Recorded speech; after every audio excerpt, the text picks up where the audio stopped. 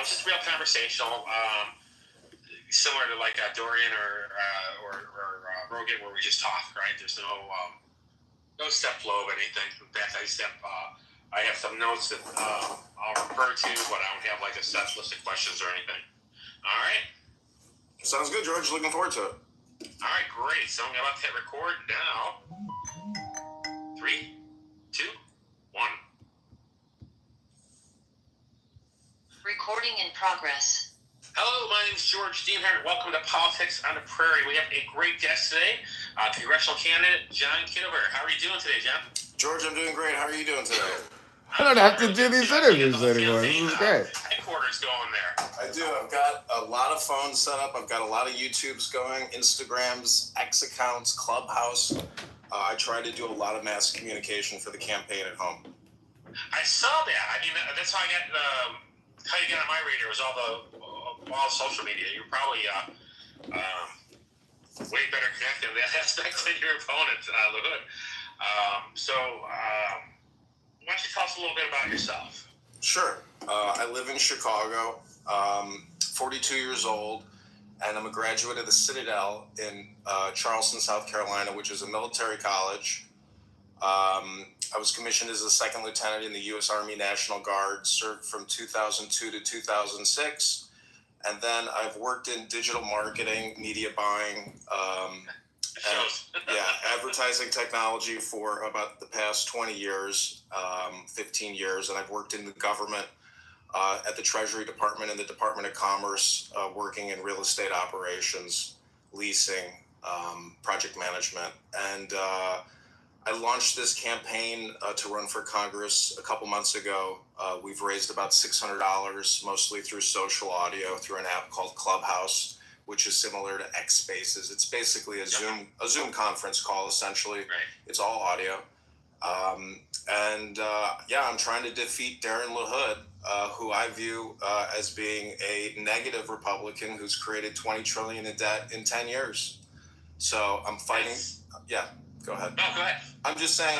I'm saying I'm fighting for the people of the district in 16th district in Illinois, for the whole state of Illinois, and for MAGA and Republicans all around the United States who believe that our government is borrowing and spending way too much money, and we have to cut the spending.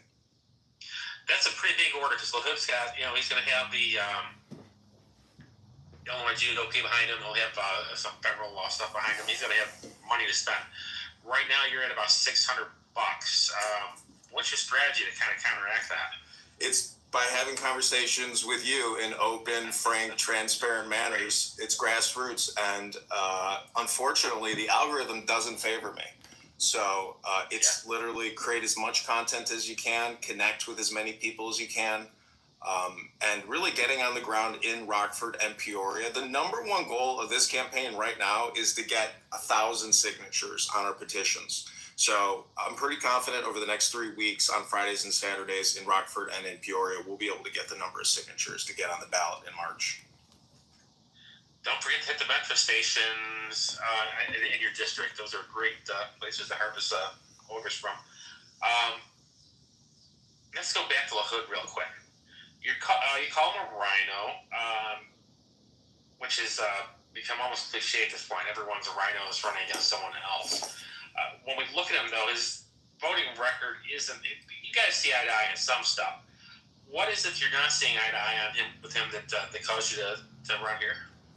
Really, it was his COVID-19 response. If you do a cross comparison between open secrets and all the HR acts that he has voted on, it's not a 10% or an 80% correlation. It is 100% correlation between all open secrets donors and all HR acts. So there's 100% correlation between HR acts and lobbyists who are essentially paying him to vote for all these funding measures. And it started with the HEROES Act and the CARES Act. The amazing thing about Grok on X is you can use it to go through all the HR acts and identify by the largest acts and whether LaHood voted on it, and then who the Fortune 500 corporations are that receive the most amount of money through those acts. And there's 100% correlation in open secrets with all his donors. He has over $12 million or over $10 million in his campaign account. And so in my opinion, he's running a skimming operation.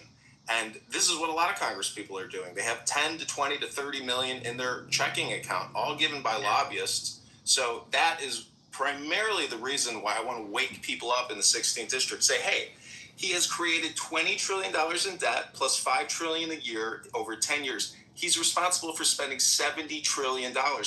What have the people in Illinois District 16 really gotten from LaHood for all those trillions of dollars? I mean, he likes to say it's all about jobs at Caterpillar, et cetera. So, in my opinion, he's wasting the money.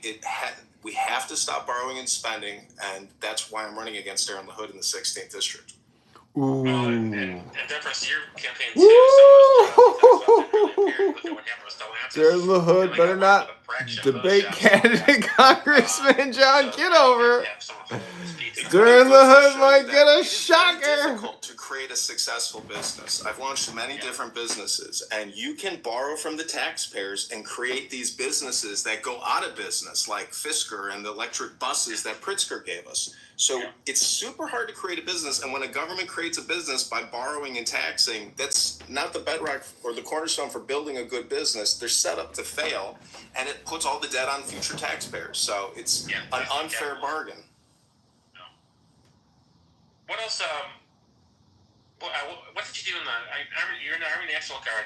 What did you do there? I know you're an officer, so it's a little different. I'm not looking for It's Baby JB. Hey, Baby JB. I've been hearing about you, Baby JB. Charleston, South Carolina. And while I was there, 9/11 You're like depolarizing JB. You're bringing in Baby JB. I was like, oh, just think about JB like a baby. He's a baby. So I started out as a PFC, then a specialist, then a sergeant in the infantry. And so I went to Fort Benning, Georgia, practiced war fighting for 4 months in the forests of Georgia, graduated college, got commissioned in intelligence, and I worked in translations, interrogations. But, the Army is Army work. That's digging trenches, fighting, and being in cities. I didn't deploy to Afghanistan or Iraq. I was all around the United States. And then I started working in digital communications. So I think from like a forensic accounting standpoint, let alone just AI and the queries that I have put into Grok. If you go to my X account, it's John Kitover, Illinois, that's IL. And I will retweet some of my best Grok queries trying to untangle congressional borrowing and spending, borrowing from the Federal Reserve, really looking at our ledger books, our balance statements, and saying, you know what, guys like Darren LaHood are kicking the can down the road over and over. 10 years now. So this is, my background, but I'm really trying to stop the borrowing and the spending. I think it has to become a mantra with Republicans. I'm standing with Thomas Massie, Rand Paul, Ron Paul. I supported the Ron Paul campaign from California. I have a good picture with him. And I just believe that we are digging a hole. We have to stop digging this hole of debt and borrowing and spending from the Federal Reserve. We have to cut Medicare, Medicaid. We have to cut the NDAA. And I think we can preserve Social Security, but cutting the military-industrial complex and big pharma are the number 2 priorities of my campaign. So that means Lockheed Martin, Northrop Grumman, Boeing, Pfizer, Moderna, J&J, AstraZeneca, the hundreds of billions of dollars in tax credits that they got from the big beautiful bill, $500 billion a year from taxpayers in tax credits. That is the primary focus of my campaign. You segued exactly where I wanted to go. I was just going to ask you about the big beautiful bill. That was a huge expansion of spending. So I think you pretty much told us where you stand on that. You weren't exactly pro big beautiful bill then. We can kill the 2 biggest problems in our society, which is the military-industrial complex and big pharma.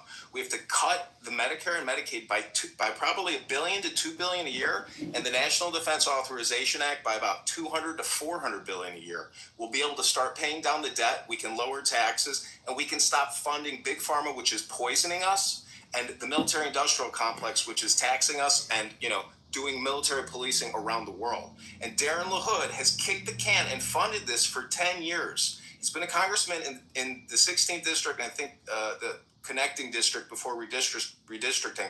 But he is a can kicker. I'm going to crush his can, and I'm going to recycle it for the American people and for the people in the state of Illinois.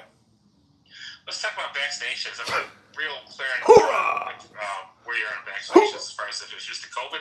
I think actually the interview was pretty good.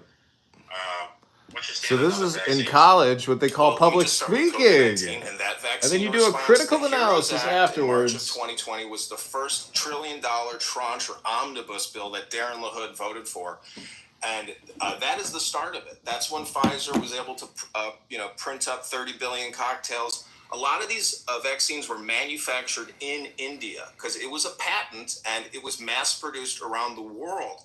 Yeah. That's not variable medicine. That's giving one solution to everybody for a problem that Dr. Fauci and Bill Gates and the World Health Organization cooked up in Wuhan, China. So to just immediately go to the 72 vaccine schedule that young people have to take, we're living in a vaccine industrial complex. It's not a vaccine diet. This is not acute targeted medicine. This isn't variable. This morning on X, we read through MAHA and the February 18-page PDF that was put out by Secretary Kennedy and the NIH.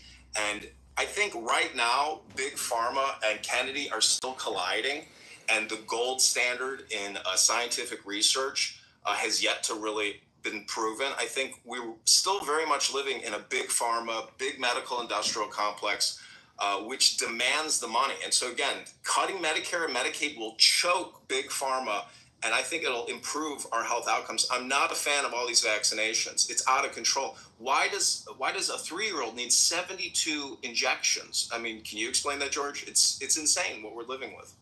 Well, I am a nurse, so I can't kind of explain it.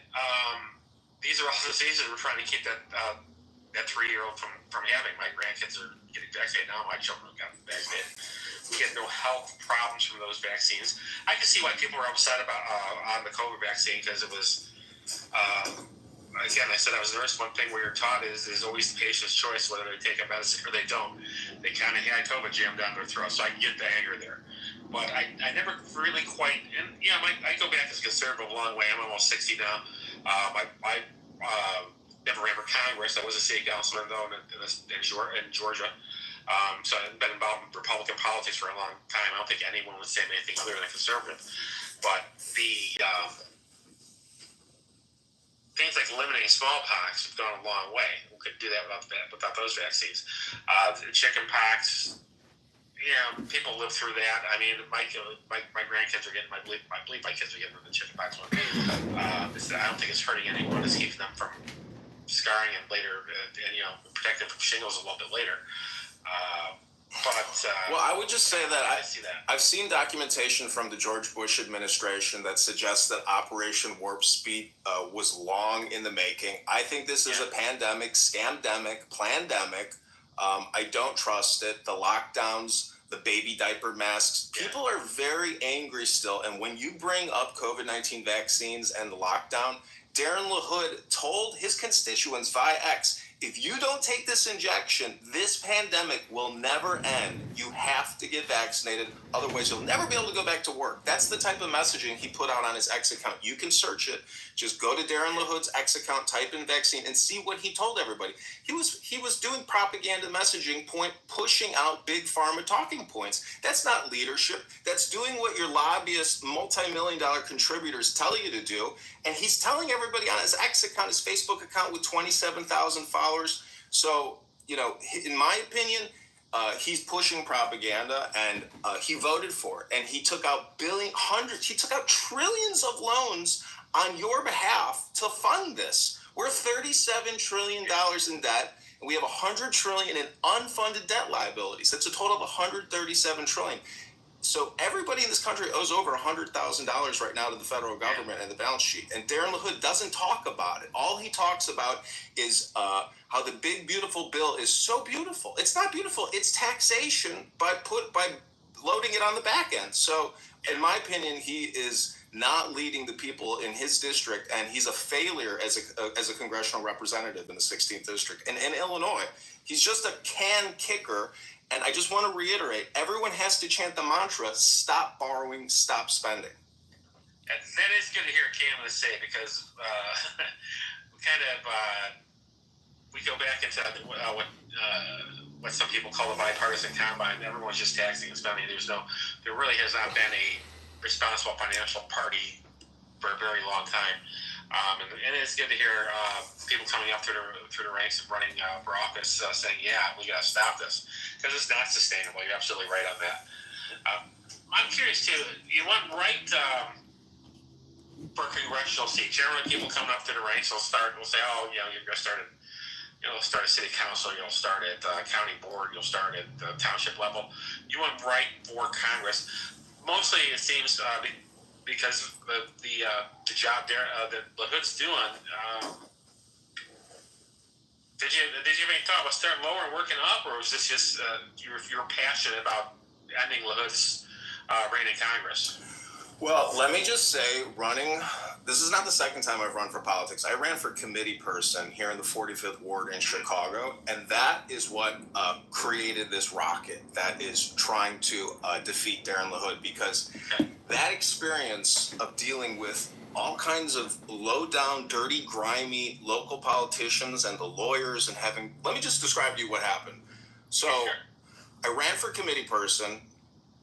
I spent about 45 days at the Jefferson Park Blue Line stop. I hired people off of Craigslist. We gathered about 800 signatures. Every single signature was challenged by the Chicago GOP. Yeah. We were about 60 signatures short. But I filed an appeal. I had to go downtown, go through the election courts, had about 2 trials. The challenger, Estella Richards, the 45th Ward committee woman, never showed up. She couldn't provide any testimony, wouldn't provide any testimony in terms of questioning. So in my opinion, my constitutional rights were denied me, and this deals with ballot access. Right. I have no doubt that this time going around, we will get the total number of signatures to actually be on the ballot. It's less than 700. And let me tell you, when you file for Congress, it only takes you 15 minutes to file. So my question is, where are the patriots and the Republicans in Peoria and Rockford that want to stand up to all this borrowing and spending? Where are the libertarians even that are not stepping up to the plate? A lot of people aren't getting anything for their vote, but they're still going to vote for Darren LaHood. So, I mean, this is why I decided to run for Congress, because the issue is that important, that this is not just whether or not I win or get on the ballot. This is about creating communication to as many people as possible to recite the mantra: stop borrowing, stop spending. Every single year we're borrowing $2 trillion and only taking in $5 trillion. So this is, why I'm running and why we have to defeat Darren LaHood in Illinois 16. Well, this is the old Illinois GOP mantra. It's not your turn yet, right? This is why no one's running, because they go up through their county their county GOP, and they're told it's not your turn. Or in your case, I'm sure you would have been told, start smaller. Start at the township level. Start this. Of course, the Chicago GOP is so completely dysfunctional. Maybe they didn't tell you that, but this is the same thing I hear over and over again as I talk to candidates. They're being told it's not your turn. Listen, it's everybody's turn. There should be 100 people lining up when there's no filing fee and it takes you 15 minutes. And now there's another Republican candidate running, and I think there's 4 Democrats running against Darren LaHood. So people are waking up and standing up. Darren LaHood really flies under the radar, but he has a very powerful position in Congress. So in my opinion, the more people standing up to Darren LaHood, either we force him to start obeying our Constitution and give us a fair and balanced budget, or he's just going to keep plunging us into debt and creating future tax liabilities for your children. The guy is, in my opinion, dishonest, and I think we have to, crush his can that he keeps kicking. Let's switch up for a little bit. Let's talk about the district you're running for. Your district runs, you're in Chicago, it's in Peoria, it's in Rockford. Let's talk gerrymandering.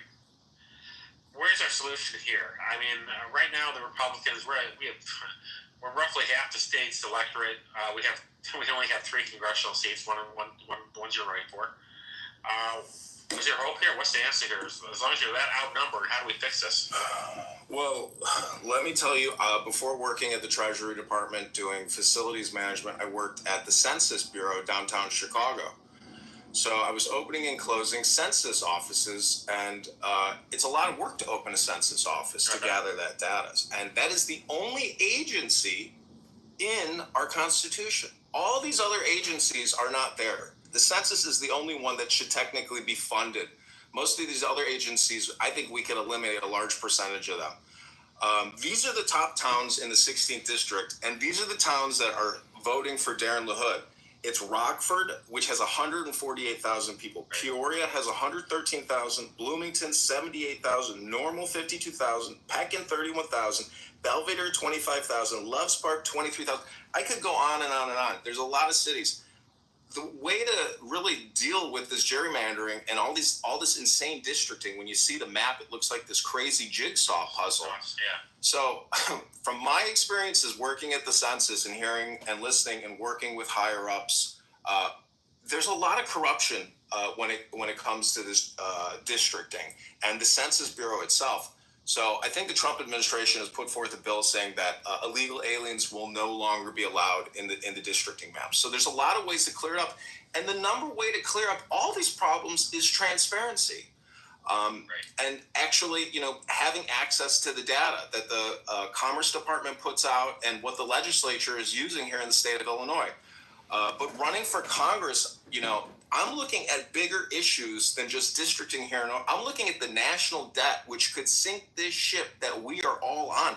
Illinois is in a fiscal crisis. Chicago's in a fiscal crisis. Illinois has $200 billion in debt and $60 billion in unfunded pension liabilities. My father is a retired Chicago police officer.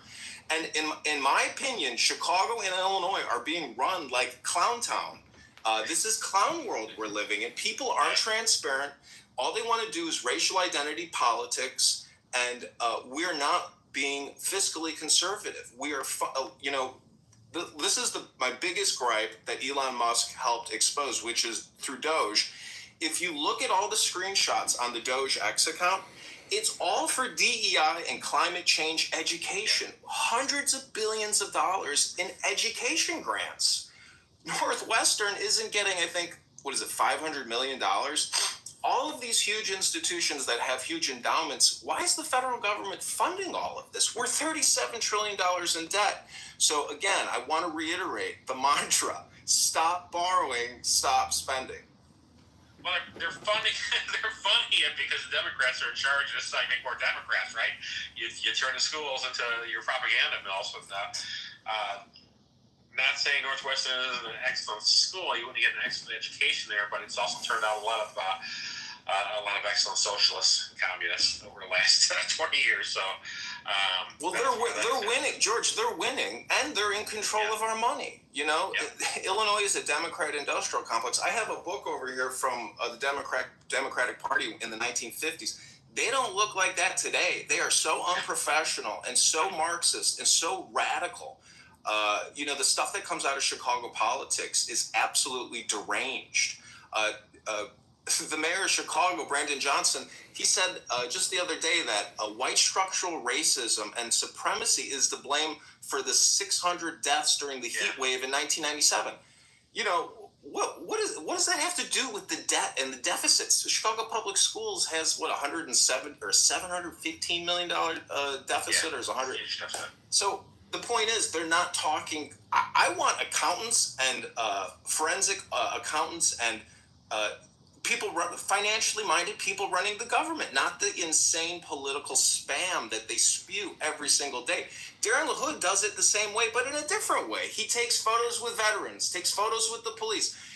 His dad, Ray LaHood, is an Obama transportation secretary. Right. The apple doesn't fall far from the tree. And in my opinion, Obama is the worst president this country has ever had. So, there's other things about Ray LaHood that, people shouldn't forget. That he had $50,000 in cash that some Nigerian scammer gave him that the FBI investigated, and the FBI took Darren LaHood's laptop. So this is a very politically connected family, a very powerful family. And I need this video to hopefully go viral so people can donate to this campaign to defeat Darren LaHood, because he's going to keep kicking the can and create $2 trillion a year every single term he gets. So if you want to stop the borrowing and spending with me, go to johnforcongress.com. You can text the campaign directly at 312-498-0517. And on johnforcongress.com, click on the blog section. You can see our antidote link to make a donation. I'll update the site after this interview because hopefully I'll push it out and we'll get a lot of views and raise more money, because I live in Chicago in the Northwest Side. I'm going to drive up to Rockford. I'm going to drive to Peoria. I'm going to drive to Bloomington and Normal, Illinois, and I hope to meet people in the streets or at the bars or at the train stops who have watched this video and want to sign on the petition to defeat Darren LaHood. Your district is frankly crazy too, the way they drew that up. And again, it's another way to. It's all about suppressing Republican vote. And so it's you wonder why people aren't lining up to run for it. Who wants to drive from Chicago to Rockford, Peoria every weekend? Which is where you're at, right? You've got to reach out. You got to knock on doors. You got to talk to people, and they put you in a position where it's almost impossible to cover the ground you need to cover to actually win this thing.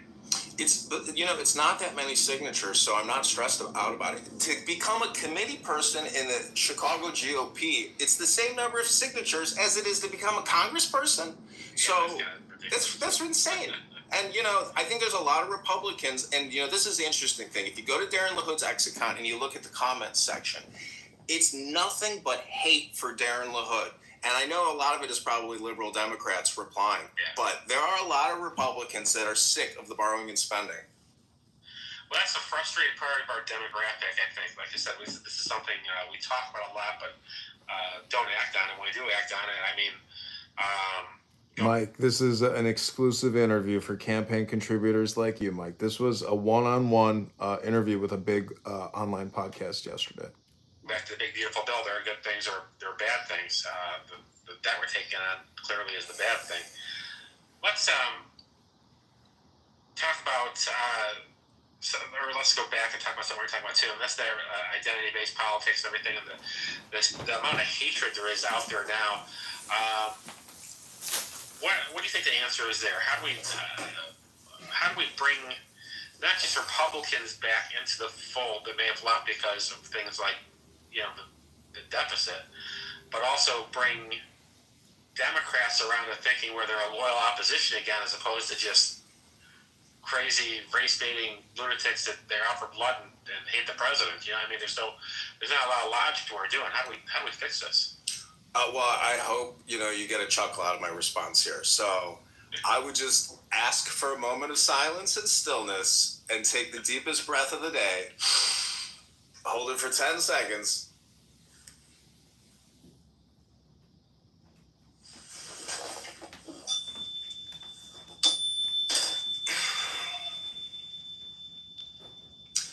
It's wisdom and education. So I think, I've spent a lot of time doing a lot of yoga, reading a lot of books, going to the gym. For me, preparing for this moment, it's the now. So I feel like my whole life, the destiny has led up to running against Darren LaHood in the 16th district. And so, to me, all the racial identity politics, there's a lot of ways to be political. I would say that the national debt, is a way to be political. Vaccines are a way to be political. Abortion is a way to be political. I can name 10 to 100 other ways that one can be political. And so really, to me, it's wisdom education, reading scripture, reading sacred texts that point out eternal truths, universal truths amongst all of us. So when somebody does a racial identity political attack, or brings it up in the discourse, I just consider it spam and political. If I was to pull out my Bible flashcards here and read you a bunch of sacred scripture, you could say that's being political, but I would also add that it's education in terms of wisdom. So that is the only real true response I have to people who want to do racial identity politics. All right, so you touched on your big issues are the immunizations and the budget. What else would your term in Congress focus on outside of those two issues? Well, I thought, I kind of meditated on this. Like, if you were the leader of a tribe, what would you want for the people in your tribe? Or if you're a congressperson or a president or the leader of a business, it's primarily, you do not see in Darren LaHood's X account, he never talks about his constituents' property taxes. He doesn't talk about their income taxes. He talks about, hey, I don't want you to be able to file for free with the IRS, so I'm going to get rid of that so H&R Block and Tax Pro can keep charging you another $200 to $300 a year to file. So you know, this is the issue is, lowering Illinois and District 16 property taxes, lowering their income taxes, and lowering their public debt and their private debt. Those would be four issues that I would want to look out for if I was the leader of the 16th district as a congressperson in terms of legislation. Again, I want to lower your property taxes, lower your income taxes, lower your public debt, which is the national debt at $37 trillion, as well as the state of Illinois, and also lower your private debt. Now, if that means lowered interest rates, that means asking Chairman Powell politely to lower the rate from 4 to 7% down to 1%. So it's all artificial. We're doing it to ourselves. We're stressing ourselves out. The system is stressed out, and therefore we are going to be more stressed out.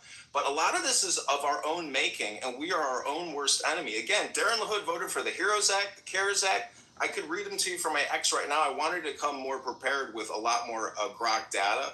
But if you go to John Kitover, Illinois, I will re-query and create more queries that I hope people who watch this video will go to John Kitover IL on X, follow me, and you can see a lot of these queries, which is really just forensic accounting and data analytics of the Treasury.gov app. So Thomas Massey has a lapel that says 37 trillion. That data from his Wi-Fi lapel comes from Treasury.gov, straight from the Treasury API. Right. So if you go to usdebtclock.org, they use a different API, but nonetheless, you can get a better picture of the financial balance sheet of the United States of America. And so when Darren LaHood, through the Big Beautiful Bill Act, gives the Fortune 500 $500 billion a year in tax credits, that's all future tax liabilities for you. It's transferring it from the Fortune 500 to we the people. That's not why you're voting for Darren LaHood, is it? I hope it's not, because if you are, you're voting for your own demise. We're giving ourselves away. The Declaration of Independence says they are eating out our substance. And in my opinion, Darren LaHood is eating out the substance of America and the people in the 16th district. And Illinois politics is so corrupt and the people are so sleazy. It's taking a grassroots effort of a guy in Jefferson Park in the northwest side of Chicago to say no more borrowing and spending. You talked about cuts. There were two you mentioned that I was specifically interested in. Cuts to Medicare and Medicaid. This I could go well with the older people on Medicaid, the older voter. And you also talked about cuts on defense. You talked about $400 million in cuts in defense. $400 billion. $4 billion, yeah. Where do you see these cuts coming from? What are we cutting to come up with these numbers? So Medicare and Medicaid, the average amount per citizen spent is about $15,000 to $18,000. That money is going to health insurance and to large hospital providers and to administrative expenses like doctor salaries, nurse salaries, etc. That's almost $20,000 a person. And if you have advanced, diseases and you're on 30 prescriptions, now you're talking about $60,000 a year or $160,000 a year. The point is, we have to take these two snakes that are drowning this nation in debt, big pharma and health insurance and the military-industrial complex. We have to start choking these two snakes, otherwise the whole ship is going to sink into hyperinflation. By 2050, the United States government will be paying $4 trillion a year in interest on the national debt. And we're only taking in $5 trillion a year because of these two snakes. You could look at it like the rod of Caduceus. You're a nurse, you've seen that symbol. These are the two snakes choking our livelihood in this country. Everybody is on the hook for this money, but we keep kicking the can down the road. So we have to stop borrowing and stop spending. But where are these cuts coming from? It's coming. It's going all over the world. You're a veteran too. I'd hate to. My son's in the Marine Corps. I served in the Marine Corps. I'd hate to see cuts that are going to endanger the people that are out there protecting us. And like I said, as far as Medicare cuts go, you got an uphill battle on that one because half the people are going to vote for you aren't going to like that. So what are you cutting there? I just want to reiterate, my economic philosophical position deals with transparency and shedding light on the problems. We have to set priorities. If we want to have a lethal fighting force that is capable of going anywhere in the world to destroy our enemy who may commit terror against us, we have to set priorities. And if that means decommissioning or not building the next generation of aircraft carriers or fighter jets, we have to remember priorities. And if that means Fortune 500 corps aren't. A lot of this is going to crush the stock market. You see, I don't want to take the oil out of the engine. I want to essentially optimize the oil that we're using. We have to optimize our spend. This is like a game. This is essentially game theory.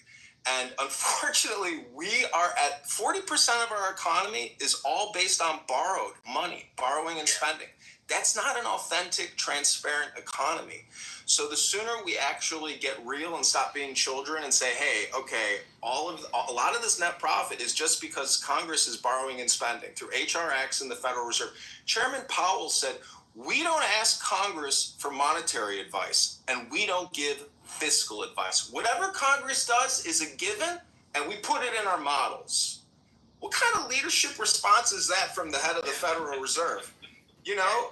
Let's set some priorities and say, you know what? We have to optimize and be effective in our deployment of our spending. It's the way a business runs. When I was at the Treasury Department, I asked the senior leader, I said, are we allocating spending to locations where we know we're going to get a better ROI? Why are we building all these new offices if this area of the country is not has no good GDP? We need to go where, if you're going to tax, go where the money's at. No, it doesn't matter. We just got to spend, and we got to, spend. That's how they act. There's no optimization of our game theory as an economy. It's unpatriotic, and we're already $37 trillion in debt. Back in 2001, when 9/11 kicked off, we had $2 trillion in debt. That's manageable. $37 trillion is a crisis, and Chairman Powell says it's totally unsustainable.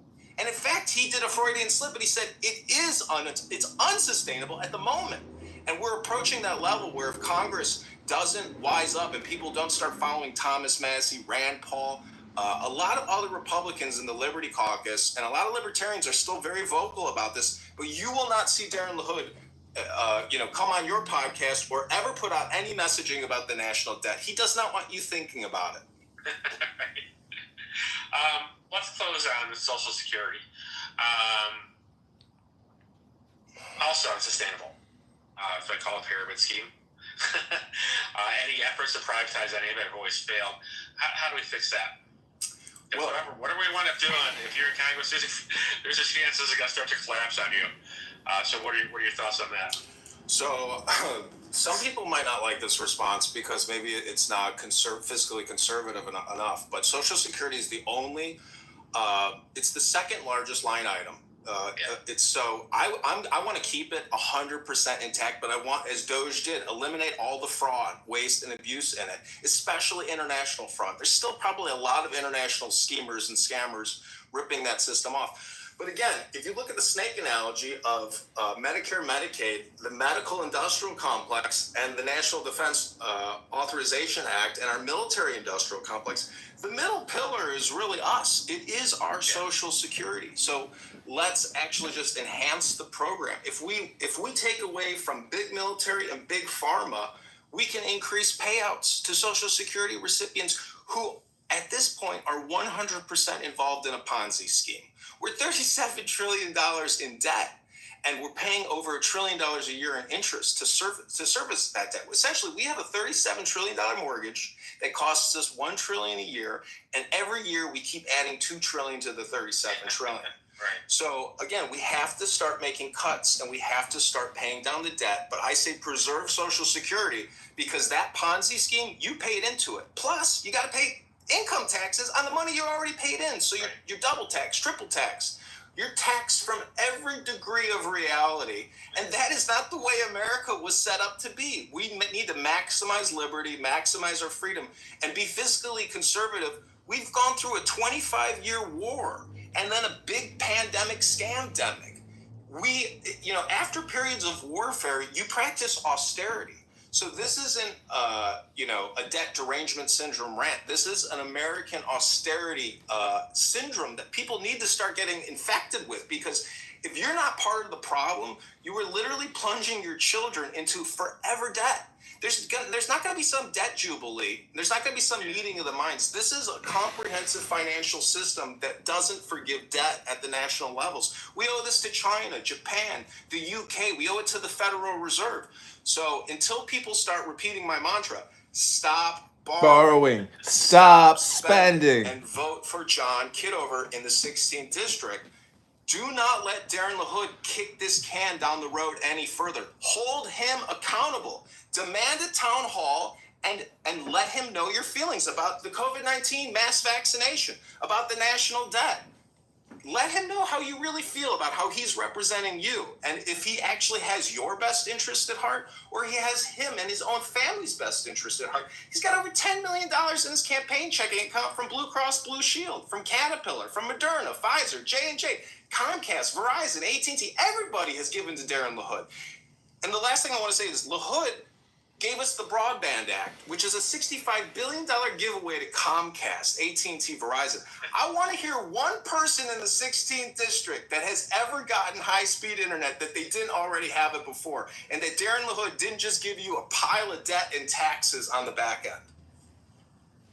I would say you're going to be hard for us to find that person. I think we were pretty okay on broadband in this area, at least by the time that happened. All right, ladies and gentlemen, that was John Kitover, congressional candidate. I had a great time talking to him today. We'll have you back as you pass the primary. Good luck on your petitions. And what do you have on say on the way out? What's your elevator pitch to our watchers? Well, if you live in Rockford, if you live in Peoria, if you live in Bloomington, Normal, Pekin, Belvedere, Loves Park, Mackenzie Park, East Peoria, Morton, Washington, Dixon, Morris, Chanahan, Streeter, Pontiac, Roscoe, Harvard, Rochelle, South Beloit, or Rockton, go to johnforcongress.com, that's with a 4, or text the campaign at 312-498-0517. That's 312-498-0517. Or go to johnforcongress.com. I need your campaign contributions so I can get on the road, come to your town, shake your hand, get your signature on our petition, and we have to get 1,000 signatures within the next 2 weeks, and I hope that this video goes viral. I will push it out across all my platforms, and I'm also going to take our campaign contributions that we've raised, and I'm going to run this video as an advertisement in your town, in Rockford, in Peoria, through Google, YouTube. So if you want to donate and you want this message of liberty and fiscal conservatism and anti-mRNA spike proteins in you every single turn, that Bill Gates wants you to eat spike proteins, basically. So I'm trying to mix in a little comedy, but I hope people are resonating with the message that we have to stop borrowing and spending. It's what's causing all of these problems. And we're $37 trillion in debt. We have a $37 trillion mortgage with a $1 trillion annual interest payment. You didn't sign up for that when you voted for Darren LaHood, and he's going to keep giving it to you. So I need your help. I need your support. Go to johnforcongress.com. Thanks, George. All right, thank you. All right, we'll cut it here. Send me all your social accounts. We'll put it in the show notes and everything so people can see it. And going to try to have this out. Today's Tuesday? Going to try to have it out by Friday. All right? Okay, God bless, George. I really appreciate you, and I'm so happy that, you're so well organized and helped me create this message. God bless you, and I hope you have a great day. Thank you. You too. Like I said, you can just text me or email me back the social media. We'll put it on the show notes. And good luck to you. We'll check in again after petition season is over. Hopefully you're good. You got a lot of good areas to farm for petition signatures, though. So I think you're gonna be fine. I agree. I think it'll be rich petition turnout this time. I thank you, George. Good. All right. You take care. Okay. Have a great day. Take care. Bye-bye. Okay, bye. Recording stopped. All right. What'd you think, Mike? What'd you think? I think I did a pretty good job. I don't think I said anything that was inaccurate. No, I think it was good. I agree with everything you said, for sure. But no, I mean, I don't know if the figures were inaccurate or not, but you sounded you had good energy. You sounded passionate, which I always appreciate. You were interesting to listen to, like funny and charismatic. I mean, I don't think you're behind any of the other candidates when it comes to that part of it. I mean, as you start making money, you'll have way more of an chance than you seem to have now. But you got to start somewhere. I think that interview was good. Yeah. It's not. Yeah. Good. You got to start somewhere. You know what I mean? Yeah. And you sounded charismatic and you sounded funny. I don't know when I clipped out. I wasn't looking at my phone, but I thought you had good energy and happy vibes. to be honest with you. Yeah. You're talking about stuff that sucks, and you made it sound kind of, like you're not too beat up about it. You just want to fix it. Yeah. Which I think is good. Yeah, it's amazing how he'll say, well, all my friends and family are overseas in the military. We can't withdraw support for them. How dare you? Or I work at a nursing home, and how dare you withdraw support for my job and the people I work for? It's like, okay, but you do realize we're borrowing from you to spend on you. That's not the way an economy works. You make a slice of pizza for $1, you sell it for $5.50. Okay, that's how a business works. That's the way a lot of governments around the world work. We're the only clown world government. We have become a banana clown world republic. I know. I liked when he's like, well, what are we going to cut in the military?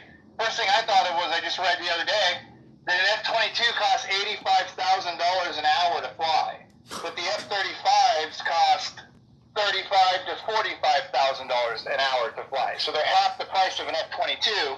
Meanwhile, they're basically capable of doing the same shit. Why do we have overlapping aircraft, one of which are twice as expensive as the other one? And we're already such a large industrial complex in the first place. I mean, we could stop manufacturing vast amounts of the shit we got and be just fine for several years. So I don't know. The point is, where's it going to come from? It's going to come from cutting some of the shit that the military gets. You're going to have to say no to them sometimes. We haven't won a war in fucking 2 decades anyway, so I don't know why we say yes to everything. Make them work for it.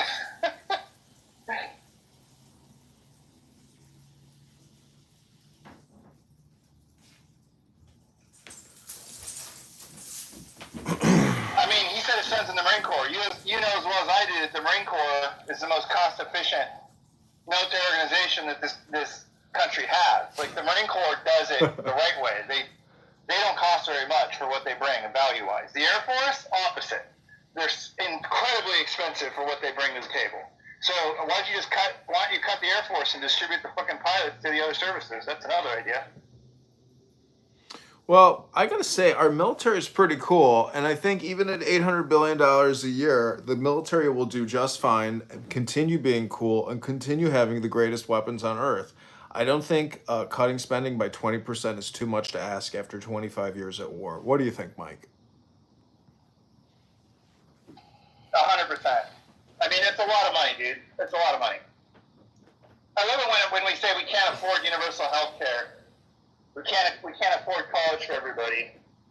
But then we spend and go into debt for all this other shit at astronomical amounts. Like, you can spend, we have the ability to spend on whatever the fuck we think is important to spend on.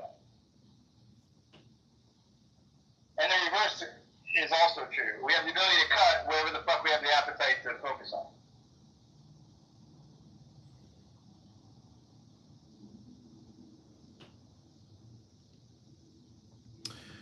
I mean, our focus has to be on essentially stopping borrowing and stopping spending. And that's like saying no to people. And there's only people out there looking for yeses. So, unfortunately, most people are not accustomed to saying no.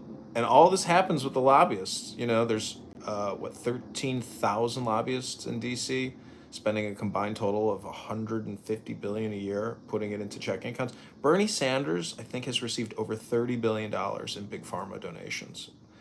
Have you seen the list of the big pharma donations? It's unbelievable. 30 million, 29 million, 27 million, 26 million. Like, there are senators and Congress people out there like Senator Warren, who has received almost $30 million in big pharma campaign contributions. That's a lot of money. And she gave us the National Financial Protection Bureau that Donald Trump is trying to shut down, which is a huge financial regulatory agency with huge powers over all kinds of different financial service companies. So, you know, that type of legislation and that funding and those annual budgets, I mean, that's what needs to be cut. There's 15 agencies that could be cut completely, just in the same way that USAID was shut down. These agencies are not in our Constitution, and they are nothing but a tax burden to we the people. So, you know, I think going the Milei Argentinian economic approach is the way to deal with our fiscal crisis.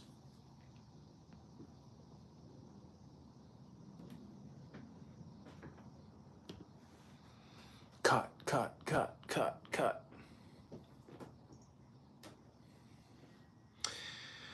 Anyways, all right, I'm going to go into the meditation portion of this campaign video. I hope you enjoy. There's a lot of exclusive videos that I'd like to share from the past 12 days here on Clubhouse. It's all still private, though, because it auto goes to private. I'm not going to guess that. I'm not going to talk about anybody else or former speakers. You know, in the Muff, in Mojo's room, the rule is don't bring old drama from old rooms into this room. And that brings you into the now. So the now is all important. And I'm just wondering, why is Dr. Adams supporting Darren LaHood against the campaign to elect candidate Congressman Kitover? Dude, I don't want to talk about your campaign anymore. We're done with that. Not tonight. Can I say something please? Before this person leaves the room? Abby, I don't mean to call you out. I have tons of respect for Abby, but I want to issue an apology to Abby because I didn't get a chance to do this the other day in the month. There was a heated discussion going on, Abby and somebody else. I don't remember what they were talking about. Maybe it was Trump. I don't know. But they were very, very... I'm not going to guess that. I'm not going to talk about anybody else or former speakers. You know, in the Muff, in Mojo's room. Okay, so what I think we're going to do is I'm going to leave my campaign interview that you just listened to on repeat. And, like, that'll be, you know, my content for the rest of the day. I think I should just leave that interview and let it run. The thing for me is I'm on Clubhouse so much. I've done these, like, conversations so many times that, to me, that sounds like a Clubhouse room. And I know I repeat myself a lot. So, you know, I feel like this is a good recording because it basically captures a lot of my opinions. What do you mean they're poor? Who cares about that? You and I'm poor. And not everyone's rich. But they're poor as fuck, and they don't know how to respond to actual fucking ideologies or beliefs or anything like that. What do you mean they're poor? Who cares about that? You and I'm poor. And not everyone's rich. That they were lying, and you got thrown under the bus. But do you know what the best thing to do is? Go ahead. Tell them that they were lying, and you got thrown under the bus. But do you know what the best thing to do is? Go ahead. Tell them that they were lying. What do you mean they're poor? Who cares about... You don't even know the truth anymore, do you, Aziz? You don't know up from down. You don't know left from right. You don't really speak English. We're a stranger in a strange land, Aziz. You don't really fit in, let's be honest.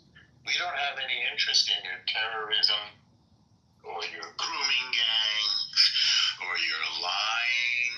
I hope God does give you the justice that you deserve, Aziz, and I'm sure He will. The lying is ending, Aziz. Your lies are over. It's truth time. It's time to pay the piper, Aziz. That's what's happening in Gaza. Do you think anybody wants to go put up with the terror that you guys export? You never did address that. Why are you guys such terrorists, huh? Why do you kidnap people? You think that's okay? You don't even know the truth anymore, do you, Aziz? Aziz thinks this has something to do with race, but again, he doesn't know what race he is, do you, Aziz? You're just some vague sort of mishmash of a fake state created by England, aren't you? Isn't that true, Aziz? And now you are living a stranger in a strange land, Aziz. Waiting for the world to turn against you. Following equal lines. Wait, you're describing a relationship where you have to raise money. Okay, I'm going to try to go back to my history here.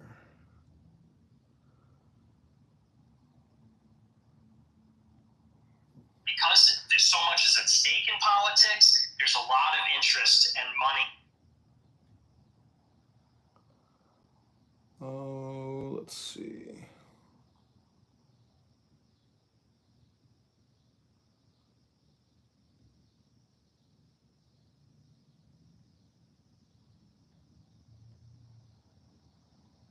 Well, did with it.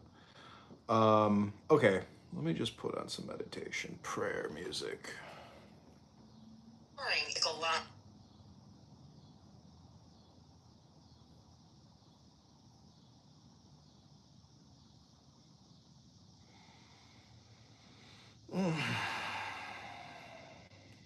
What else can you tell us about sound healing? Sound healing has become a global movement, not just because it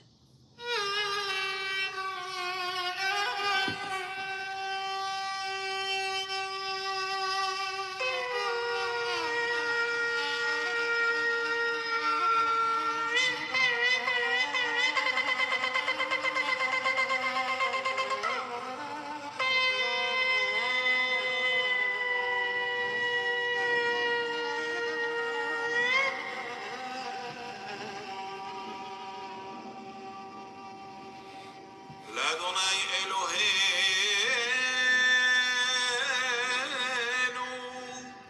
هرحمين بأسلحوت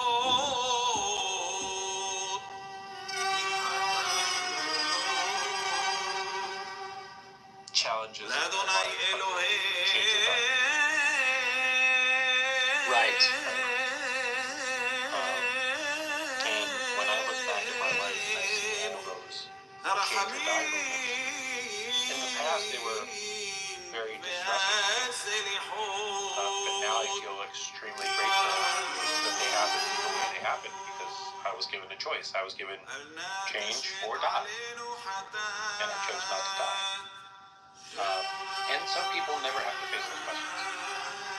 And you can tell by the stagnant water that they're bathing in. There what is it called?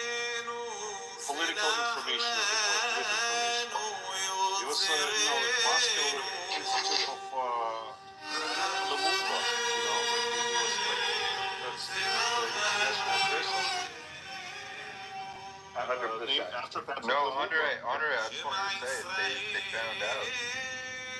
So they've all like kind of huddled into their Adonai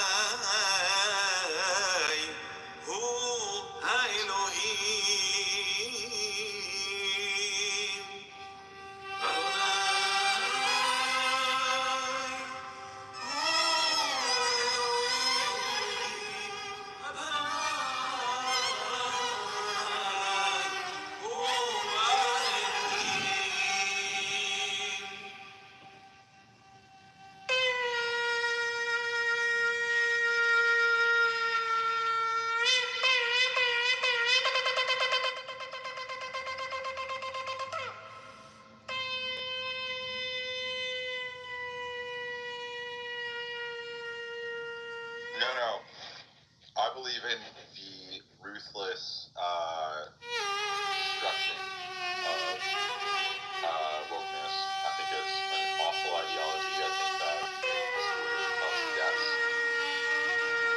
And there's like a new generation of like whatever you call it.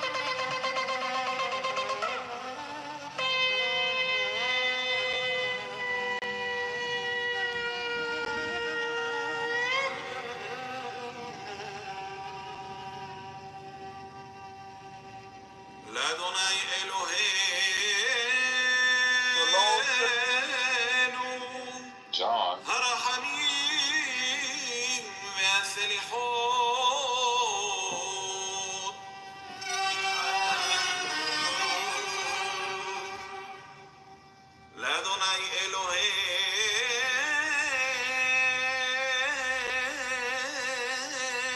I'm so sorry. John, please. It's not the.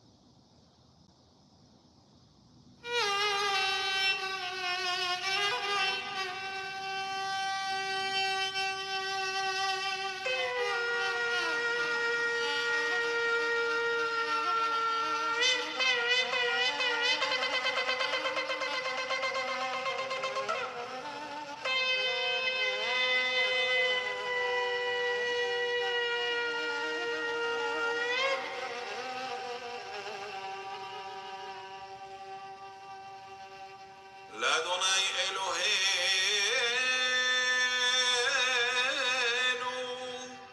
הרחמים והסליחות,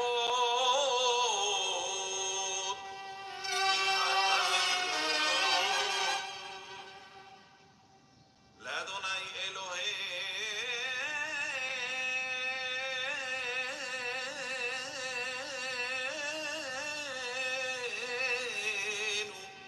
הרחמים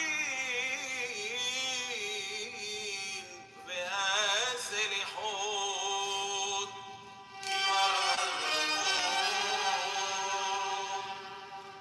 אל נא תשת עלינו חטאת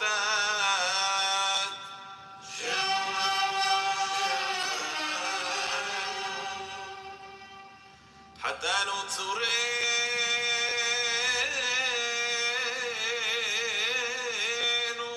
סלח לנו יוצרנו,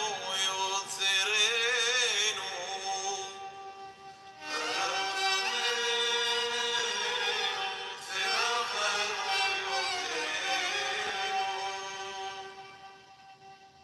שמע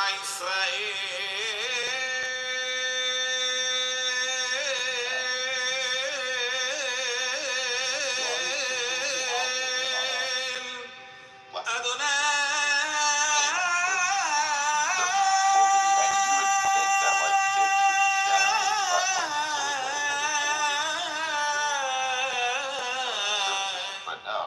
It's early.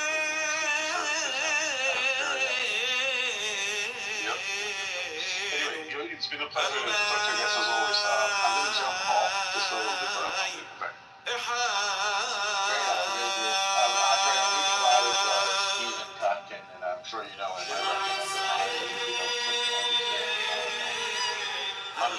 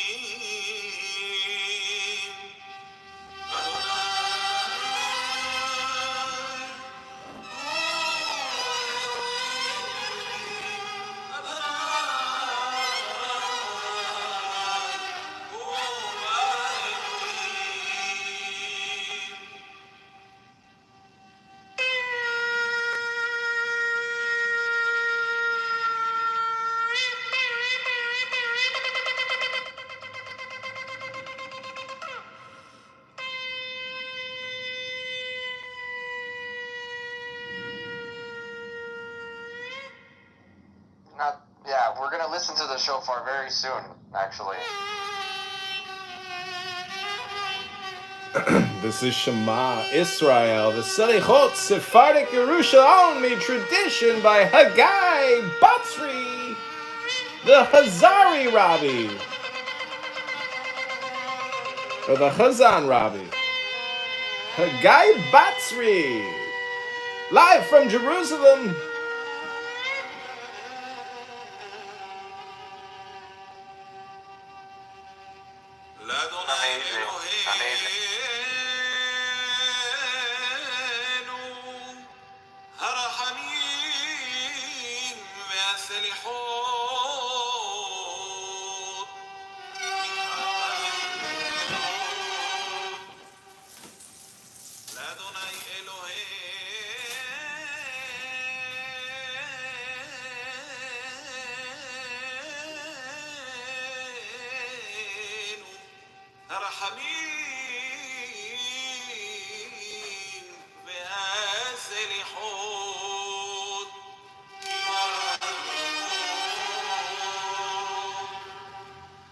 ناتشت علينا حتات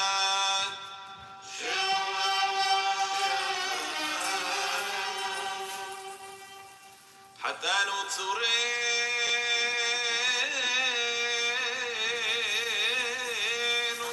سلاح لان ويصرين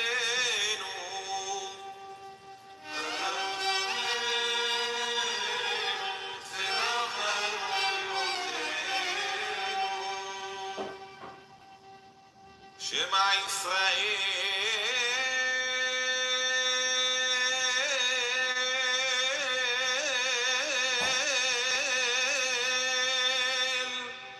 أدوناي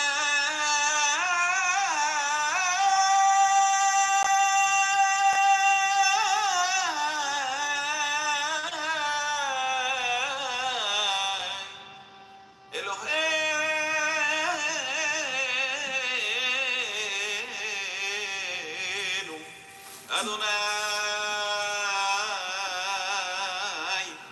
إحاد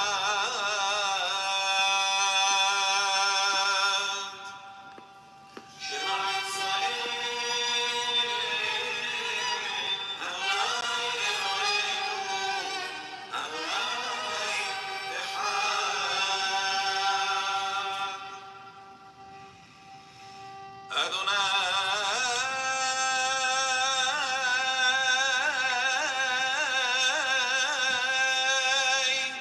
هو האלוהים אדוני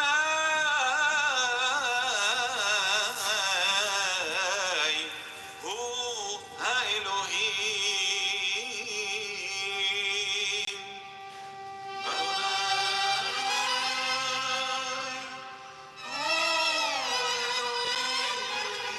אדוני הוא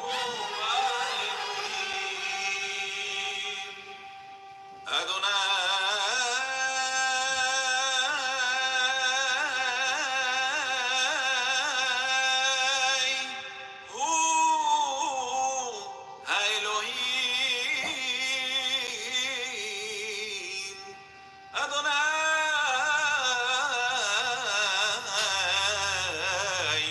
הוא האלוהים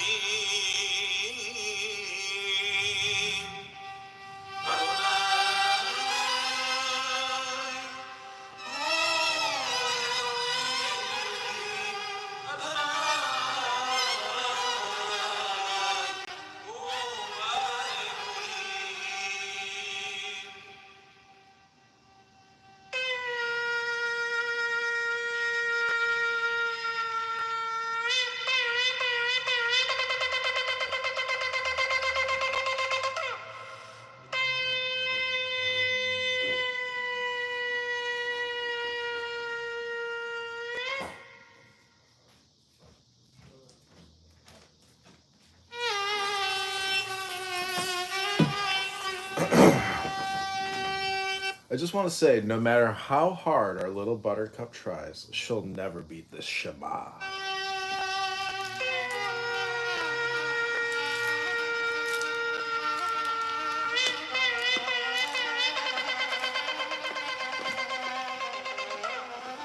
Yeah, but this is during Rosh Hashanah, bro. This is what you're playing. This is during Rosh Hashanah.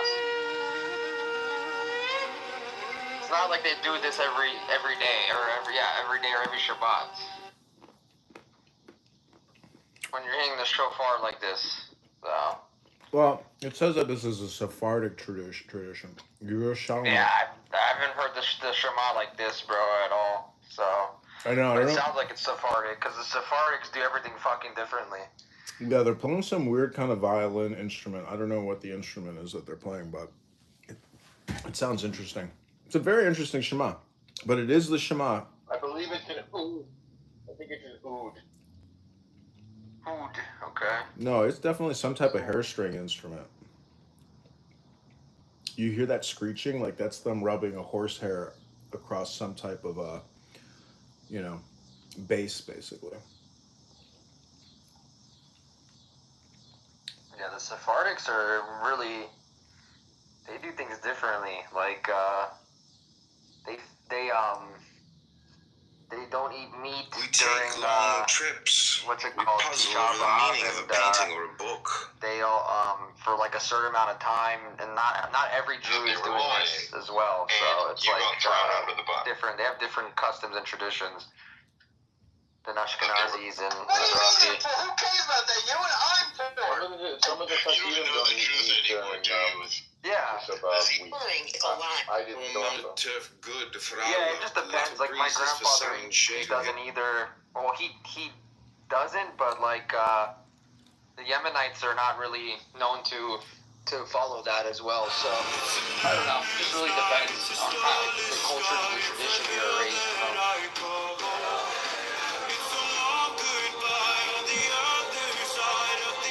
The way that they pray also sounds a little bit different too from some of the prayers that they do. And it feels like an eternity It is beautiful.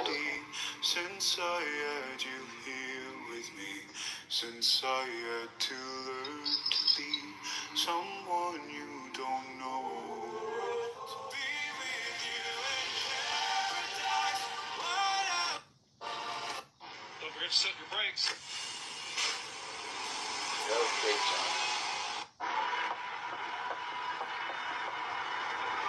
John. Yeah, it's kind of interesting to come into clubhouse rooms and just blast the Shema to people. Because you're fulfilling the mitzvah that they're supposed to be doing. You know, we're definitely right now playing, blowing the shofar before as we go into battle.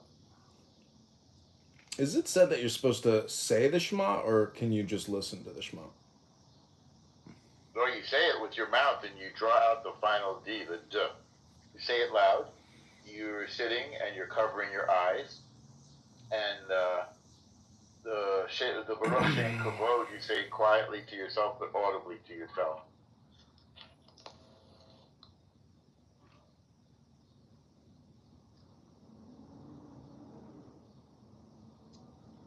What do you think about the name Shema? It's a very feminine word.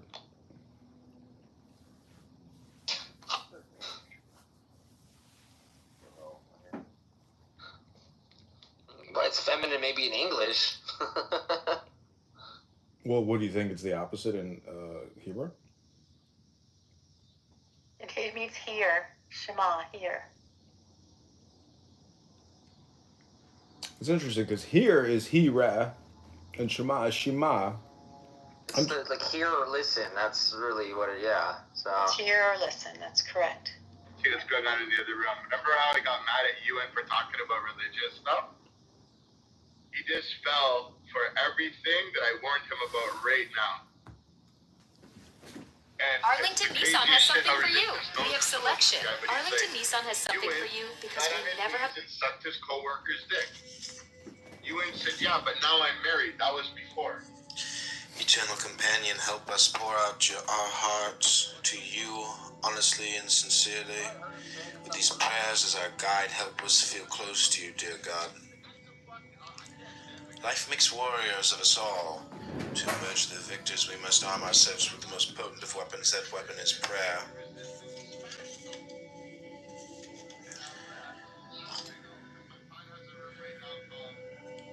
Actions, no place too far. First tell me this, is there some secluded spot in the vicinity where I can go to pray? Reb Nachman asked. He had just arrived in Breslov, the town whose name the Breslov movement has borne ever since. I know of a place that would be most suitable, the Chassid replied, but it's quite far from here. Father, Rebbe exclaimed, what do you mean by far? Far from the mind or from the heart? Reb Nachman later taught, when your heart yearns, distance is no obstacle. In praise, my God, I work and I strive, never knowing if I will succeed. You and only you can give hope to my dreams. With your help I am spared wasted efforts. With your blessing all hardship I endure can bear fruit. You and only you are the key to success in all that I do. Courage to grow, Almighty God, source of all the energy of life. Without you I am helpless. Give me the courage, the physical drive, the emotional energy, and the spiritual will to risk in order to grow, to welcome every challenge as my life unfolds. full life. O life of the world, grant me a full life, a life which may be considered long because it has been filled with right living, and considered rich because it has been filled with holy acts. Making ends meet, source of all sustenance, sustain me nowadays, or even living simply, working only to acquire life's most basic necessities, demands so much. In the black, help me see my way out of this monstrous tangle of debts, the inevitable outlay for my children's needs, those overwhelming expenses and bills, those inescapable medical expenditures, but most of all, dear God, help me keep my account with you in the black. Body and soul, Holy One, grant me the strength to cast off the spiritual sluggishness and indifference which encumber my body. Let my body, together with my soul, soar ever closer to you. Teaching by being, dear God, teach me to embody those ideals I would want my children to learn from me. Let me communicate with my children wisely in ways that will draw their hearts to kindness, to decency, and to true wisdom, dear God. Let me pass on to my children only the good. Let them find in me the values and the behavior I hope to see in them. Wholeness and well-being, God of wholeness, God of healing. Envelop us with wholeness and well-being. Heal us in body and soul. Let all the elements of our bodies work together in perfect symmetry and in peaceful harmony. Remove every trace of illness, every hint of infirmity. Send the healing which you alone can bring. Sincerity, O you who are infinitely deep, yet also profoundly simple. Help me walk this simple path. Free me from any facade of sophistication, which will only hinder my endless quest to come closer to you. Help me live my life with faith, with sincerity, and with perfect simplicity. Giving, my God, help me become a giver. Help me give and go on giving. You've called on us to be charitable. Show me how. Show me how to give with a pure heart, with an open heart, with a heart filled with joy. Lead me to those who are truly deserving, for giving is so holy an act. Help me find the truly needy and help them find me. True nourishment, dear God, teach me to eat right and to eat for the right reasons. Keep me from eating the wrong foods and from eating more than I should. Let all that I eat nourish me, never weaken or harm me. Let the food I ingest create a perfect balance within me, in my body, mind, and soul. Gaining perspective. Dear God, I need your guidance. Bring perspective to my life. For the meaningless allures of this world control me. Let me see beyond the coarse requirements of my daily subsistence. Let me bask in that which is truly precious, in the beauty of my relationship with you, dear God. Working to live, though I have no choice but to work to support myself and those who depend on me. Let my job never dominate my life and psyche. Let me never be so caught up in the pursuit of my livelihood that I stoop to dishonesty in order to get ahead. Let me make no transaction without recognizing that any measure of success I might find, I can come only from you. Oh God, see my pain, see the constant tension and anxiety with which I must function, with which I don't function. Touch my life with your love and your strength. With your wisdom I have more than I can bear alone. Troubles, kind, loving, mighty God, stretch out your hand to strengthen me. Lift me up from my abyss, right my wrongs, turn my every failure into success. Look upon all my troubles and say enough. Priorities, oh God, help me fix within my mind the enduring truths of life. Let my every action be directed towards life's ultimate goals. For how can I face you, my Creator, without having invested all my days in preparation for that moment when I will meet you? How can I face you, source of my life, so long as I remain naked and barren, mired in the fantasies, the form, the substance of life's illusions? Living to the fullest, dear God, as I age, as hours turn to days. Days to weeks and weeks to months and months to years. Let none of my time be wasted or lost. Let me use my life to the fullest to become the person I am meant to be. In Thanks, dear God, all the good I can do in this world will never match all the good you've done for me. All my acts of kindness will never equal all the kindness you've shown me. Even all the gratitude I can muster will never suffice to express my appreciation and thanks to you, my God. Words, Reb Nachman's mantra. I want to pray, to tell God everything I'm going through, and to ask for help. Chassid explained to Reb Nachman. When I'm finally alone and trying to pray, the words don't come. Then Rebbe assured him, even just calling out to God, Ribbono Shel Olam, again and again is extremely beneficial. Once when informed that someone was able to recite 1,000 pages of Talmud, Reb Noson responded, yes, that is impressive, yet there are those of the Rebbe's followers who can repeat the phrase Ribbono Shel Olam 1,000 times. And praise, Master of the universe, you listen to the anguished cries and desperate walls of every one of your beloved children. You hear my incoherent cries. You comprehend my jumbled words. I try my best to reach you with my inadequate prayers. I call out to you and you understand. Prayer, God of life, help me pray with all the force I can muster. If only I could invest all my energy into each word, even into every letter of my prayers. I know that it would give me renewed strength, renewed spirit. Prayer to the Almighty is my life, says the psalmist. Please help me pray.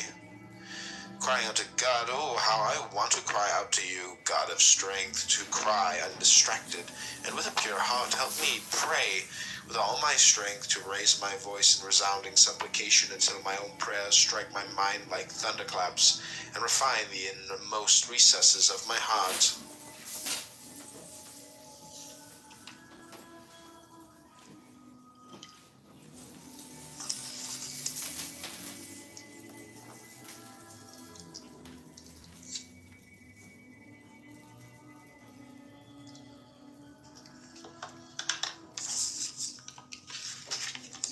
One true word, O dear God, for once let me call out to you with one true prayer. Let me think one pure thought, cry one genuine cry, pray one absolutely sincere prayer. To you, dear God, prayer for healing, God of wholeness, God of healing, hear our words, accept our prayers, send a special blessing of healing to my son or my daughter, or my mother or my father, among all those of your children who are in need of your healing blessing. Openness, dear God, I want to open myself to you wholly, perfectly, and sincerely. I want to tell you about my doubts, my certainties, my weaknesses, my strengths, my failures, my successes. Breaking down the barriers, God, I want to break down every barrier that separates me from you. I want to lay out before you the parts of myself I'd love, and the parts I despise, the parts of myself that are healthy, and the parts that need healing. Parts I feel secure enough to speak of, and the insecurities I haven't the courage to share. Crying and sighing, the years have brought more pain than ever I imagined possible. When I cry, loving God, let me cry only to you. When I sigh, let that sigh be a pure, honest expression of a soul yearning for your light. Crying and sighing, let my cries and sighs heal me and restore me and bring me to joy. Let me never again succumb to bitterness or depressing thoughts of God.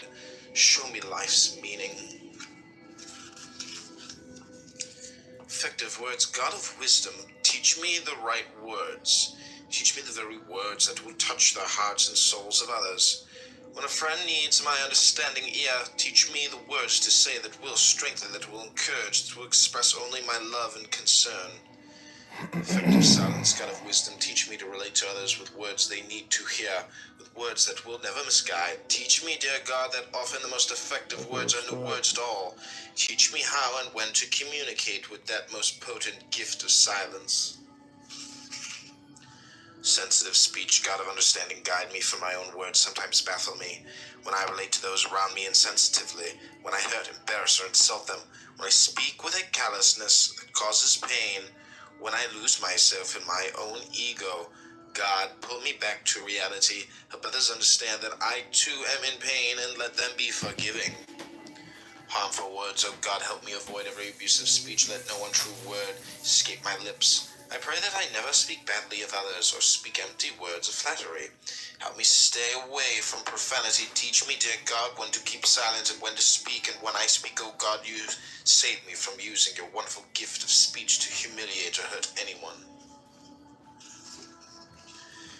Lies, ruler of the world, grant me truth. Spare me from the lies of others. Help me stop myself from lying to others. Save me from lying to myself and spare me from the lies of my own illusions. Oh God, never let me live a lie, even for only a moment. Holy sounds, oh God, your creation resonates with holy sounds. Let me hear them all. Let them penetrate my heart and rouse my senses. The jangle of a charity box, the voice of a faithful teacher, even the intonation of my own sigh when I cry out to you, all these sounds are holy. Oh God, let my heart hear them and all be uplifted.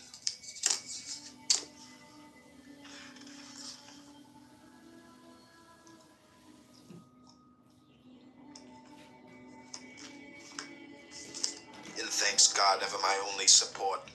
You've taught me to pray, to sigh, to cry, to awaken true, meaningful words from deep within, words that strengthen, words that ease my pain and heal my wounds, words that dispel darkness. Thank you, God, for opening my lips, and for teaching me to seek you through prayer. Feelings. Praying for what you need, Reb Nachman taught. When it comes to praying for what you need, there is nothing too insignificant to ask of God. Reb Nosson once happened to mention to Reb Nachman some minor convenience that he was lacking, then asked God to give it to you. The Reb advised him.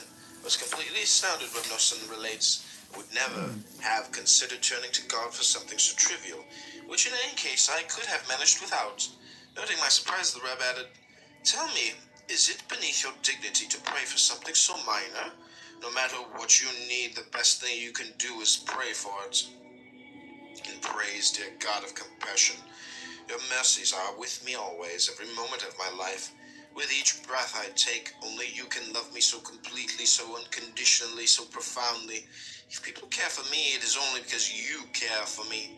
If any of my words find their way into the hearts of others, it is nothing more than a reflection of your all-encompassing presence in my life. It will never be. Compassion-loving God, you who are full of compassion, teach me to be like you. Teach me to be kind and generous and loving, just as you are kind and generous and loving to all your creations. Please help me develop true sensitivity and genuine compassion toward everything in creation. Joy, God, I stand between and battered by the countless manifestations of my own inadequacies. Yet we must live with joy, overcome despair, seek, pursue, and find every inkling of goodness, every positive point within ourselves, and so discover true joy. Aid me in this quest, O God. Help me find satisfaction and a deep, abiding pleasure in all that I have, in all that I do, in all that I am. Positive attitude. Merciful God, let me experience your mercy. Save me from pessimism, from bitterness, and from cynicism. Help me overcome my negative feelings. Help me avoid every form of arrogance, every hint of greed. Loving protection. Loving God, protect me with your love. Prevent others from viewing me with hostility. Never allow the negativity of others to influence my life or affect my destiny. Seeing the good, oh good, it is oh so simple to find the evil, the ugly, the bad. Help me learn to discount all that is negative in the other. Show me the goodness, the beauty, the kindness in everyone I meet. Power of love. Teach me to search for the fine qualities in others, to recognize their immeasurable worth. Teach me to cultivate a love for all your children. No one is without redeeming value. Let the good in me connect with the good in others until all the world is transformed through the compelling power of love. Soulmate, O loving God, so many in your world live without true love. So many cannot find their soulmate. Have mercy on them, O source of all love. Let every lonely and incomplete soul know the wholeness of being that comes when one finds one's true love. Living in love, God of mercy, God of love. It is sometimes difficult, so painfully difficult, to sustain our harmonious home life, to maintain a marriage based on true friendship and love. Let never a hint of argument, frustration, or suspicion cloud our relationship. We needed an extra measure of compassion to understand and care for one another with genuine sensitivity and with open acceptance. Let abundant peace fill our home. Peace, God, help me learn to cherish peace, to pursue peace, to promote peace. Save me from the need to be always right, which leads only to tension and strife. Oneness, God, help me forge a oneness between myself and others, between myself and my spouse, between myself and my children. Help me forge a oneness of the many selves within me. Help me become one with you.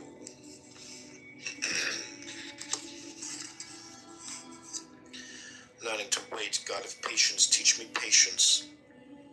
Help me learn to wait for the good that is just around the corner, for the assistance that will soon be within my reach, for the relief that is just a moment away. Inner calm, patient God, teach me to be patient, unruffled by those who anger, tolerant of those who exasperate, accepting of those who disappoint. Help me remain serene in the face of derision, calm in the face of provocation, composed in the midst of a storm. And God, teach me to be patient with myself.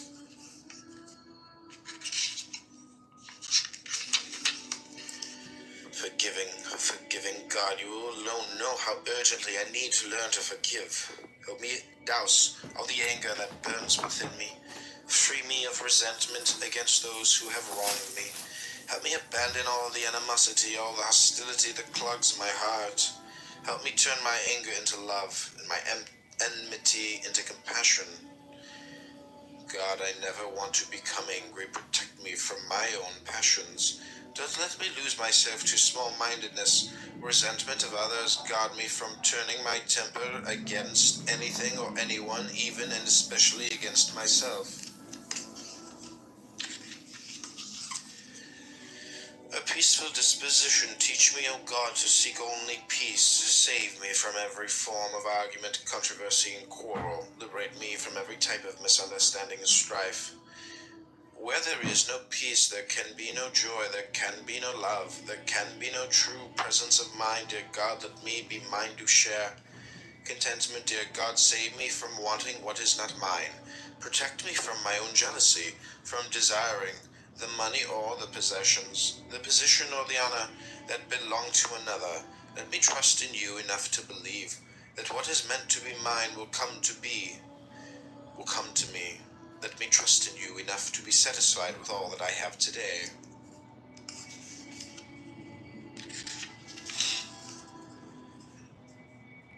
Self-esteem, dear God, let me feel close to you. Grant me satisfaction with my life. Let me rejoice in that closeness, and let me turn with that satisfaction into a sense of self-worth, not one based in arrogance or in feelings of self-importance, but humble as self-esteem rooted in holiness. Arrogance, dear God, free me of false pride. Free me of the arrogance that accompanies an inflated self-image. Spare me from haughtiness, from the overloaded ego which stems from an empty self. Let me learn to feel good about myself. Let me never feel the need to belittle anyone in order to find value and worth, in order to feel valued and worthy. A haven of joy. Teach me the meaning of joy, dear God, strong, deep, genuine, and pure joy. Don't let me succumb to feelings of sadness, loneliness, and depression. Teach me to turn to you with my every problem, frustration, anxiety, and pain. Accept my broken heart, heal me, and shelter me in a haven of joy. Clapping and dancing, dear God, stir my heart with a spirit of joy. Imbue my arms and my legs with that spirit. For my arms are encumbered, and my legs have become heavy with my wrongdoings. Fill me, my God, with the cleansing spirit of holy joy. Enliven all my limbs. Help me raise my hands and clap. Help me lift my feet and dance, dance, dance.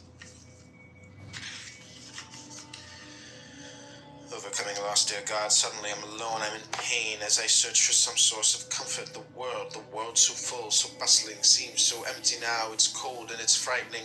In this hollow that is me, in this hollow that once brimmed with confidence and joy, God pulled me back to the world of the living, back to a life of action and human relationships. In Thanks, loving, caring God, all that happens in fulfillment in my life come only from you. Knowing how absolute in my dependence on you, I find peace of mind. Your presence suffuses my life, caressing me with hope, joy, and love. I've tasted your love, I've known your compassion, experienced your patience, and I am filled with gratefulness. Thoughts. An entirely new world. It is impossible to describe how wonderful it was in those early years, Reb Nachman said to the Hasid. They were strolling through the outskirts of the village where the Reb had spent the first years of his marriage worshipping and serving God in relative anonymity. With each step I took in these fields, praying and calling out to God, I experienced yet another taste of paradise. On another occasion, Rabbi Nachman described what it was like returning home after a day spent crying his heart out to God in the fields or forest. Coming back, everything appeared different to me. The world seemed entirely new. In praise, O God, I only begin to realize how very much you've done for me. I must now internalize the understanding that everything that happens to me, everything is an expression of your everlasting love, of your concern for my ultimate good. God, as I recognize all your goodness, as your kindness fills my thoughts, I sing your praise. Light of awareness. God, let me comprehend all that I see with the light of awareness. Let me understand whatever touches my life in a deep and intimate way, in a way that embraces both the adult and the child within me. Enveloped in faith, my God, you and only you know how strongly I want to believe in you, to put all my faith in you alone. Help me make this desire a reality. Help me perceive your presence and draw strength from it. Every moment of my life, through every trial I face, let that recognition bolster my faith in you wherever I go, whatever I do. Accepting God's justice, God, help me see. Help me understand all that I see in the light of your truth and the light of your ultimate justice. When I see the success of the wicked, help me realize that it is but an illusion. Nothing authentic, nothing real. Real success, true good, absolute happiness are found only with you, dear God of truth, and one day I will see it, experience it, and know it. Overcoming doubts, my vision is distorted. Loving God of truth, I want to see clearly, but my heart leads me through twisted, convoluted paths of misunderstood impressions. Straighten those paths so that I can strengthen myself in the conviction of my beliefs. Learning life's lessons. Dear God, let my heart grasp the profound wisdom with which you created the world. Help me understand that life's difficulties are in fact her opportunities. Life's endings are also her beginnings. Life's disappointments are her finest teachers. Learning life's lessons, dear God, let my heart grasp the profound wisdom with which you created me. Help me understand that my vulnerabilities in fact open me to growth. My limits draw me to new frontiers. My very failures teach me to succeed. Perceptions, body and soul, Holy One, granting me the wisdom to... 6 months ago, he was here. I met him. He came and spoke. Really, really great guy. I mean, really smart guy. Very patriotic. Yeah, I mean, there's a lot of people like you and him, man. Just a lot of these terrorists on this app don't understand. They think that every Arab that lives in Israel is against Israel. They think every Arab is a Palestinian or whatever, you know? Yes. Yeah. Yeah, exactly. No, that's right. They think we all identify with this, just because we're Arabs, like we identify with the cause, or with wanting to undo Israel or hate Israel. And it can't be further from the truth. I'm not gonna say that people, like the majority of people, they don't really like Israel, but so many people, they do not. Especially before October 7, like I was just saying in the other room that for October 7, like Bibi's government, which is supposedly like they depict him as this heartless war criminal, he was basically giving the Gazans 50,000 additional work visas. That was just October 5 or something. Yeah. To enter Israel and to work in Israel, and and then October 7 happened. So, for us as Arabs, like Israel is really just, this kind of, it's this hub, as you call it, like this is the Silicon Valley. It's and of course, if we were basically really going through a whole cycle of re-education and, removing all the brainwashing and everything, we could see it for the blessing that it is, like, honestly. I agree, bro. And there's actually a lot of Arab Israelis that are in the high tech industry in Israel. They work for a lot of these American companies as well that are there in Haifa, that are in Tel Aviv. There's a lot of them that are in these major companies like Google, Microsoft, Intel, IBM. So yeah, I mean, like I've said, a lot of these people on this app that are from the UK, that are Muslims from the UK, that are from the United States, they have no fucking idea what they're talking about. And you know what? They have no say in it at all because they're not from there. They're Muslims from other countries and they've never been to Israel before. So, they should just keep their mouths shut. And people like you have more right to talk about it than they ever do. And the thing is, they're so brainwashed that, like you see in the chat, this guy doesn't believe anything that you're saying. Pretty much, he thinks that it's all a lie. This guy from London, an Arab from London. It's easy to watch the TikTok point of view. Exactly. So one sec for. I'm reading the chat. Oh yeah, I'm not even looking at it. I happened to see it, but I'm looking at something else on my phone. But Baka al-Gabia is in Israel, and then the city right next to it, Baka al-Shakia is inside of Judea Samaria. It's like the line is divided right there. So you see, it's two Arab villages. One is actually inside of Israel, and the other one's in Judea Samaria. And you can see the difference actually. Like when you look on the map, you see how populated, how many houses are in Baka al-Gabia, and then you see that there's nothing. There's barely anything in Baka al-Shakia, if I'm saying it correctly. But yeah, so and then I also have a lot of good friends that are Druze that are living in the north of Israel. I've been to Horfish before as well. Very awesome place. Like got great food there, and they're all very loving. They're very accepting. No one cares, man. It's like everyone just wants to live their life and make money and take care of their families, bro. Like that's what it comes down to at the end of the day. So, but like the Silicon Valley of the Middle East, that's definitely Israel. And like I said, plenty of Muslims, Arab Israelis that are in this industry, and very, very smart people. A lot of them very smart people. Doctors, lawyers, nurses. So yeah, I mean, I think there's a whole hospital in Haifa that's pretty much all Arab doctors and Arab nurses. So these people are just so brainwashed, man. That's why it's important to have somebody like you. At least we found somebody like you that lives there and can give your point of view. So. No, thank you. And I could maybe show people like Aziz. I don't know if he's Palestinian or not, but no, but he's not. Yeah, okay. He's not a learner. Because he's saying like, "Oh, you took my land and you gave me a work visa. Thank you so much." Like, yeah, that's what he says every day. Right, and his Papa said the most moral man on earth. Thanks, Jay.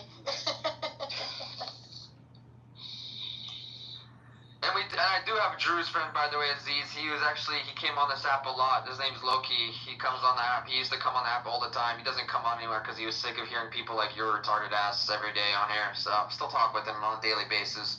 He's a great guy. Jayla, do you remember him or no? Mm-hmm, I do, but I'm not explaining anything to Aziz because it's like talking to a brick wall. Well, Sammy, hopefully when I come next time, maybe I can meet you one day, bro. That'd be great, bro. We go out to go get some shawarma or something, bro. Yeah. I would love that. Honestly, I would love that. Yeah, that'd be great. Yeah. Hopefully in my opinion, when Israel completely annexes Judea and Samaria, that would be when the conflict would end for good. Man, I hope so. That would be great, but with the pressure from the rest of the world, I can't see that happening anytime soon, man. Unfortunately. So we'll see what happens, man. Now, Norma, Jay, welcome back. Hello. Norm, you with us? Maybe not. Hi, Slummy. Do you go to Jerusalem a lot, Sammy, or not? Who, Sammy? Yeah, no, Shlomi. You were talking to Sammy, right? Sammy, yeah. Shlomi, I went to Jerusalem with Shlomi before. I'm just wondering because he lives very close to Jerusalem. It's not far from it, so I was wondering if he goes in, if he's allowed to go into the Jewish part of Jerusalem. You can't get in. You can only stay in East Jerusalem, right, Sammy? Yeah, right, exactly. You know, yeah, I've been to East Jerusalem 3 times, but it keeps getting harder, of course. Which ID you have, Sammy? He has green ID, bro. Green one. Yeah, he lives next to Ramallah. Don't have tasrikh? Yeah. You have or not? No, I don't have, but I need one, like, if I want to come, but I don't have that. So apply for one, and if you can, you will get one. Yeah, I can, I mean, if I have to, or if I need to, but I try not to, just to go around a lot, especially in this atmosphere. So, yeah.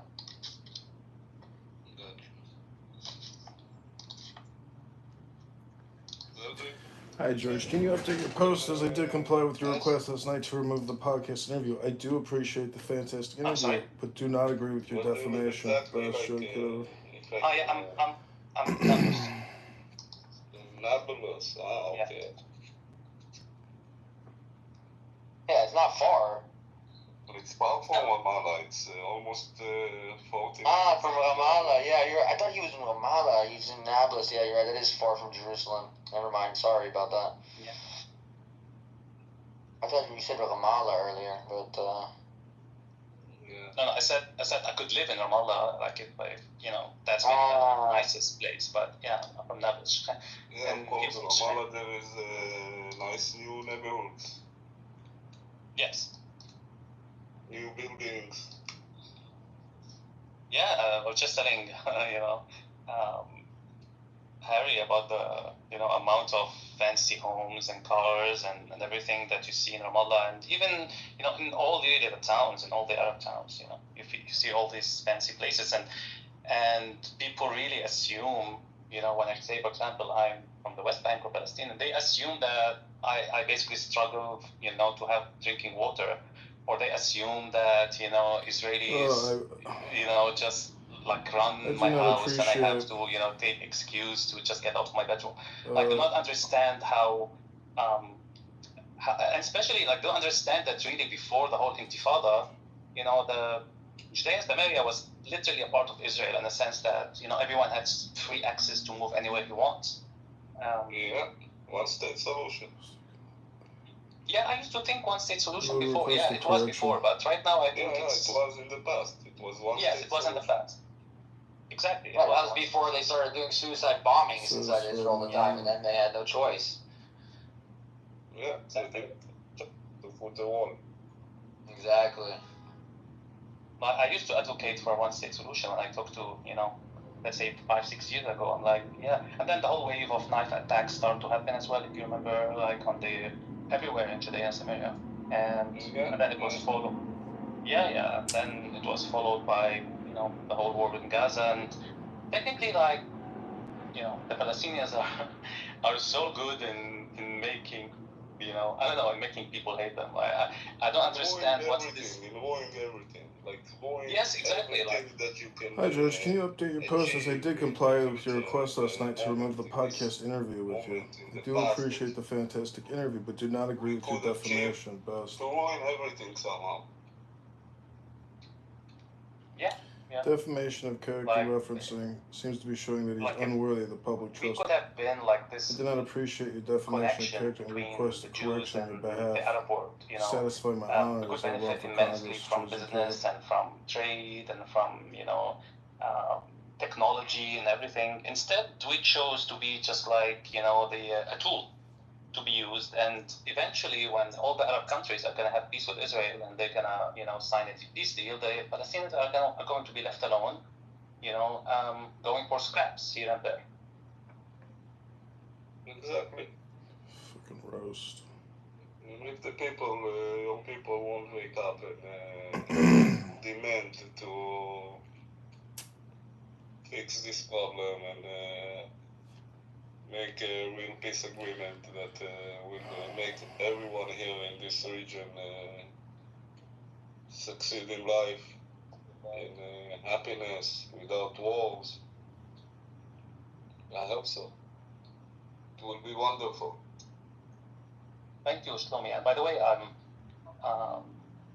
I know you're one of the hostages, and to be honest, I was always thinking about you, and because I remember I only chatted to you once or twice, before October 7, and I'm so happy. I was so happy when I read in the news that, you were saved, and now seeing that, you're back to your normal life. I hope so, and it's great that you can still talk about peace and stuff, given the experience that you had. And I wish it would be the last time something like like this scale would happen ever, because in my opinion, really, like, you don't deserve that. Not you personally as well. Like, most Israelis are people who just want to live life, enjoy life, and you don't deserve to be put in that kind of. No, I don't deserve it. No one deserves it. Yes. The people of Gaza doesn't deserve the Hamas to treat them like this and make them their puppies, and they're using them in every aspect that you can think. I know. And You muted yourself. I know there are people here that screaming outside. Let me check what's going on. Ah, okay. Make sure everything's okay.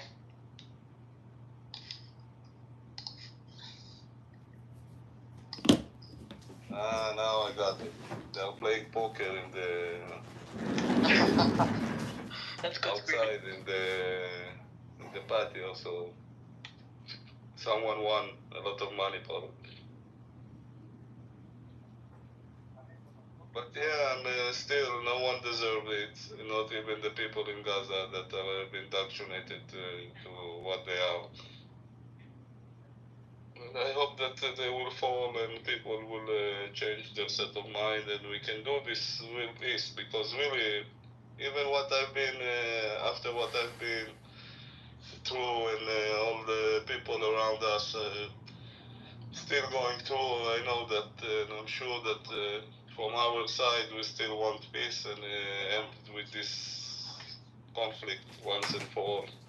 I can sign on it that even after everything that happened, we can still go work on it. But again, the other side needs to change their set of mind, needs to agree for certain things.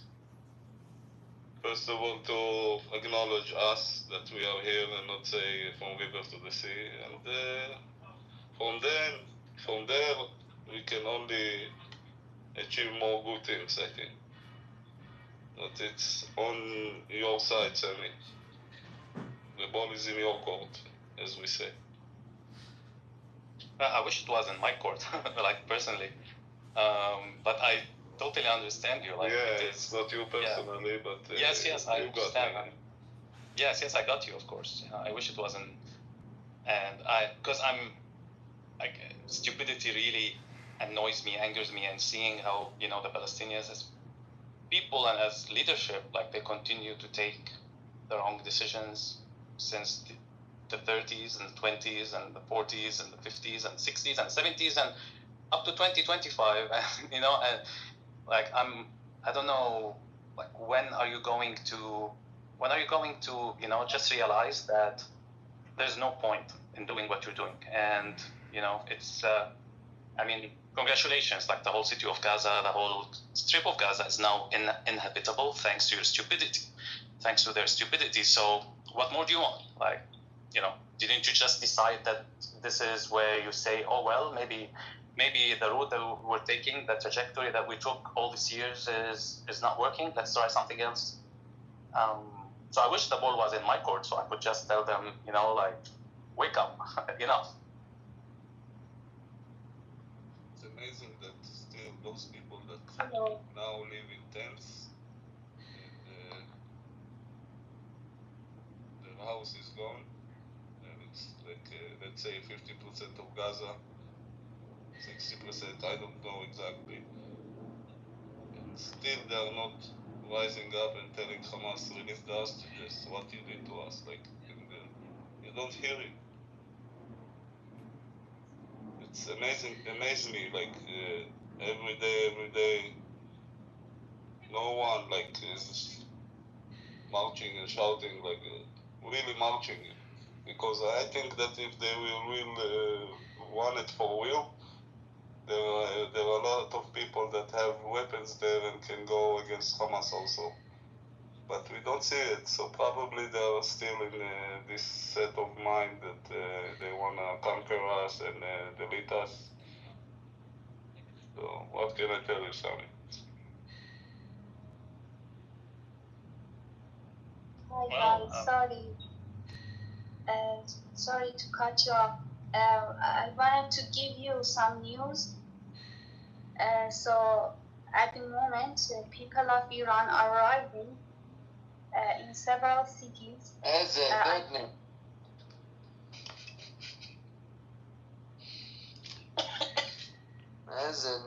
Mama. No, yalla, go.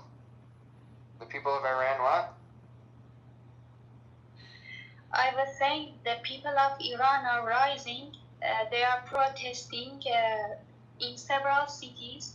I can write down the name of the cities in the chat. So all I ask is that please ask your politician to not to leave us alone, and ask them to support Iranians because they are rising in several cities at the moment. I'm gonna write an email to Trump right now and Marco Rubio for you, okay?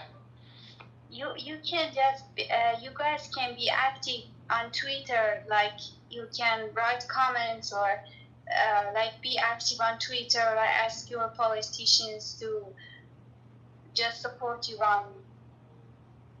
I think we all support Iran, just not the IRGC. We don't support IRGC. No. Oh.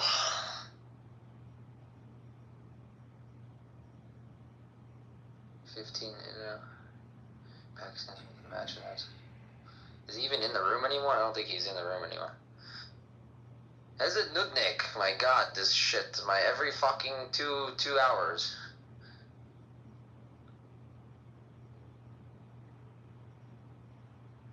Who knows Matan? Do you guys know him? I mean, I know he's Israeli. I've seen him around the world. Where he just wants to troll all the time and like not have a seat, like he just wants to start shit? Yeah, pretty much, yeah. Okay, now I understand. Yeah. These guys are getting themselves mocked.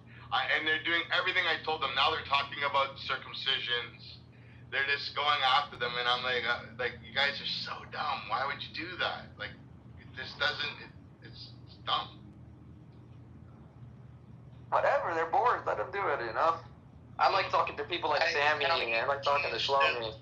Sure.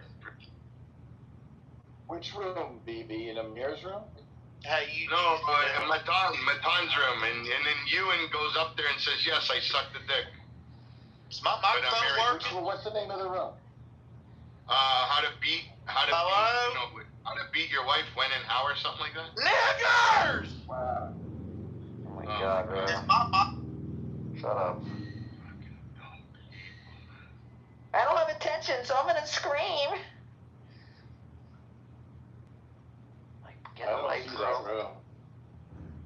I'll put it in the chat 1 second. Okay. When and how to beat your wife. Okay, 1 second. Yeah, it's a triggered title to trigger them. What it is. Anyways.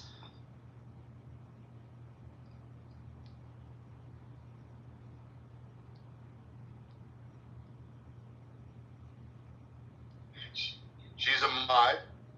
Like they're doing more harm to Jews than they should be. Like that's the problem. Who's a mod? You know what I mean? Buttercup. You in the room now. He doesn't understand. He keeps saying, "I think you're making a big mistake, BB." Are you a mod there? No, I believe if I was a mod there, that room would be crushed. I wouldn't allow Jews or people. I don't even know if Ewan's Jewish, if he is or not, but like, not helping our cause. Very problematic guy. I know you can hear me. Oh, really? How problematic am I? Because I told you exactly the talking tracks that they'll use against you, and you told me I was wrong. First thing he said was, the Talmud, the 3-year-old. I was right. Now they're talking about the circumcisions. You put yourself in a very vulnerable decision when you want to attack people's religion. You don't understand. You need to... BB, I used statistics. I didn't use... I don't care what you use. You're still attacking their religion and their brainwash, so you're not going to win that argument. You think you're going to win. You're never going to win it. Worst, you told them that you sucked another... I never said that. Wait. I didn't even say that to them. Okay? Yeah, they're the ones that are just going after that. No, fuck off with that. And it doesn't even fucking matter. It doesn't even matter. Shoulda lied. No, you're the one that's fucking making a big deal about it. You were the one that was fucking screaming in the room about it. I don't give a fuck about it. I could give 0 fucks about that, BB. No, you're the one freaking out about it. They weren't even freaking out about it. No, man, you're an idiot, bro. They don't give a fuck about it. No, they don't give a fuck about it. Literally, no, I'm not. I'm actually very strong. I mean, I'm a 6'4" strong dude. You're a fucking weirdo, bro. Nobody I know fucking goes around saying I sucked a dick. I got on my knees in my office and sucked another man's dick, but I'm married now, so it's okay. And I'm proud that I went through that experience. No. You're nothing like me or anybody I associate with. That's kind of weird. And I told you you would lose the conversation when you wanted to start getting into arguments about religion. We already know that the religion's satanic. You don't need to fucking argue about it because they will never concede to your point. Ever. You'll never win that. They'll never be like, you're right. Please rewrite the Quran for me and I'll follow your way. They're going to believe in their book. We're going to believe in our book. And we're not going to put down each other's book. And that's just the way it's going to be.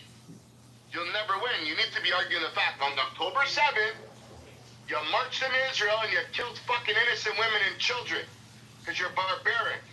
And the heinous crimes that you committed, you need to put down your weapons and hand over the hostages. That's an argument you can win.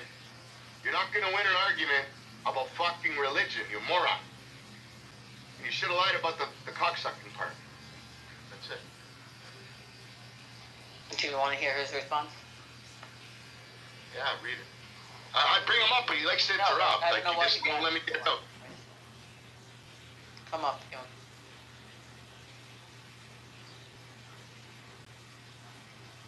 Go ahead. Do you want, I think you were typing. Did you want to say something here? I mean, I actually, I did the fucking adult thing, and I actually back-channeled BB my response, but he wants to make it very public. I don't care about my history. It doesn't bother me. I'm happily married. I have a loving wife. She knows about it. She doesn't care. I have a daughter who's 1. And I would say that I actually live a very good moral life, and I actually believe in spreading good moral values around. But BB, you want to fucking make this like the #1 topic.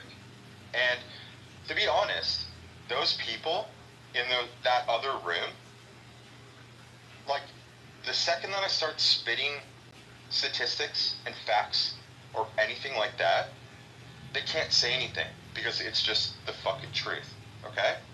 So that's what I was doing, and you were more fucking, the biggest thing to you was talking about my sexual history in that room. I don't give a fuck about my sexual history. I could care less. I am unapologetic. You have gay people in your rooms every fucking day who, like, literally are fucking gay. And you're, like, fucking doing this shit. And I think that you're making a massive mistake, BB, by fucking pulling this shit right now. Okay? Are you gonna, okay? Let me you pull the dildo out of your ass so I can speak. No, you're in the wrong right now, BB. You're in the fucking wrong right now. Do you have any skeletons in your closet? Okay, there. So I don't have a problem with Daniel at all. I love him. I think he's amazing. I call him like a brother.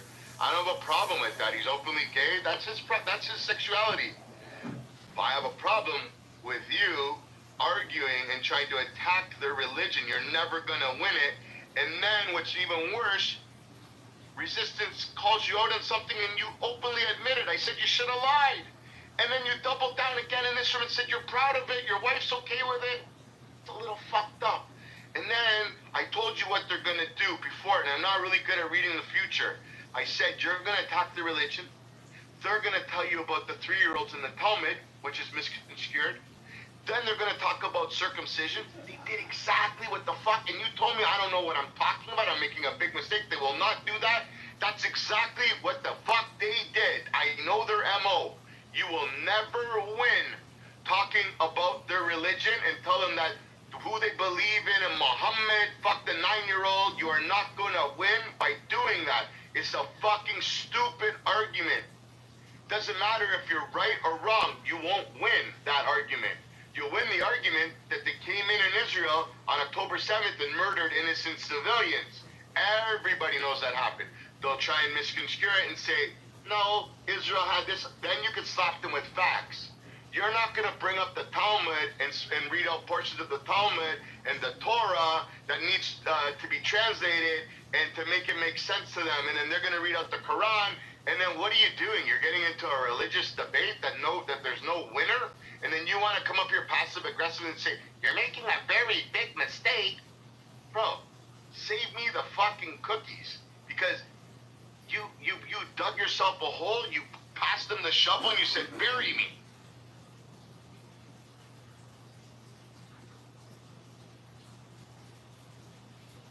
I don't have a problem, and you could keep going on, and that's your problem. You don't like to be wrong. And then you're still saying, I'm not attacking the religion, I'm talking about statistics about the religion.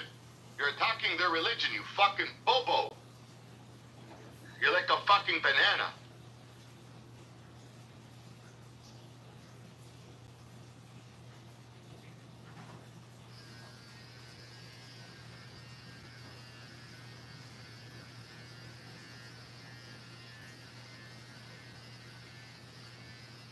Whatever, man. You don't have to lie. You can tell me suck 2 dicks, 3 dicks.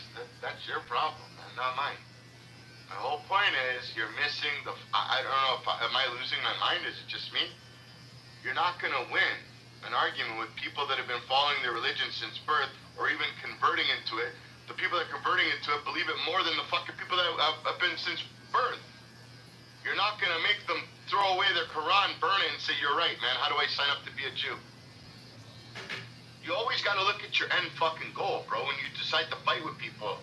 If your end goal is hitting a brick wall, why would you decide to engage in an argument? Then you're still going off on the chat. Like, honestly, you're fucking... Then you're trying to tell me I have a problem? I do. I have a problem with people like you. I think you're very problematic, very toxic to the Jewish people. And Matan too, and Buttercup, they're all in there right now because you gave them that ammo. You fucking started the fire, now it's burning.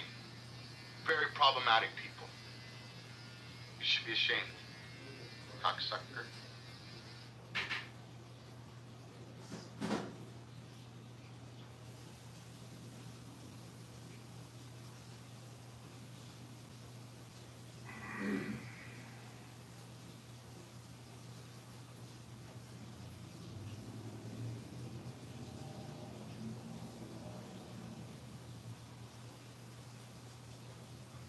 I don't know, unless anybody else, you could put it in the chat. If anybody else think it's a good idea that we hold rooms where we start attacking Islam every day, let me know. If that would be a great idea. 1, if you think it's a great idea, and 2, if you think it's not going to go anywhere. In the chat. I think BB's on the mark on everything. You're 100% right. You don't want to get in an argument and get into glass houses. And religion is irrelevant. I mean, it's just going to be a circular argument with religion. You're right. They've been that religion for thousands of years. They're not going to change anything. But we talk about the relevant shit today, the October 7th, the terrorism. That's what we have on it. That's what we should fight. I agree. 100%. You got to fight what's going on right now. This is what's going on. Doesn't matter. Personally, if everybody asks you privately, what do you think about the religion? You could say the most craziest things. Now, you put 2 guys that hate each other's religion, there's not going to be a winner. One guy's not going to concede. It's going to be bloody. It's going to be stupid. It's going to be fucking... You're going to need Tylenol because you're not going to solve anything. But we could solve, because it's factual, that they murdered innocent women, children, and men that day. we know that to be facts. People will interpret the Torah to say one thing, they'll interpret the Quran to say one thing. It's all through. Ewan, buddy, I have no doubts in this fight. Actually, I do, but you keep talking about stats, and stats are the tool to the point that you're making, and he's basically saying that's not the point to even bring up. Assalamu alaikum wa rahmatullahi wa barakatuh. Yeah, you can go suck my dick too, asshole. We actually went down to this level. I can't believe I said that.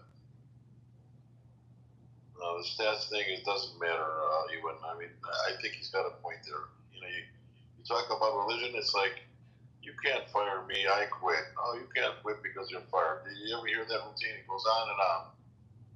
It's circular. Yeah, I know that. Yeah. And especially, you know that Jews hate us on this app, and then you want to give them fire. It's just crazy. You want to give them more wood. You're like, hey, no, you're not burning a big enough log. I'm going to carry one over for you. You're helping them. What the fuck you doing that for? Ali, you can beg to come back up. Why would the fuck would we? And put in the chat why we have one good reason to bring you back up. Moron. One intelligent reason. And I know it's going to take you a long time. You just wish the guy 100 years to come up with a reason. An intelligent reason. It's going to take him 100+ years to come up with an intelligent reason to come on stage. You know, in a proverbial haystack. I will beg your mom to swallow my gum. Exactly. And in you want to argue with these people about religion? You think you're going to win? Look at what you just said. You know, Ali, I've seen your people are more respectful of elder people than you are. You're not even following your own culture when you talk that way. I don't know what culture you think you're following. Man, it's really good. You guys are really brilliant. You guys are doing us more of a service by talking that way. Hey, why are you being rude to Ewan on the other room? What was that? Guys, I want to ask a question for Baby. I want to ask Baby a question. Yeah, go ahead. It's not Baby, it's Bibi. Go ahead. Baby. Okay, Baby. Doesn't make difference. Okay. So I'm going to call you Baby. It's a difference if you're being respectful in a conversation, asshole. He said, like... You have no intention of being. He said he's a gay in the other room. He said that. Who said that? You said that. You acknowledged. Oh my God, here we go. See what I'm talking about? You see what I'm fucking talking about? This is the shit Ewan just brought to the room. Baby, I just heard Muhammad say this. Hold on. Baby, you told me it's our secret. It is our secret, and I don't know who the fuck's ratting us out. Who told Muhammad? It's okay. But I think Muhammad likes you. What's going on? Baby told me he's discreet. No, like, you know what he says? What he said to me, like, I like you, and I said to him, like, are you a gay? He said yes, but I didn't confess any feelings. Well, how do you feel, Muhammad? Tell us. It's okay. Yeah, now's the time. You have the stage. Muhammad, it's a misunderstanding. To hook you up with someone that he knows. This is what I wanted to know. No, but that's why I changed my photo. Like, I was putting my picture, one day ago, and he said to me, I like you. Yeah, there's a guy on this app called Bloodfake. Man, he would love to meet you in person. Oh my God, I know who Muhammad is. Muhammad's the guy named Sam. He tried this campaign for 2 weeks about me. It's Sam. He told people, I asked a question, I'm like, if you were to go camping and you wake up and there was another guy sucking your dick, would you tell anybody? And he said, no, he would keep it a secret. So I'm like, I think that's gay, bro. And he's like, no, you're the gay. And he got upset. So I'm like, okay. That explains. That's who Muhammad is. It's Sam. Fucking. You know that I think that's gay. Guys, I want to tell you know that Hamas are very much into manholes. Yes. No, I want to tell you a secret. When I said to him, like... Do you know about the Bakabazi boys? Do you know about that, Mohammed? Let me finish, okay? I have no idea about what you mentioned. Baby said, like, why he makes his voice quite deep. I said to him, because if he speaks with his own voice, people would doubt him. Would you deny that, baby? Would you deny that, baby? No, you're misinterpreting what I said. I said when me and Daniel hang out, said you have that. to punch me in the Adam's apple so I can have a deeper voice afterwards, so people wouldn't understand. They wouldn't catch I swear it. on my son. I swear on my son. You mentioned that. You said that. Hey, bro, that doesn't mean shit. We know you guys don't give a fuck about your kids.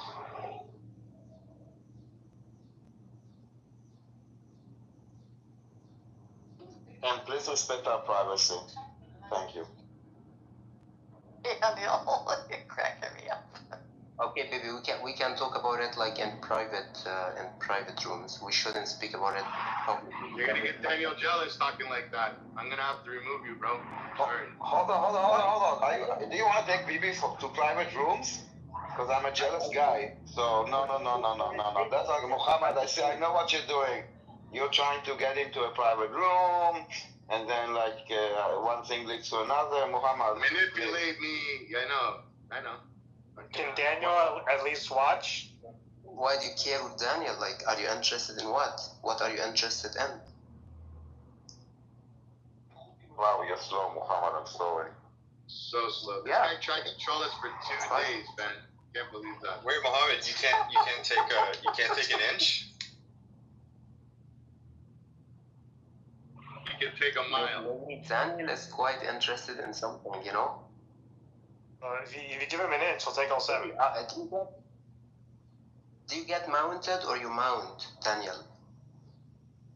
See, that's private. See, this is the hilarious part though, is that these guys are actually like homo, like they're interested. They're interested in homosexuality. So I just like fucking.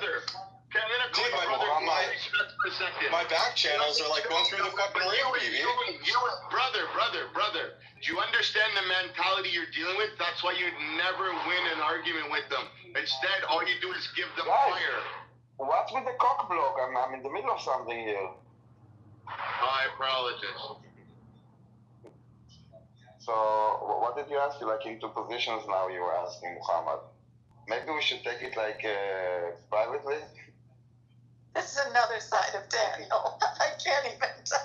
I'm not gonna let that happen, Daniel. You're not leaving the room, bro. To go privately with Muhammad. No. Bibi. I'm kinda, you know, how you got is it Taekwondo or Judo that you use, or Karate? I don't know, that you use the force of the enemy against them? Aikido. Taekwondo. Aikido? Okay. So that's. Baby, trust me, outside of this room, I'm not gonna tell anyone that you're interested in boys, so I'm gonna keep it secret. No. I'm not gonna stand it. I already know how it ends up with you guys. Either he's gonna go. Yeah, no, you're gonna try and blow him up. Not boys, men, not boys, Muhammad. He said children, but I didn't like to say that, but he said children. Oh, now the lies are coming out, right? More and more. Keep going. What else you have? What else you got? And that's why I don't talk to these. Not a lie. Really. That's what he said to me. That's a lie. I hear some feminine in your voice. What's going on over there? That's why he said to me he's interested. No, but to be honest, for some reason they're obsessed with gay sex and with pedophilia. It's like it's constantly on their mind on every single day. Is it sucking dick of babies, or if it's like children, or if it's like gays? It's like people are obsessed. No, do you know what it is? It's butthole stuff. They're like obsessed with butt stuff, dude. That's it.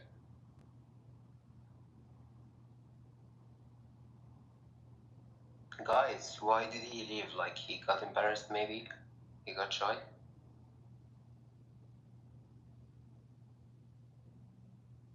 No, I'm sorry, maybe he got embarrassed. I shouldn't have said that publicly. I apologize. Harry! You still support Israel? I mean, that wasn't cool, dude. He's probably now crying somewhere. Please be more sensitive next time. Daniel, you still support Israel? I support the truth. Which is what? Killing children? Children?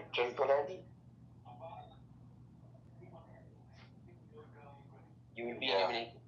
You're gonna be removed one day. Yeah? Come and tell us. Yeah, you will be removed one day. We're gonna give you another lesson. Do you have a job? What is your job? Like what domain? Like what do you do? Are you guys still pushing the like Israel's not gonna exist theme? Because that's like just not gonna happen. It's like Israel's doing like way better than like all the surrounding countries. What makes you think that like Israel is going to cease to exist at any point?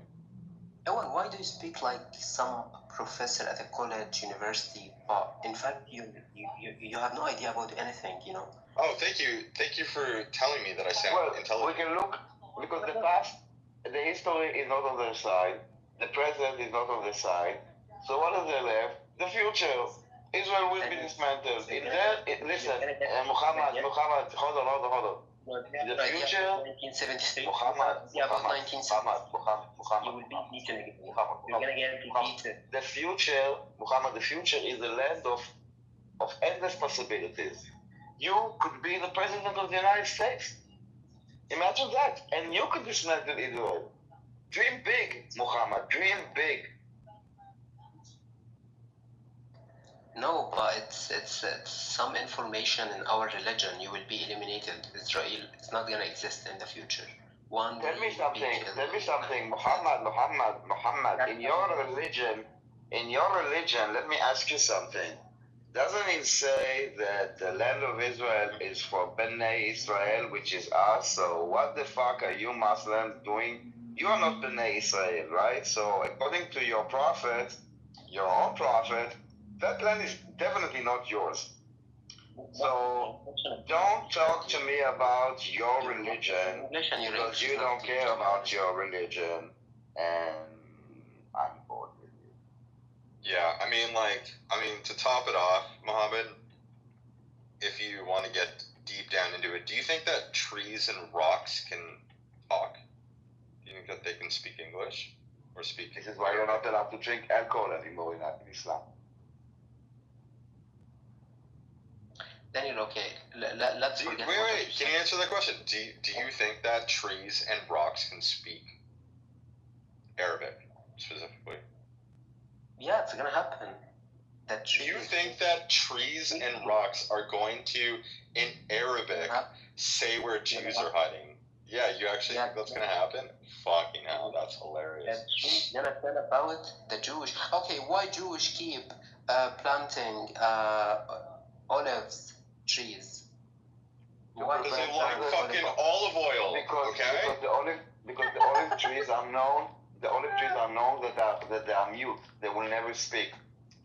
They are allies. So this was. Are they deaf? Are they deaf trees? They are mute. They cannot speak. So this is why we only. Yeah. Okay, so what is the best tree to speak? Please enlighten me. And also Jerusalem rock. Just so you know, Jerusalem rock. Muhammad, listen. Hold on. No. Muhammad, no, but I should ask as well. No, I need I'm funny. Hold on. I wanna tell. You know that Jerusalem is built from a rock called Jerusalem rock, and that is also. Let me just finish my. It's a quick joke, okay? Okay, you ruined it. Okay, go on. I want to tell, before 1973, Israel kept saying, we have we have the strongest line that can defend our land throughout history, Bar-Leaf line, by Bar-Leaf barrier.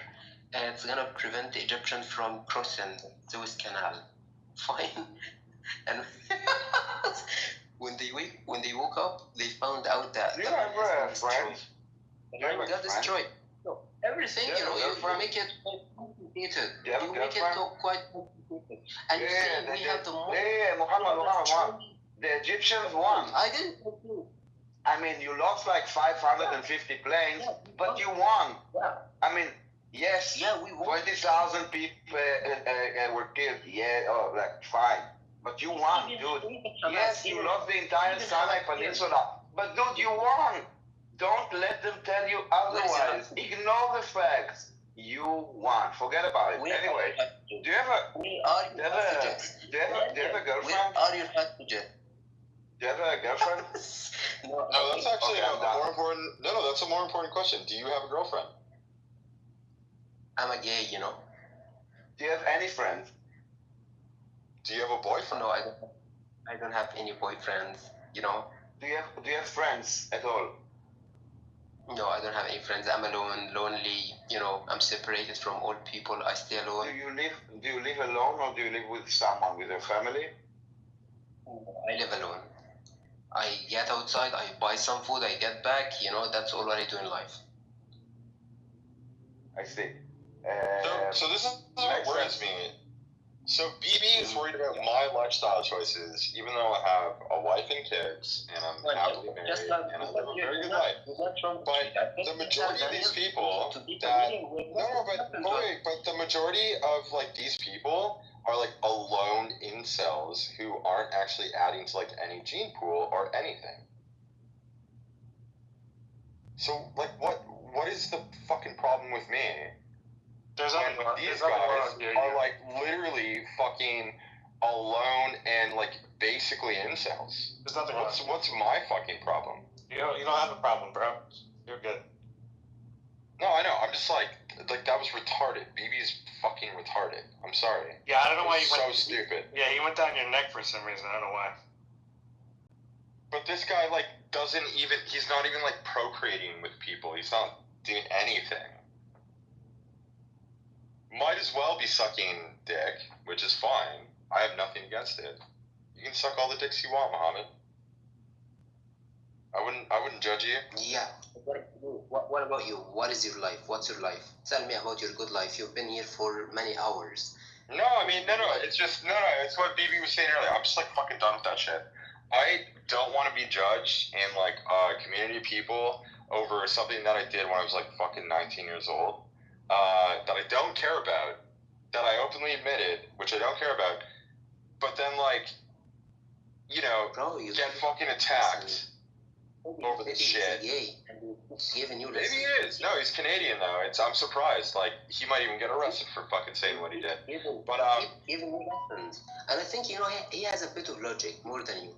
But you have no idea, to be honest. Honestly, no, Mohammed, you don't have a girlfriend. You are like on like fucking step 1 right now. So you have no idea what you're talking about. No, you need to find a girlfriend. You need to find a girlfriend first, and then you can start talking to us. Are you coming here to make a girlfriend? That's why you're here? I mean, I met my wife on this app, actually. Yeah. Are you coming here to make a girlfriend? No, I met my wife on this app. Hello, I'm his wife. I'm a woman. Yeah, my wife's here. Every country. Are you? Hey, Mohammed, this is my wife. Sarah, are you a paid Hi, actor? Mohammed. Are you a That's paid a really, actor? that's a really, No. no. Hold on. Are you? Yes, really I'm really his wife and the mother of his child. Yes. I think she's a paid actress, and you're a paid actor. Oh, whatever. Okay, just because you don't believe it doesn't mean I'm a paid Oh, great. BB's back. BB, I'm tired of your fucking shit, man. I can't believe that you fucking did this. Honestly, it's so embarrassing. Wow, you can leave my space if you don't want to be here, bud. I told you. It's so fucking embarrassing now. No, but it's your problem. It's not my problem. It's yours. احكي بنيمات يوان. ليه برا. محمد وين انت يا حماد؟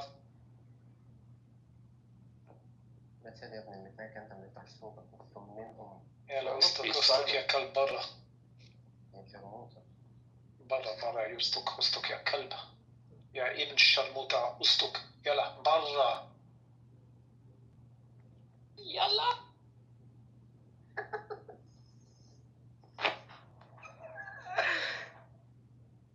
Baby, why did you leave? I think you got annoyed. I'm sorry about, I'm sorry about revealing our secret. You know, people they can see through all your guys' lies, right? Like every single one of them. That's why it's not worth arguing with you guys. I like to just to let you guys speak for like 60 seconds, just to remind me how retarded and stupid you guys are. Just in case I forgot.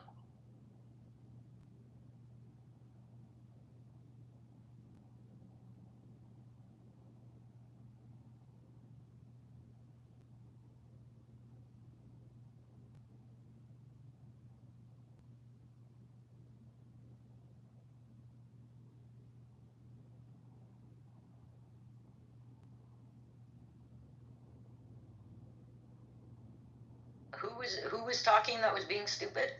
What did I miss? Mohammed, dum dum dum dum dum dum dum dum dum dum dum dum. It's not me, baby. It's not me. It's, it must be. And BB wasn't being nice to Ewan. Yeah, okay. So what? I'm allowed to be.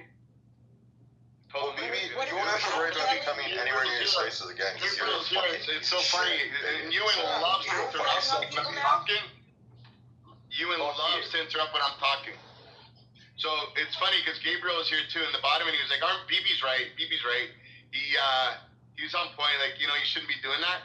Gabriel, you wouldn't believe it. He went into the room and he started that same shit, and they hacked the shit out of him and lost. And they brought up everything I said they were gonna bring up. The Talmud, the circumcision, they did it all.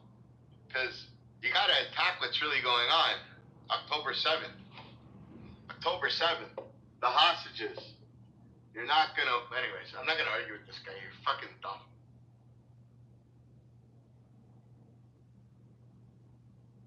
This is fucking crazy, bro.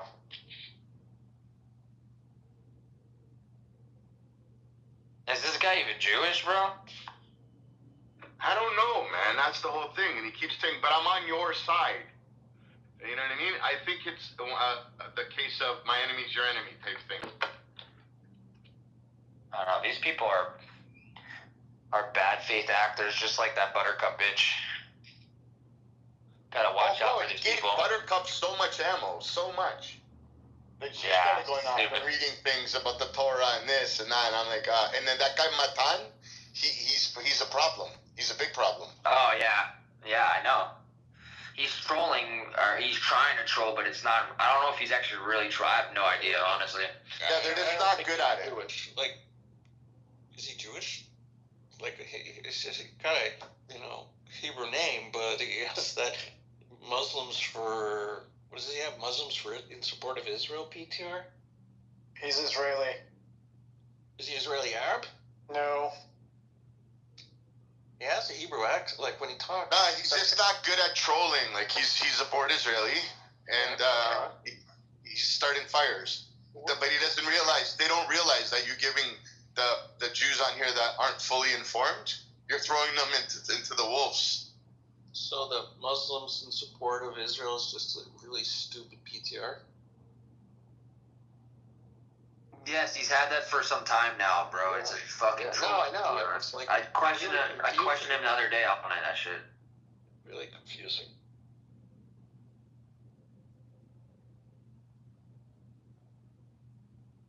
Yeah, he thinks it's a joke.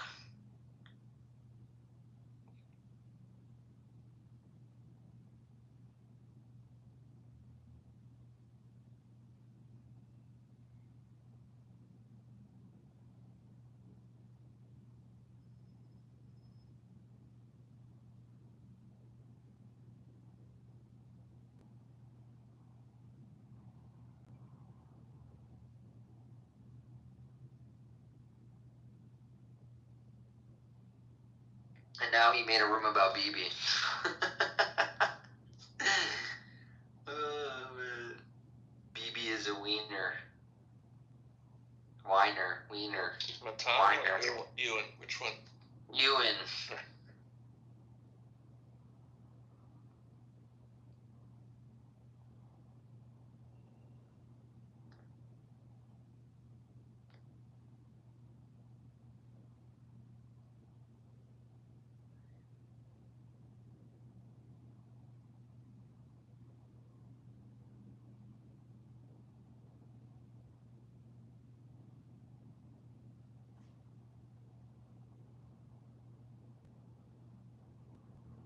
Holy shit, the room cleared fast. What the fuck happened?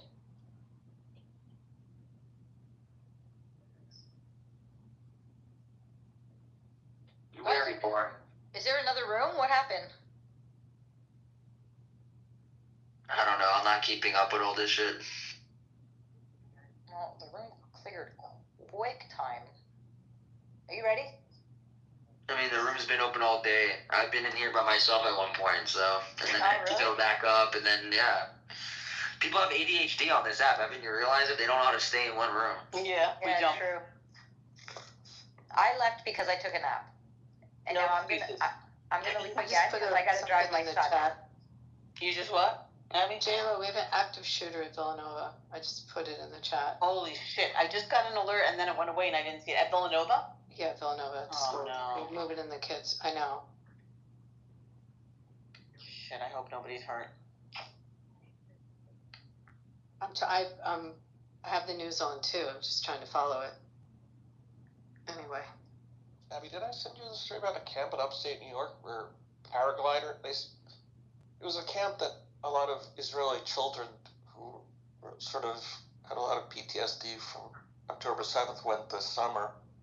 And apparently there was a hang gliding contest near the camp. And it all freaked out. And the camp went into lockdown because all of the paragliders were like flying over the camp. No, I didn't hear about that. That's horrible. Yeah. Turned out to be innocent, quote innocent, but it really didn't help the kids much. I'm going to Okay, jump guys, off. I will be back. Hey, Nikki, I haven't talked to you in a while. Hi. Hey. I left the app for a while. People are crazy. Healthy. Understandable. All right, I'm going to jump off. I was looking for Jay. Oh. Yeah, I gotta jump off. I gotta go drop off my son. Me. Jay. Oh, yes. Oh, Jay. OJ. I'm not OJ, but yeah, Jay. Oh, Jay. I'm sorry. J Lo. I think it is J Lo. Yeah, everybody's got another name. J Lo. That's why I said OJ because I didn't know it was still J Lo, so I had to look at your profile for a second. Now, what's up, Nikki? It's safe. No much. How's everything going? Everything is good. I'm seeing someone, like for real seeing someone. I think you mentioned him to me. I did. And I think that, yeah, I think you mentioned him to me. I do. Did I show you what he looks like? Yeah, absolutely. Sexy, no? Like let sexy. me see what he looks like. He's the guy from the place that you see in the morning. I'll leave it at that. That one.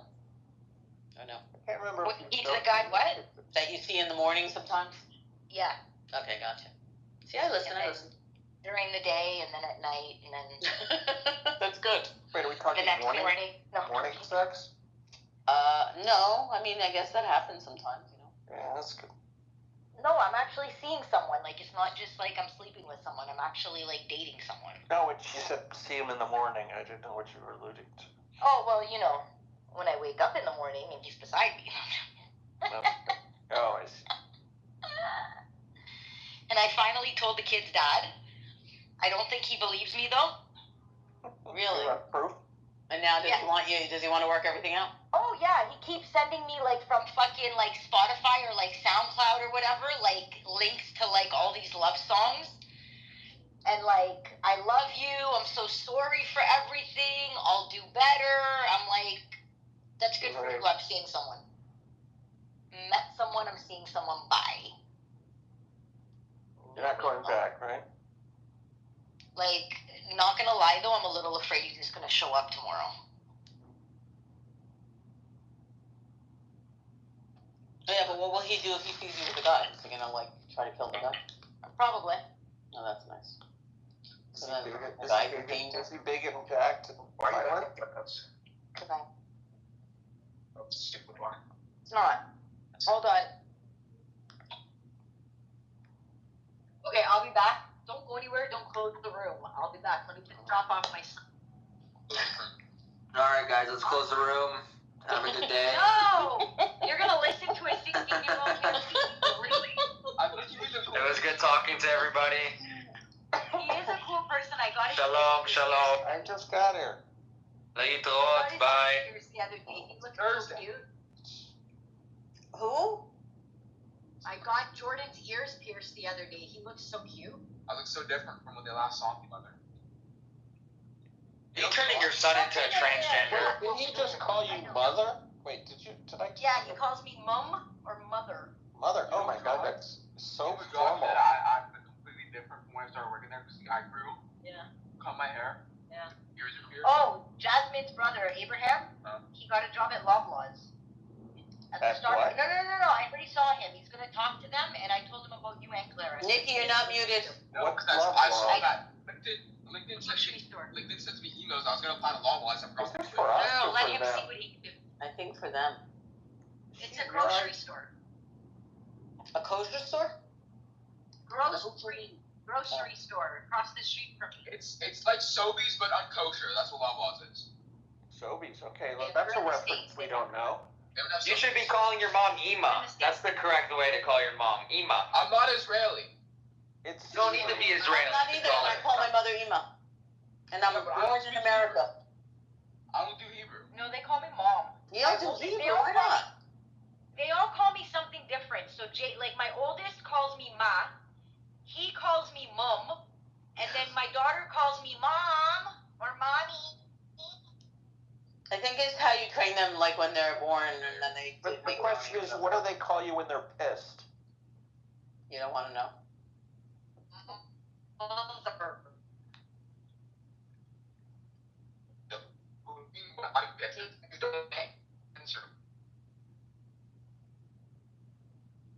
My first name, actually. No, I'll do that. I'll do that when like you're just completely ignoring him. Oh, wait, you allow them to call you by your first name? I don't smack kids, but I would smack my kids if they called me by my first name. You know, Clara calls her bro. Yeah, my daughter calls me bruh. Bruh? Oh my god, I would Bruh. I would deny her Bruh. food till she stops. Thank you. Oh my god, I did that the other day. Yeah. And he was like, what? I'm like, oh shit. I'm like, I'm sorry, babe. I'm like, bro. You should hear it. And he just looked at me. I'm like, whoops. Alfon's been calling his girlfriend Unc, because we all call each other Unc. Unc? Yeah. Why? By accident. What's Unc? Is that a new thing? No, it's like Uncle. Uncle. Yeah, I know, but is that like a new thing? I know it's uncle, but is that a new thing? Yes, half no. Oh god. Teenagers these days. They have a whole language. Yeah, seriously. Yeah, okay, are you getting a ride home or what? Because I gotta drive Clara and I gotta go pick up Preston and everybody else to take them to Moxie's later. I already asked if you could take me to Armand sister. Who? Me and whoever else needs to What time? Why are we listening to this whole conversation? 7, maybe 8. Yeah, that's not gonna work because I have to pick up Preston and Shadden and take them all to Moxie. That's Clara. I know, Clara just told me right now. They have reservations. Pick up Weston, Preston, Shadden, You can't. Johnson. Mickey, mute button. I gave you stuff in advance. Why am I being shut up? I didn't know. Because I'm one person. Really? I thought you were 2 people.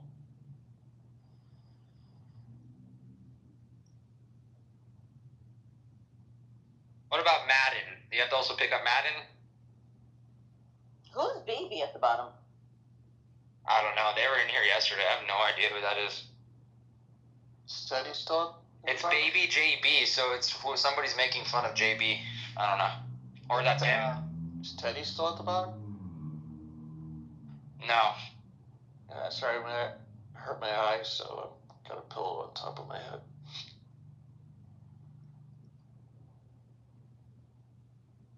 Is that you, JB?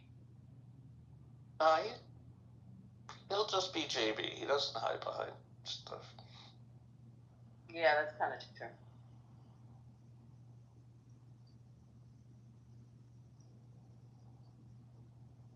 So everybody went over to that other room to listen to, what's her name? Her name, baby? What the hell's that girl's name? Snowbird? Summer had the, what the hell's her name? Buttercup. But Buttercup is in a room with a Palestine flag and an Israeli flag. Yeah, she's a mod with Matan. She's enabled by this. Hey, Mickey. What did you say? I didn't hear what you said to me. That was like an hour ago. I have no idea. Who said something? Do you remember who it was? To me? Yeah. That was it right now. Oh, I wasn't even paying attention, probably. I don't No, I muted, So what I muted you. have I missed? What craziness have you missed? Yeah. Hey, Where's Shooky? can And I I ask, know what happened with Shooky. Nikki, what's your son's name? Justin? Jordan. Jordan. Yeah, okay, I know it's her. Jordan, what do you think of this app and your mom's use of the app? The dude's crying about BB still in the room. Oh my god. Really? Yeah, he got like 10 people in there, so now he can cry about it. Yeah. And he made Enigma moderator. Oh, God, I hate that lady.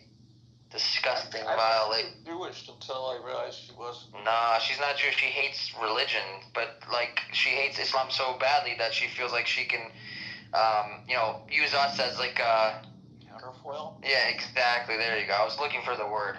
So exactly what it is. It's like it's disgusting. We're the only ones fighting back. That Christians don't believe that they're an enemy until it happens to them. They're next. The Hindus. Jacob, you heard what Abby said? This active shooter of Villanova? Yeah. Was it like at the Hillel, or was it just on the campus, or? I don't. Villanova has a Hillel. It's a Catholic school. Everything has a Hillel. Okay, guys, I'll be back. It's not. It's not like one of those. It started out as a Catholic school, now it is everything, or? I know Jews do go there, but hold on. Let's see what's the update. I thought. Did she get it through the SCN, or she just read about it? No, I got a text on my phone. 40 minutes ago, active shooter, but I don't know what the update is. Maybe I should turn on the news. I mean, is it like, what's that school? And guess what they nicknamed it? This is interesting. Nova Alert. That's weird. Why do they fucking call it a Nova Alert? That's terrible. I don't know. Let's see what's going on the news. What's that school in Indiana? Is it like one of those? Is it like that school? Yeah.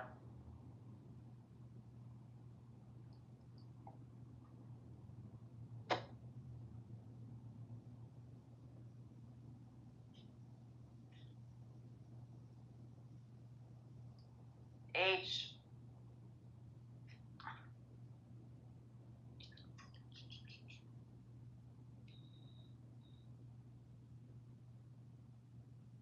Do any of you guys have the problem when you leave the room and then you try to come back to the room and it just puts like a blank screen and it doesn't do anything? You have to close the app and reopen it. It's been happening to me every time. I just updated the app, so hopefully it'll fix it. It's been happening to me also, but I haven't updated the app. I don't even. What do I have to go to App Store to update it? You gotta go to App Store and type in Clubhouse, and then you gotta click on it when it pulls it up, and then it should say like open. But then if there's an update, it'll change it to update. That's what happened with me right now. It used to be different. Like you used to see it on your updates, but now you don't see it on your updates anymore. I don't know what happened. I don't like this new feature where you have to add back or not now, and you have to go through like a billion people before you can see the hallway again. Hey, Al Qaeda, we don't speak Arabic, so if you want to type it in, Oh, that was funny.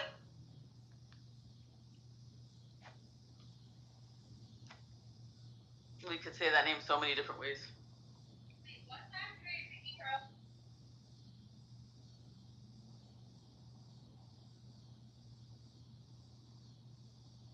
This feature sucks. Oh my god.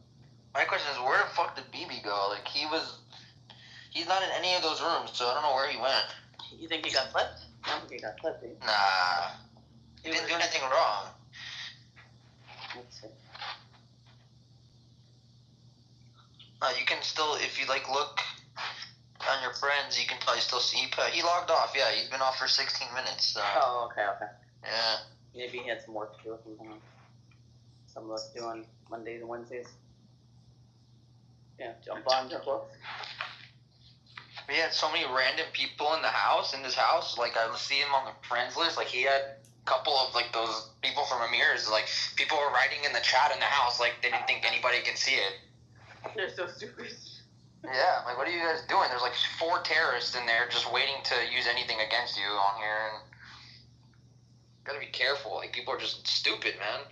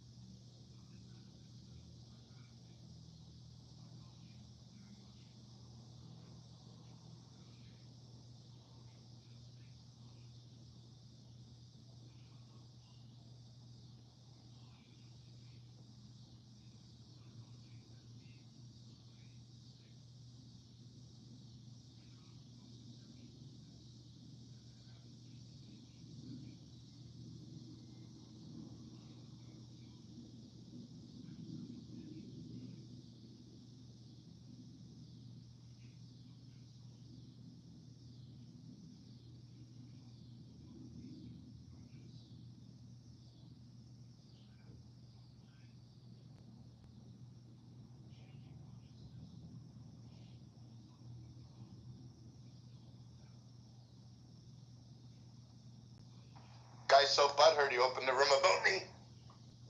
They're in there crying about you, bro. Oh, yeah, and guess who the mods are? Enigma. I know, I saw. And him. Yeah. And he's so brain dead. He's like extreme. Like if you heard him, the way I know, he spoke. That was the bitch that fucking moved me down yesterday in the rooms, bro. Like, fuck him. And I went up back on the stage and said, motherfucker, if you ever come into our room again, me and BB's room, I'm gonna fucking kick you down every time.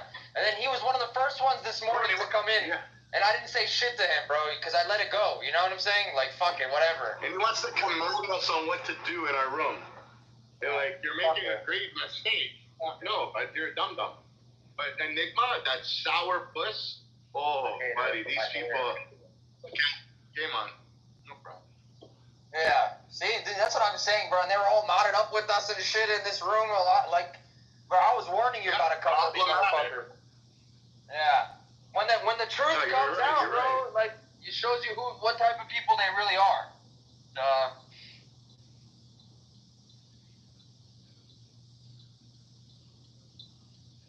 Like, anybody friends with Ruben shit guy? Sorry, but like, you're pretty much a terrorist in my eyes, because when you talk to some of these people, you'll see that a lot of these terrorists are friends with him. It's crazy. Don't you notice the last 2 weeks, all of a sudden these people came out of the woodwork? Ruben Chick, out of nowhere. Buttercup, Ewan. Out of nowhere, bro. Out of nowhere, like magnets. It's just crazy, bro. Like, literally the last month, like 2 months ago, none of these people were on the app, bro. I've seen Ruben Chick for a while, actually, because he used to come into Shuki's rooms, bro. And he would sit at the bottom, and Shuki, like, I remember him coming up one time, and he was talking in Hebrew. I remember that, but I wasn't really paying much attention to it, because I thought he was just a joke, like another lefty Israeli like Amos, you know? So, but yeah, that Enigma, I started seeing her out of nowhere. This Ewan guy, same thing. So...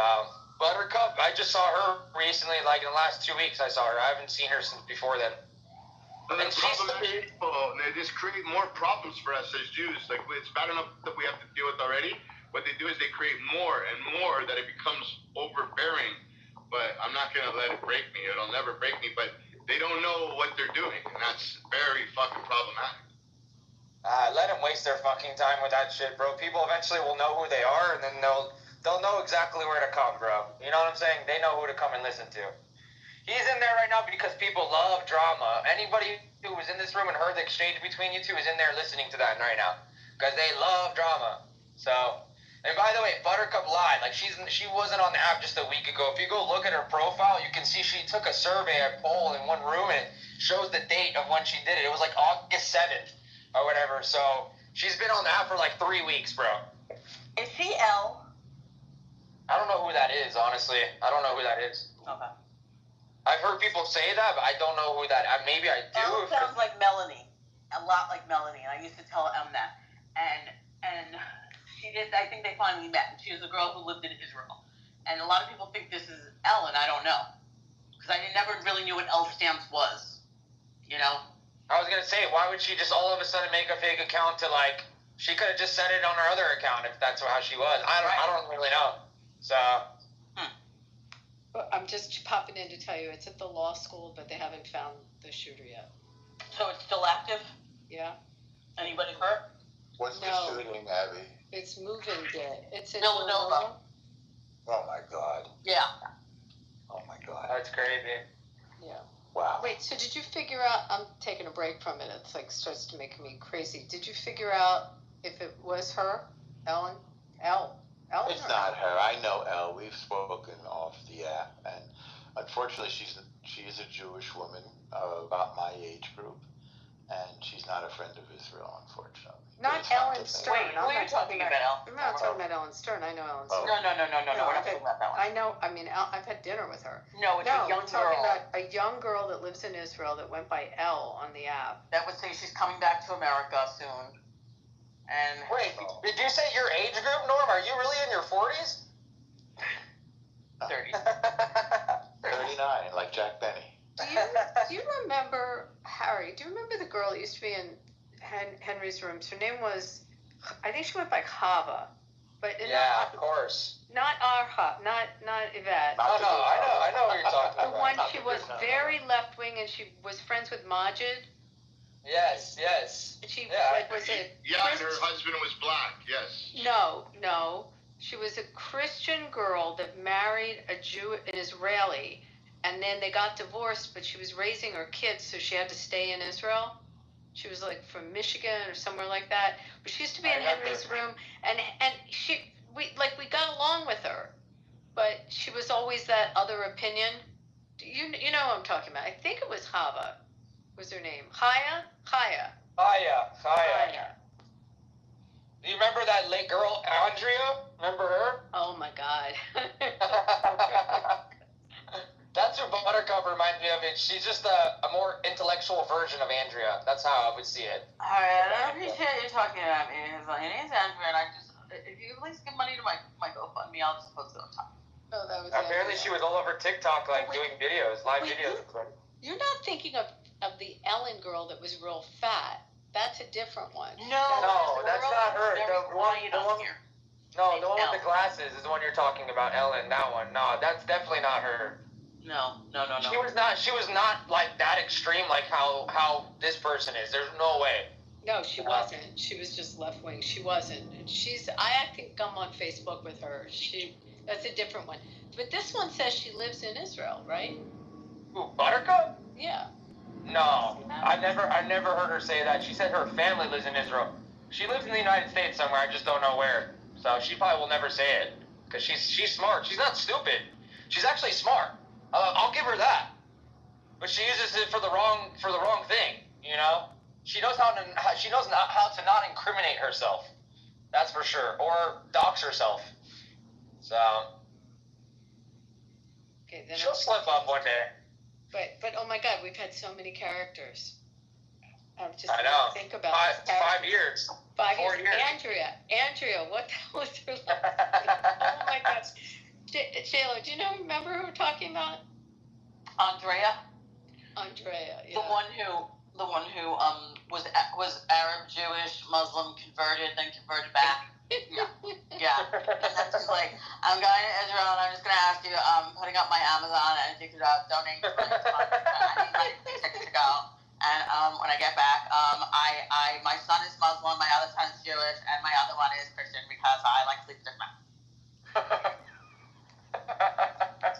She was doing like live videos on TikTok and she would be like eating in the middle of it. Yes, like a big Yeah. That was the first I learned about blocking. I think I was the first person I ever blocked on the app. That's hilarious. And then she got blackballed on TikTok also. And we'd have sightings. Then before he became Zadie, when he first went under his own account, it was Henry. Like we'd have sightings of her. And then we had a WhatsApp group, and there'd be like a message. She was sighted in a room. I mean, that was crazy. She was probably the worst. Who, Andrea? Yeah, in those days. Kirsten Cockadoodle-Doo, whatever the hell her name was. Yeah, whatever. And then someone came in here and they're like, I felt so bad for her. I donated to her GoFund. I bought her some stuff, and then she freaking kicked me out of her room on TikTok. I'm like, oh my God, you donated to that? Okay, whatever. I give up.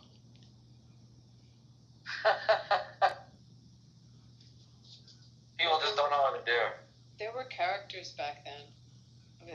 But the other, so there was the Ellen, she went to college, the heavyset one. I'm going to say that because she's really, if you've seen pictures of her recently, she went to college in Canada, but she was American.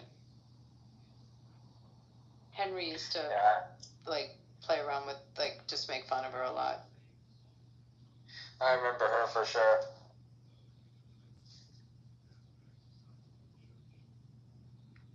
There's other people, just can't remember everybody. So many of them. Crazy 4 years. Crazy, right? But I think Andrea had something else. She had, maybe it was YouTube or she appeared somewhere else. I think it was Twitter. Yes, I think it was Twitter. I think we pretty sure. I gotta remember. I'm gonna go back. watch this a little bit. I'll come back in. But so far, what I'm seeing on the news, they've not caught the shooter. Wow, that's crazy. Move-in day for the parents. Can you imagine moving your kid into college and this happens? Yeah, that's insane. There was just one like in FSU like 3 or 4 months ago. So, yeah, scary times. You still happy? Oh, she left. Okay. I just took my son in the pool, and I go in the pool, and then he poops. In the pool? Well, we got him out. We heard the noise, and we got him out. So he didn't poop at the pool? Kind of. You know, he has this special thing to wear in there. But it was like the second I went in to go help him, it's the second we all had to get out of the pool.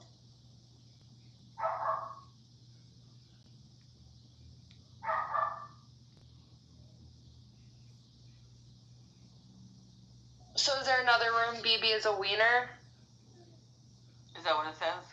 And is Julian saying, did someone say that Buttercup is L? Is that it? No, I don't think she is. I don't think so. Really? She sounds like her, but I don't think it's her. But you know which Elle I'm talking about? Yeah. I don't know. I don't know. I don't think it's her. That has to be her. Yeah, that's her. I've been thinking it's her since. Yeah, that's her. So why did she recreate her whole invention of why did she just come back as Elle?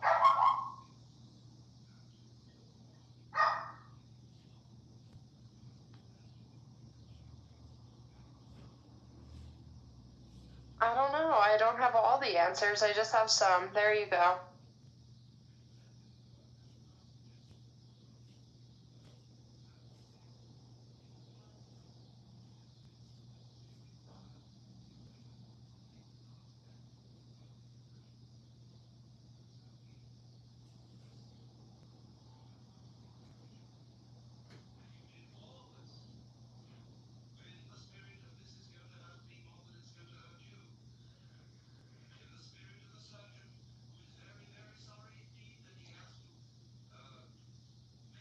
I was just gonna shoot out her name and go, "Hey, Elle, question for you."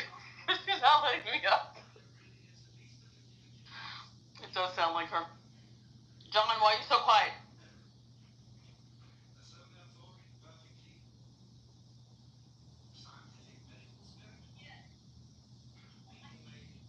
I'm probably gonna get off here soon. Yeah, Anyway. let's end it. Let's end it. Yeah, no one's here. They don't give a shit about this. I'm ending. BB, we're gonna end the room, I think. Yeah. There's a whole room my of that. pressure's through the roof right now. But I just went in there. Oh man, that girl Sarah that's been sitting in our room too. Boom, right away attacked me. But I gotta watch out for these people. I don't really pay attention to them. Sarah with the you know that one with the PTR that has like a statue of a head and then there's like a puzzle on the top? You're wrong. Who cares that he sucked a dick? And why can't he argue with the religion? I'm like, you guys don't see the problem? He's creating a problem. You guys are all problematic. Enigma, you're a scumbag. You said the Torah and the Talmud is vile, and you wouldn't use it to wipe your own ass with. And you guys think you're helping the Jews? You have this vile pig on here. Sarah, you're a pig. You're a scumbag. You need to do some soul searching.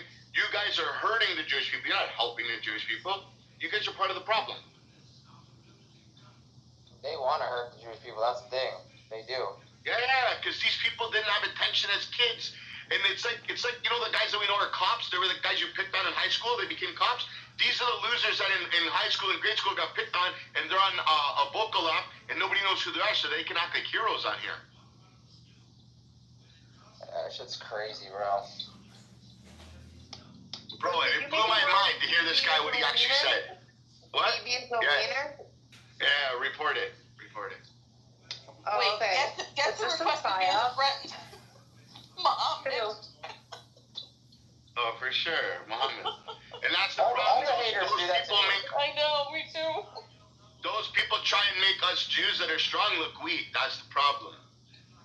I want to separate myself from those people, buddy. But they're just very problematic shit, and they're scum. They don't They don't have a clear vision. They're all lost.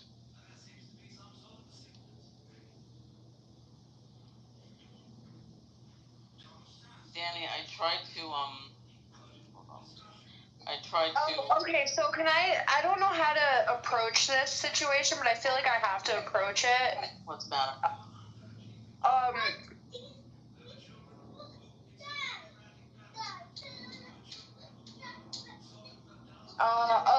I don't even know. Like, I don't even know how to bring it up, or like, Just spit it out, man. I'm messaging you, okay, about it, because it's like, and yeah, I think, yeah.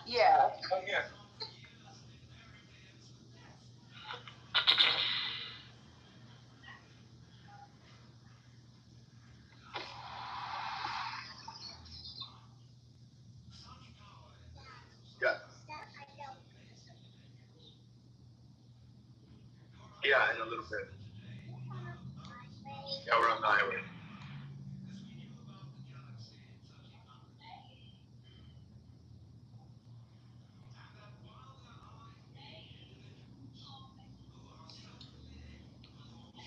Wait, I'm so lost in the side chat. She's not Ella. Okay.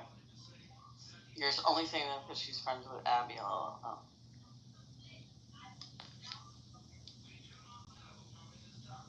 And you're a gaslighter too, Julian. You're a scumbag. Julian's the biggest gaslighter on the app, bro. That's the problem with these people. They're bored. You can have like a guy like Gabriel. He sits there, he listens, and he gives like, a thumbs up 100. He doesn't add fuel to the fire. You got Julian, fence sitter, constantly starting fires. Constantly. These people are problematic. Yeah, haven't you noticed he goes in and out of rooms and he just stays there and he tries to find out what the drama is and then he thinks he knows everything in the chat, this guy.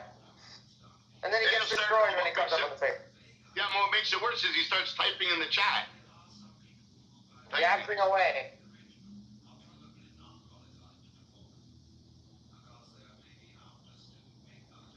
Nah, don't compare yourself to Gabriel. We already know you're a sperm burper, bro.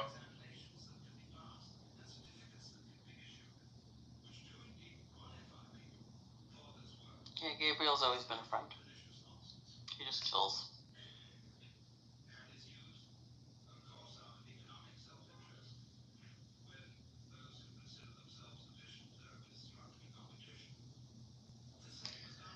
Yes, Veronica, what can we do for you? Hey everyone, I'm sorry. He want to marry with someone, the white people. I introduce his face. Thank you. Wow, amazing. Thank you. Yeah, so beautiful man.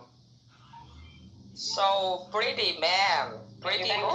Introduce the face to us again? Yeah, his face is very beautiful with cry. Wow, thank you. Thank you for the compliment. You're welcome. Always. You're welcome. This is very normal for Asian area. Okay? How do I say thank you in Hindi? No. I'm a Japanese. You're Japanese? I'm Japanese. Can you speak Japanese to us? もちろん私は日本語がペラペラですけれども、何か質問でもしていただけますでしょうか? Wow, amazing. So I need to say to you, the white people or the European people or American political people, this type of man is very poor, okay? The education in India, you can search, investigate. Okay, thank you. Why you want to say that, Jay? Because yeah, Jay, why you want to... Hey, Jay, why you are saying that to me? I'm so stranger to you.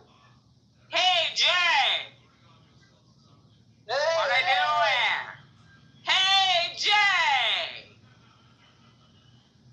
Konnichiwa. woman. Okay, woman is woman. You have pussy. That's all. Thank you very much. Come again. Thank you.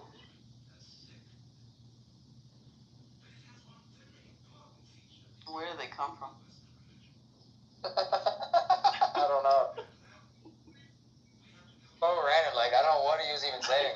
Like, how do they find it? You have white face from European. Right. I eat Africa.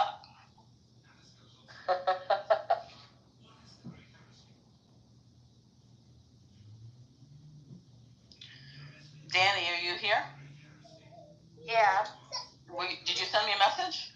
I'm trying to figure out how to approach it because it's very out there. It's very like, and I'm trying to figure it out. And he's just screaming and like, Do you want me to end the room and do you want to talk to me and Harry privately? No, it's not even I shouldn't tell Harry. It's just like, Okay. I gotcha. It's something confidential.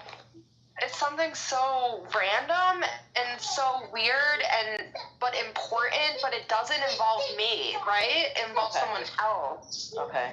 And I'm trying to figure out how to approach it or what it means, right? And yeah. Okay. I don't know what you're talking about, but okay. Sounds good. I'm ready to listen. I don't know. No, I mean, ready to read if you want. If it's not for the room, don't share it with the room. Definitely not. Yeah.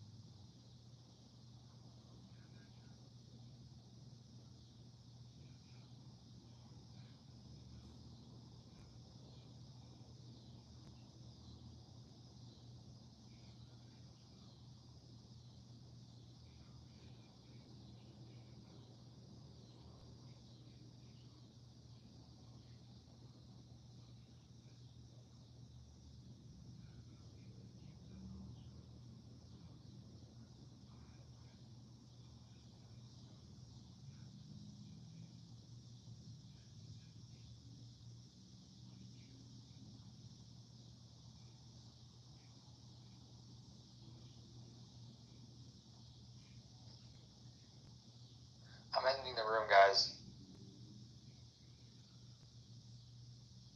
Sammy, have a good night, bro. Talk with you later if I see you in another room. Good talking with you today, bro.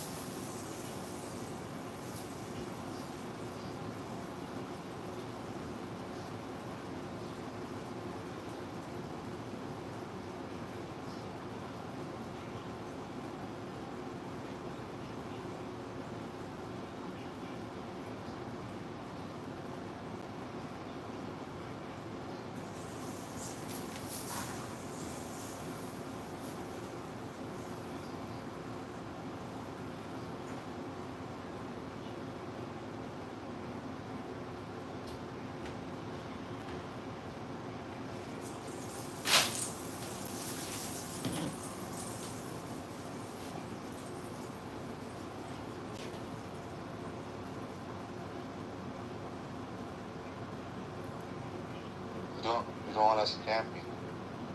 Of course not. Se mies se kiridi non parodi. You don't that? Weak point, and seems like you might disagree with me, is that is one of trust. I understand that we're more complex. We have all sorts of different people, but I do think that if we wish to endure, we have to relearn the art of trust. Not just in the laws or the leaders, but we really have to learn to trust one another. So I think simple things like neighborhood volunteering, making it mandatory that twice a month that the parents of kids in classrooms meet with the teacher. And that's going to solve the problems which we're discussing today, or are you trying to bring up an issue that has nothing to do with the topic at a time when we are short on time and there are a lot of people trying to still speak? Well, I think this is a fundamental problem. But you can disagree. Okay, I'm not disagreeing that it's not a problem, but I am disagreeing that it is has anything to do with the topic at hand, and so I'm going to abruptly, and I don't mean to be mean-spirited about this, move along to the next caller who I know will take us right back to the topic. Barbie. Oh dear. Too much pressure. Much pressure, yes. Goodness. Well, my reaction is, how bad do we want to serve our proposal? Are we willing to do what it takes? But you I think did make rather insulting remarks. And actually, isn't that far from what Pure was saying, in the sense that I believe, just like in this room, we can listen to each other and get on each other's nerves, but there are definitely people here from various viewpoints, and the prerequisite is actually to show up. I do actually believe that our country is a really big, massive, dysfunctional family, and you really have to take a decision. I can say a personal example, there are people very, very, very close to me. I disagree, like, really strongly on certain issues. These are not people I can go no contact with, nor do I want to go no contact with them. And so, what does that do? I made a choice that forces me to actually recognize that there's a reason why they even I have to listen and find out what you actually, what is your worldview? Why do you think this way? It makes no sense to me, but I do know who you are as a person. I know you're a good person. So why do you think the way you think? And it really forces that conversation. And so I think that the Republic can be saved, but there really does have to be that ability to recognize that other people have a different perspective. I'm not saying it's whataboutism or that it's all equal and both sides are all the same all the time, not at all. But the truth is, there is a reason why other people disagree with us, and I really do fundamentally believe to recognize that might help us. That's a little bit idealistic, I realize. So putting feet to that and making that happen, that actually involves voting. It involves having conversations with people that are not shouting matches and doing our best to convince them.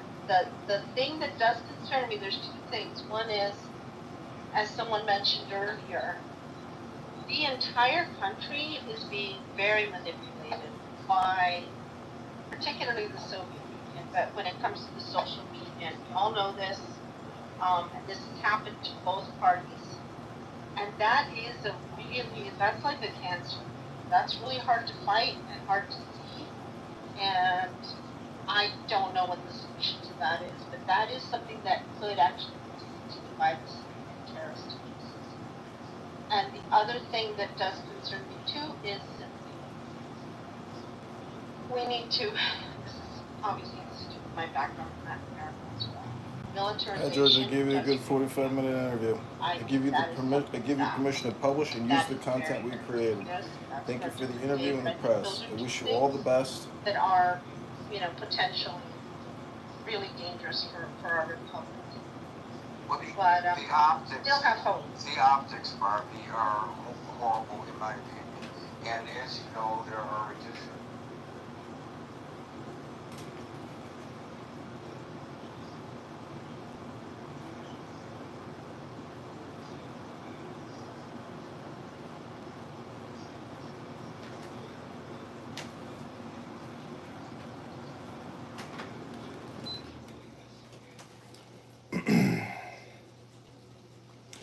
Hey everybody, this is candidate Congressman John Kitover at johnforcongress.com. I want to show you George Diehart. I've been having a never-ending back and forth with George. He runs prairiestatereport.com. His Instagram or his X account is George Diehart.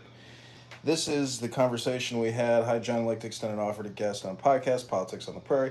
Most recent guests include Senate candidate John Goodman, 1st Congressional District candidate McChristine Maxwell, and we're about to drop an interview with P. Ray Easley.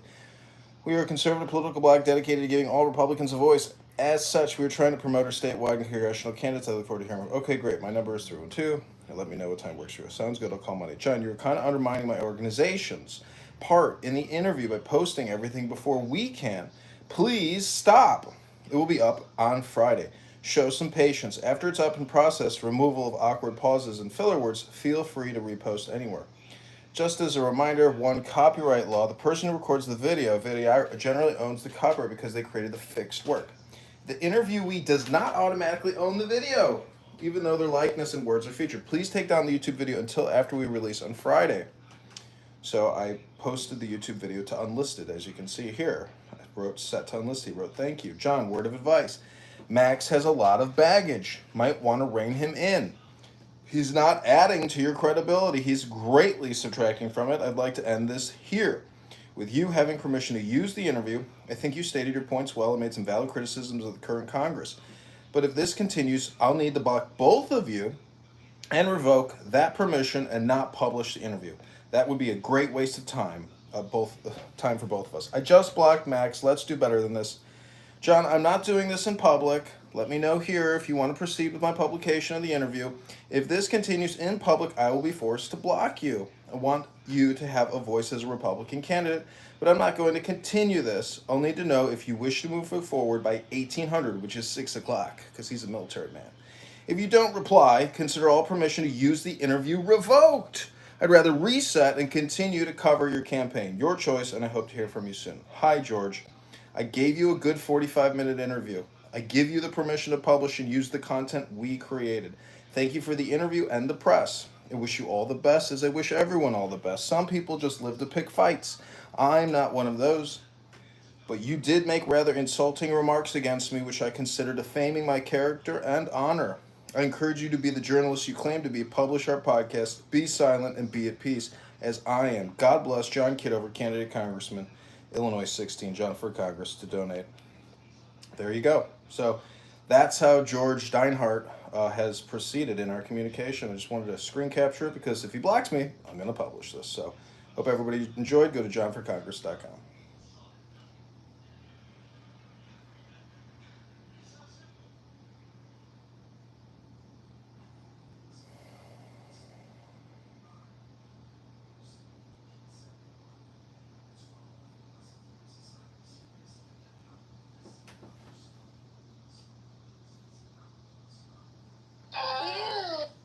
Disturbed by that. Thank you.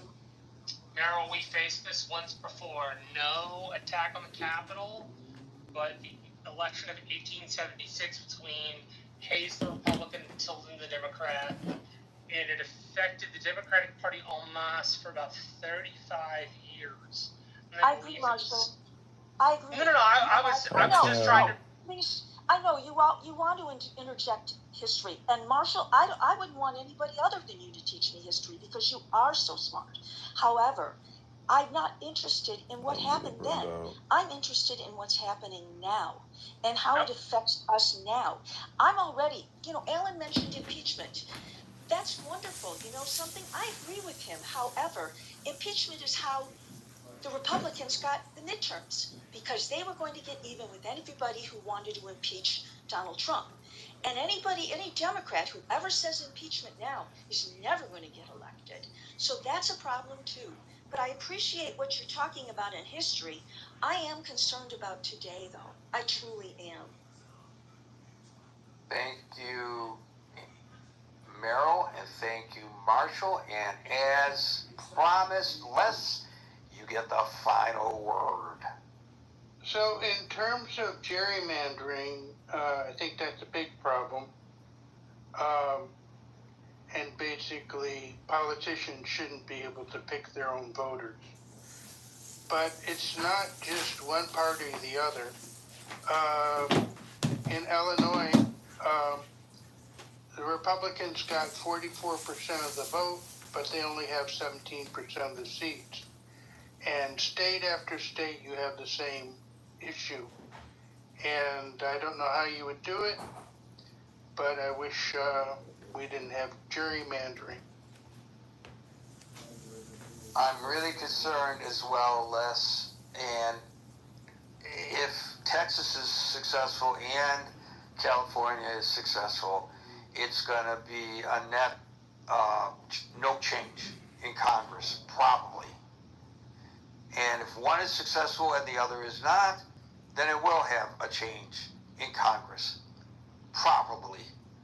And if neither of them are successful, it's not going to have an effect either way, except we're going to have people threatened with being arrested for not showing up for a quorum or something like that. It's really, all of this is very unseemly. Nobody said democracies or republics are clean. It's a very difficult path that we take. I guess if we had a supreme leader, we might not like the edicts of the supreme leader. We might not like how the supreme leader forces us to bend to his or her will, to their personal benefit, but it's cleaner. And we wouldn't have these kinds of forums where we argue with one another or discuss different viewpoints because the supreme leader wouldn't allow it, and we would just have to accept that. Surely, no matter where one stands with regard to what's going on in the executive branch today and in the legislative branch today and the Supreme Court branch today, I don't think we want that kind of cleanliness at the expense of the loss of our freedom to dissent. And there is a real danger, I think, in the direction in which we're going now. The people are being shut down for their dissent. And I think we have to be very cognizant of that.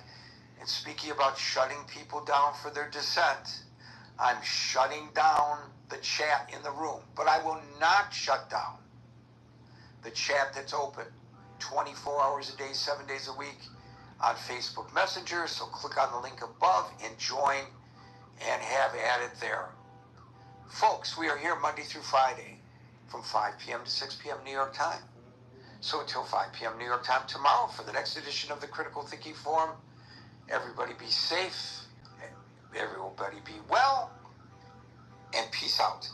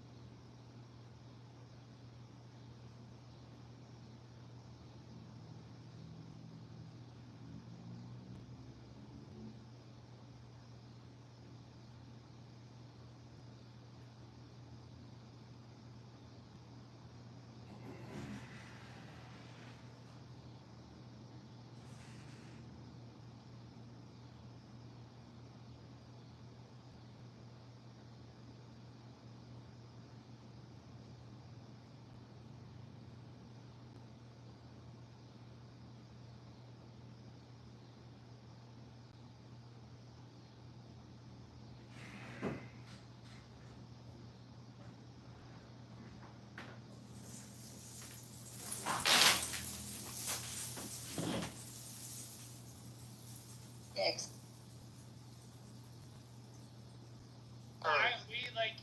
We save the strays. I feed 8 strays every day. I don't like it because it's. Wait a second. It's Wait a second, Rankin. No, I'm not gonna bullshit you. He fattens them up and then he hunts them. No. Marshall. Wait, so you hunt for food? You hunt for food? Yeah, ever since I was a kid. Mostly hogs. You can turn them into great tamales, and it's one of the 2 animals in Texas you don't have to have a hunting license for, right? If you're gonna go hunt rabbit, if you're on a big piece of land, you don't need to tell anybody, but most of the time, you actually have to get a license to hunt rabbit. So, I'll hunt deer. Most of what I do these days is bring friends out, but if I like wild turkey, it makes, great turkey stew. So, you can catch me during spring and winter turkey season, and I'm, a fairly big fan of that. Also, you know that turkeys have been designated the stupidest animals on the planet. You know that, right? I don't know, but they're stupid and they can fly 35 feet. It's ridiculous. So you bow hunt? Do you use a muzzleloader? What do you do? Bow hunt? No, I'm not that good enough. I have a bow, but I'm really not that good enough. I use a 223 or I use a shotgun with turkey load. But I have to borrow somebody's 870 model Remington shotgun in order to get the 3.5-inch shells in the damn thing. Okay. Yeah, I'm not good at muzzleloader. I've tried a lot. I'm just not good at it. Muzzleloader is fun. It takes some talent. It takes some. Okay, listen. We'll have the redneck conversation later with you and Hillary. Let me get my reset. You wish you could hang at the deer lease with us. Come on now. Hell no. Healthy debates, guys. If being nice is free, why is it so hard? We have a poll up. You're on Clubhouse to make real friends. The car crashes. Business networking. I have no life. Let me say hello to James, Woo, Mia. How you doing, Mia? Para, how you doing?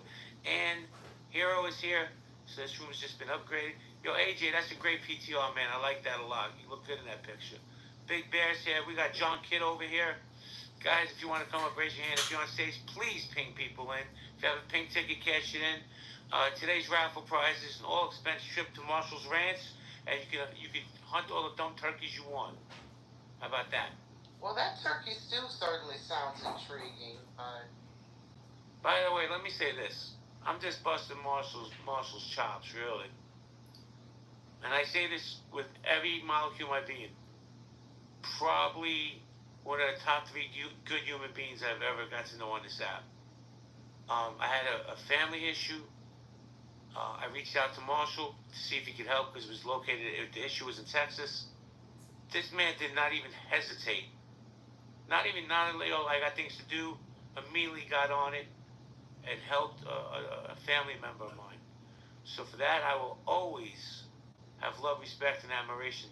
Marshall's the epitome of in my opinion, what a man is. He stood up when we needed him to stand up. So Marshall, I thank you for that, man. Really. Thanks, Jay. I consider you the same sort of friend. You're somebody I can confide in, and I really appreciate it. Thank you. C-Light, what's good, man? Julie, how you doing? Keith, how you doing? Mike, I like the PTR, man. What's the dog's name? Her name was Fergie, but she passed away last year. I have a new one that looks just like her. He's a boy, though. But she was Fergie, now I have a Franklin. What's a proper name for dogs? Franklin. Yeah, I adopted him, and that was his name, and I thought it was cool, so I didn't change it. Plus, Fergie was... We named her Fergie, and I just liked it. It was another F dog. Well, if you guys go through my PTRs on here, because I don't know how to change it again, you get to see Enzo. He's a 9-month-old Shih Tzu. He has quickly taken over my house and my life, but I couldn't imagine my life without him. That's my man, Enzo. Yeah, you have was it Lopsa also? He's a Shih Tzu. Oh, Shih Tzu, that's right. Yep. That's right. I saw a picture.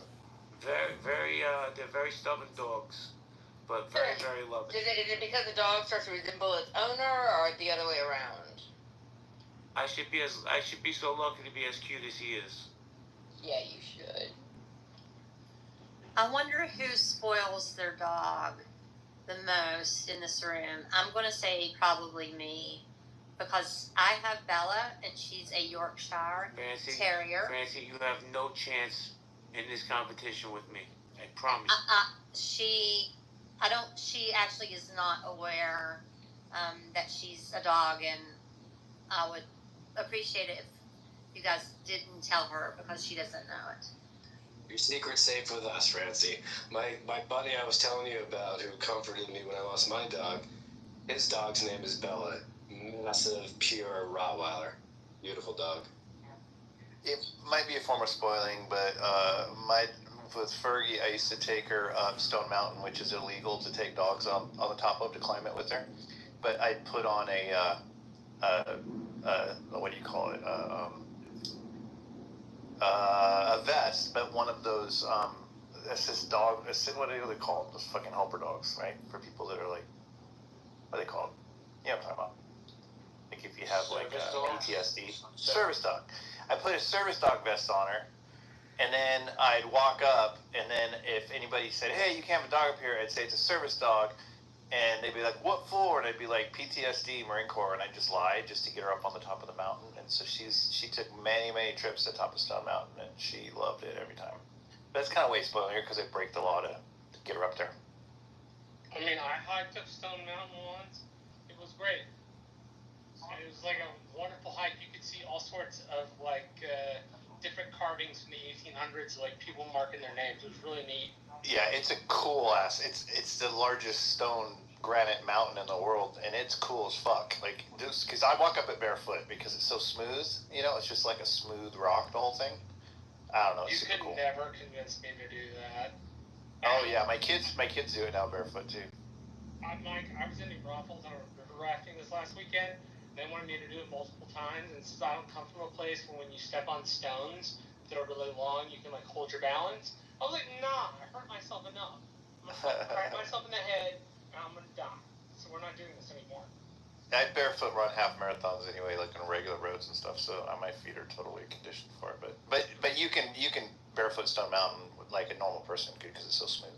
Anyway, my mom gave me a sign 2 Christmases ago. It says, "Be kind. It doesn't cost you anything." 100%. I don't know. Listen, I don't trust people that don't like dogs, right? Speaking of you, Donald Trump, he don't like dogs. That's why there's no dogs in the White House. Yep. Putin likes dogs, though. Putin likes dogs. Allegedly, Putin loves dogs. Yeah, and Trump is his dog. Do you know? Have you seen stories about Putin bringing his dog to scare Angela Merkel when he would meet her? He would terrify her with his fucking dog on purpose. Putin likes him for a whole nother dark reason. Well, yeah, dude, he's fucking Vladimir Putin. You know his diminutive in Russian is Volodya, which is just like a really weird fucking name. Like, Volodya, what are you doing? Or Vladimir, which is like a traditional Russian name and shit. Like, I always thought Volodya was really funny. They use it in the death of Alexander Litvinenko, which quotes a dude named Berezovsky. Alexander Litvinenko was a dude who worked for the domestic security branch of the Russian Secret Service, decided to turn and come to the West, and was poisoned with what's known as polonium-210. The only supply of polonium-210 in the entire world is Russia. Wait a second, Marshall. Was that the guy that was stuck with the umbrella? Yeah. Yeah. No. You're thinking of a different dude in the 70s. Alexander Litvinenko was in the early 2000s, and he was poisoned due to tea shop. And this would have been 10 years before the Russians used Novichok on those scientists in the UK, when they went after Boris Berezovsky, who was an oligarch that hung his ass. Well, let me rephrase this. I think they hung his ass. You listen to stories about him, he fell afoul of the Kremlin, and they found him hung in his bathroom. And the impression you get of Berezovsky in books is this impression of a really gregarious dude who's not about to throw his life away. And so, like, it seems to me like the Russians might have assassinated him. That's a guess on my part. I shouldn't state that as a fact. Well, I'll say this. Don't go near windows if you say something bad about Putin, because those people get thrown out quick in Russia. The great Nicholas, how you doing? I'm sorry, Max, you want to say something? Oh no, I was just laughing, and I just wanted to introduce my pup Soleil. She's in my PTR. It only took me about 10 minutes to change it. Aww, What kind that's of a dog? cute dog. Chihuahua. Oh, nice. I've got an Akita Shepherd mix. I found her when I was a truck broker about a decade ago. And she's just like the cutest little thing. Here's some good advice for the ladies in the audience. If you're in the mood, in the dating, you need to date. Make sure you choose a man who loves dogs. It works every time. I mean, if you are going out with a guy who does not like your dog or doesn't like dogs, just throw the towel in. And hey, Francie, but what happens if the dog don't like the date? That says a lot about the date, right? I chose my husband because he loves dogs. Like, I think men who love dogs, it just shows you so much about their character and their soft side. And yeah, I adore men who love dogs. It's like, it's hot, isn't it, ladies? Nah, it's hot. No, yeah, my ex didn't like dogs, and that, now part of the reason why he's an ex. Yeah, you're right, JB. I don't trust people that don't like dogs. I question it, man. I don't know how you could not like them. You could be afraid of them, I think. But if you don't like them, if you're not afraid of them and you don't like them, that's fucked up. But here's the thing. I got you, Nicholas. Give me a second. I wasn't kidding when I said to Francie, what happens if you go to somebody's house and their dog don't like you? That says a lot about you. Dogs have that instinct, man. They know good people. Oh, yes, absolutely. I had a Roddy, and somebody was talking about a Bella. Somebody has a Bella Roddy. But she was, like, so sweet to everybody. But if someone came to the door that was bad, like, we would know it. And I didn't need a security system with her. I love Roddies. What's up, the great Nicholas? Yeah, so what's up, everyone? The great JB and everyone else. So being nice is free. Why is it so hard? So I used to think like being nice is all great. Everyone should be nice. And then at a certain point, I was like, fuck that. Being nice a lot of times just means suppressing what you really feel, either turning into passive aggressive behavior instead of just addressing problems head on. I think a lot of times it breeds a lack of authenticity as people try to fake nice play. Therefore, I was just like, a long while ago, I was like, fuck them, fuck their feelings. I'm just going to be myself, and if they have a problem with it, that's for them and their therapist. Do you think that nice and kind mean different things? No right answer, obviously. Just like, I'm curious. They don't mean the same thing, right? So, if you were looking for somebody to be nice, what would you be looking for? Like, I got my list on that. Like, one of my things is like, it's about history. If I can get somebody who's like, okay, that's not a deficit, like, I tend to like that person quite a lot. I mean, the difference is, one right? of those things for you? Kindness is more like intentional, right? Like people doing things or acting in a certain manner to be kind. Like nice people, a lot of times it can be covert manipulation. In other instances, it can just be outright fake and dishonesty when you're trying to suppress or avoid conflict. Therefore, I think being nice is highly overrated. Wait, but mother, what about people that are legitimately nice? Just, it comes natural. It's the way they are. They have absolutely no bitterness. My wife is literally absolutely no bitterness. Genuinely the kindest person I've ever met. She has a sticker on her car that says kindness matters. And if people are not kind to her, she just goes, oh, like it just like it she doesn't get mad. She just it hurts, it breaks her heart. You can see it in her eyes. Disappointing. Well, let me. It's disappointing. Let me say this. Let me just say this real quick. But how do you tell? Like when you just said what you just said, I swear to God, I looked at the screen. I'm like, damn, he just described Francie, because Francie's like the nicest lady. You're never gonna get her to come off her niceness, which could be a detriment, right? If you're too nice, people take advantage. But okay, Nicholas, what are you gonna? Yeah, I think a lot of times, and not, Mike, I will say this with like, let me back up and say I'm not trying to talk shit about your wife, but I feel like a lot of times people who are constantly trying to label themselves as being nice or being friendly are covert manipulators. They're usually trying to get some type of response or some type of social capital or something out of people, and therefore that is why that's their default operating method.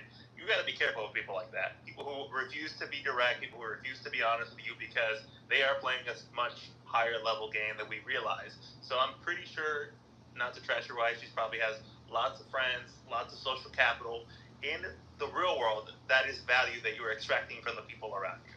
Dude, it's completely, it doesn't apply to her at all. Not at all. I mean, she has very limited amounts of friends. She couldn't care less about being popular.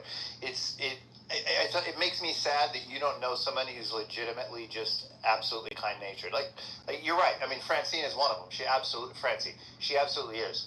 But there are people like that, and I agree. There's plenty of people that are nice to get things out of you, narcissists, things like that. They fake it. But if you can't tell the if you think none of them are legit, then that means you can't tell the difference, and I think that's kind of sad. Yeah. Hold on a second. Let me just say this, man, because I think he's saying something that's going over everybody's head. At least I'm pointing it out. That this man could be married to this woman after 27 years or whatever the number is, and still say what he's saying. Yo, Mike, you're a real one, man. I got a lot of respect for you. Well, I'll admit that. I mean, I'll act nice to get something. That's not her. In fact, I went through this stage part of my life in my 40s where I started smoking weed. My wife hated. She hated it. My kids hated it. Everybody fucking hated it. I tried to hide it, but they could smell it. It just sucked. It was a stupid idea. But I got kind of hooked on it, and I started getting real paranoid and anxiety a lot when I would do it. And I started nitpicking things she would say that were nice, and I started questioning on it. I kind of acted like you're acting now, mother, a lot to her. And there was nothing more frustrating than her, because she's like, you're acting like I'm not who I am. It's killing me. I don't understand. You need to stop treating me this way. You know better about me. Blah blah. And when I became sober and I got off and all that, and I got better, it was I realized it. I was like, oh my God, I really was questioning her innate natural goodness, and it was the most evil thing I could have done. It was just abusive. It was horrible. And so I know I'm not that person, and I know that she surrounds herself with very limited people, but they are just as kind as her, because otherwise she just doesn't find an attraction to them. If they're not genuine, then she can tell the difference. It's like a dog. A dog can tell the difference if you treat them nice or not. They can tell. It's like an energy thing, kind of. I mean, more than anything. So I don't want to send to your wife because I feel like an asshole. Yeah, but part of me is also thinking she's your wife, and how are you really going to have a clear analysis? Maybe she's just so good at manipulating you that you don't even know it. Dude, right? There are plenty of spouses who wish you knew the difference. Manipulate their significant other to do exactly what they want and control them in passive ways. This is very common. I don't want to gaslight you, but you've been hurt, mother. I mean, I don't know what it is, but somebody broke your heart or some shit. If you can't tell the difference, woof. Wait a second. Don't get mad because I'm right. Your wife could be fake as hell. Well, maybe she's not, but maybe she's just one of the good ones. But I'll tell you what, Mike shared a story with me, Mike, and I'm not doxing you. So Mike was listening to my room, I think it was 2 days ago. And he falls asleep because, this is what some of us do. Because I'm so boring, they fall asleep. Well, his wife walks into the bedroom and she hears me yell at somebody, say, I hope you get a yeast infection in your mouth. Oh. And she's like, who is this dude and why is he saying these? She comes in and she goes, my wife is, like I said, she's so kind. She never says anything that's mean, right? And she just goes, I hope you get a yeast infection in your mouth. And the way she said it was hysterical, because I've never heard her saying it in my life. And I'd fallen asleep, and I'm like, where the hell did that come from? She goes, I don't know. Whoever was on your phone just said that. And I was like, that's JB. And then I started listening, and I realized, and she goes, the funniest thing is, he goes, I hope you get a yeast infection in your mouth. And then immediately he goes, next. And he was nice to the next person. And I said, yeah, that's JB, because he wouldn't usually say that anyway, but if he did, he would get over it real fast. And she's like, yeah, so she actually really liked you, even though you said it, and because she cracked up. She thought it was funny how you just reset yourself immediately. Bro, let me tell you something. I've been cracking up since you told me that story, because I can see you lying there with the phone on your chest as she's walking in. Oh yeah, that's all she heard. And then she said it she said it like mockingly, but then she's like, what is that? And she goes, I could not listen to people talk like that. Oh, Brooklyn? Did she do Brooklyn accent, Mike? Sure, it was fun. I don't know. But she's like, I don't think I could not listen to people like talk to people like that. And I'm like, oh, it's like entertaining. And she's like, it's not for me. You know what I mean? Like she wouldn't even be around it. She just wouldn't enjoy it, honestly. But it was just hysterical because I told her all about you, and I told her the shit you were going through at the time with who the fuck was it, Pepe, and I told her what a dirtbag, racist asshole Pepe is, and so she learned a lot about my my clubhouse friends. Did you say anything else? Did you say anything about Jane? Hold on. Francie, give me a second. Let me say hello to Janie real quick. Janie was good. I like your PTR. Thank you, JB. Well, why would he say something about me? Mother, obviously not. We barely know each other. No, I was joking, Jane. I'm sorry. Oh, okay, yeah. Well, I'm a little hyper because I heard your energy when I came in. So, JB, I don't know the answer to the my answer to your room question isn't so important, but I love that exchange with you and Mike. Would you consider that content, JB? You know, like Pepe's one of his big complaints about you. He doesn't even have content, and like he doesn't understand conversation between humans is actually. I didn't answer why I'm on Clubhouse, but that's hysterical. There's so much that has stuck with me from that episode, JB. That it's unbelievable, really. Oh no, it's so manufactured. I'll say this. I'm gonna leave. I don't know why we're talking about Pepe here, because honestly, I really don't want to get involved in this stuff. It's low, like that. I agree with this lady that just said this, because every time you bring up this whole like disaster in Clubhouse, I don't want to hear about it. I want to live my life like moving forward. You know, these are things that I don't want to be around or associated with. I'm just letting you know, JB, because it's really kind of embarrassing, and you also have to look at that from that perspective too, because you want to be constructive and move forward in life in a good way. So I'm just giving you 2 cents, and I'm leaving, but I mean that. The more you carry it on and all this shit, it's all noise, and it's not real life. Hey, see, hold on. Before you leave, let me just say this. Oh, she left. His name was. I'm taking the feedback. Hold on. His name. Hold on. Every time she comes up here, it's just weird. That chick is neurotic as hell, dude. I mean, nobody brought. One gentleman mentioned Pepe's name briefly. Nobody else has brought. And it was a lighthearted story. I get it. I mean, I get that I brought him up, but it was more. You gotta take the whole thing in a picture. Like we've been having a really good conversation. It's bizarre. That's that weirdo shit I be talking about on the app. She came up here to start some shit. Nobody else did. Also, like, I'm in rooms with her all the time. Like, they crash out in those rooms constantly. What are we talking about? Like, Pepe is not the only place where people people crash out. Like, those rooms crash out every day. Well, you know what? There was a valid point that was just made by Jane in terms of this word content. That was one of those words. Madison, what is content? It's bullshit, is what it is. They actually think that it takes talent to provoke arguments. What the fuck is that? It's nothing. It takes zero to spew vitriol. I mean, I go back to Howard Stern, okay? I never thought he had talent either. Him, Wendy Williams, all of the shock jocks, Tom Leykis, all of them, Rush Limbaugh, who just talk a bunch of shit to get everybody all up in arms about something, and it's all negative. It doesn't take anything to do that when you crack open a mic. They're not professional. They're not talented. And Clubhouse is just I don't know. I don't even want to say that. Hey, Madison, you know what takes talent? To cultivate a conversation about kindness. How about that? Hell Let's have yeah. a conversation about kindness. Because on this app, there's very little of that, and in this world, there's even less. So That's it. Hold on. I want Francie to go because she's been patiently waiting. Yeah, Francie. Actually, that's exactly what I was waiting to say. Is there is a never mistake kindness for weakness, right? So people think I'm kind, and I am, and I prefer to be kind. But if I'm pushed, or if you mess with somebody I love, it's not going to end well for you. So it's don't think that I'm weak. Yeah, absolutely. There's a strength. There's an innate strength to it. It's just a quiet strength. So, JB, I know this isn't an option on the poll. It says you're on Clubhouse.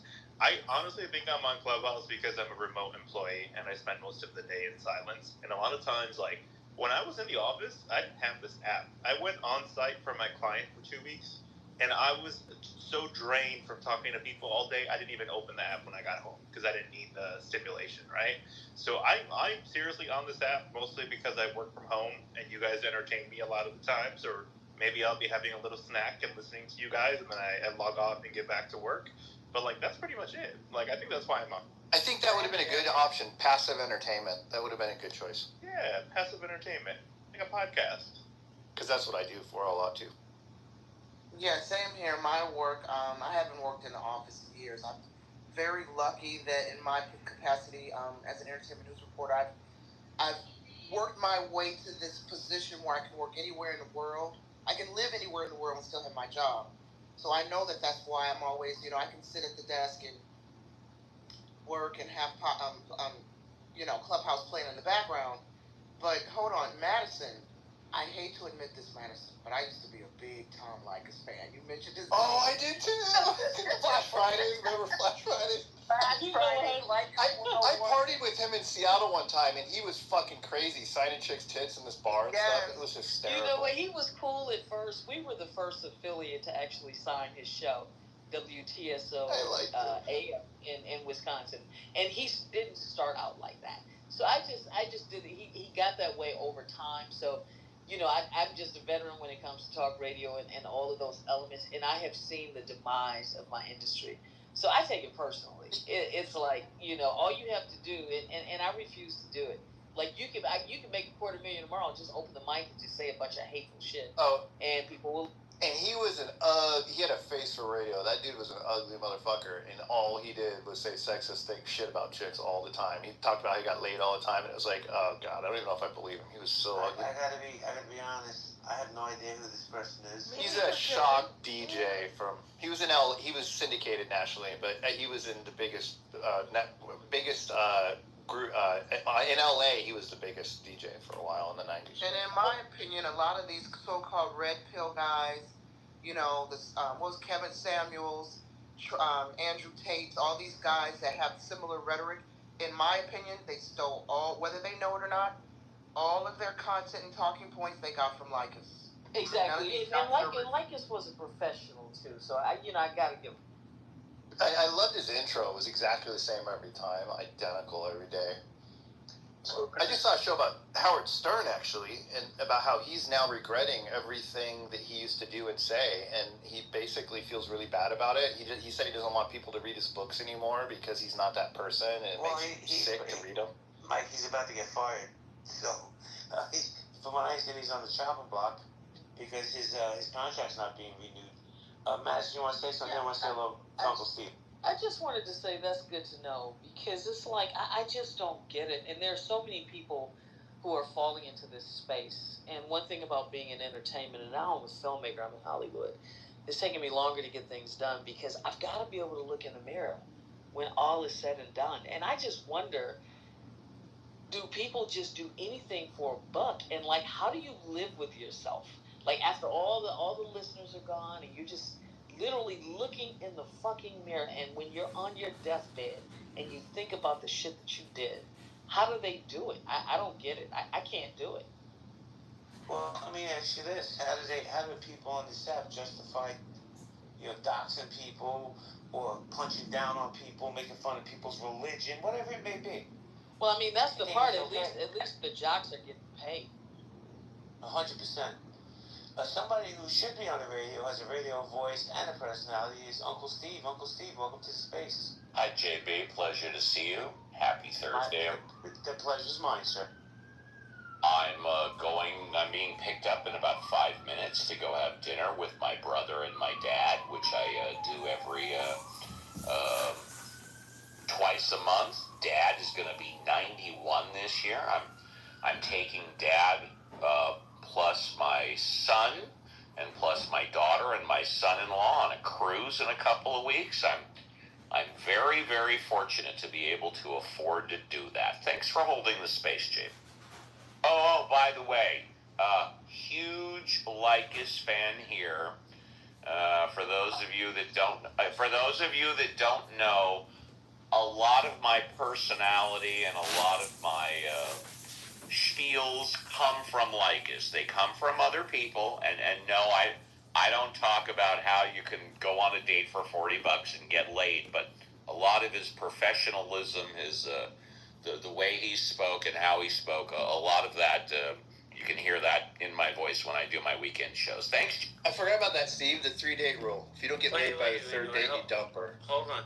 What's this guy's name? What's his first name? Yeah, we got Leykis. His last name is Leykis. No, but what's his first name? Tom.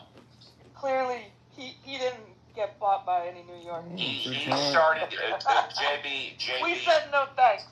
JB, he started off the first 15, 20 years basically doing politics and current events, but then he switched to teaching men how to get laid for as little money as possible, and teaching women how men think, and he came up with Leykis 101, which was once a week, class was in session, he was Professor Tom, and he brought his students in to teach them how to get laid for as little money as possible. For example, did it work? Jane or somebody just mentioned the 3-date rule, and what Tom said, which is true, and again, this is back 10, 15 years ago. You shouldn't spend more than $40 on a date, and the reason is because there's no difference between spending $40 and $150. It's not going to increase your chances of getting laid. Now, there you go. JB, you asked if it worked. I can tell you this: he's ugly as fuck in real life, and I spent an evening with him, and he just signed chicks' tits all night. So apparently, it must work for him. And he was also married and divorced 4 times. Do you guys remember DTV? Dump That Bitch? What? Lakers fans don't remember that? When guys would call up and complain about their girlfriends, and then Lakers would convince them, well, get your girlfriend on the phone, let's dump her on the air. Oh, I do remember that. Oh, wow. And that's wild because I started with Leykis, and that was 30 years ago when he started in Wisconsin. And he just became something different. Is he still on the air? No, I don't think so. I don't know. No, man, JB, when I lived in LA in the 90s, the mid-90s. No. He went off the air about 5 years ago. He was in the middle of his contract, and they ate his contract, which was over $1 million a year, and he stayed off the air for 3 years, and then at the end of the 5-year period, he opened.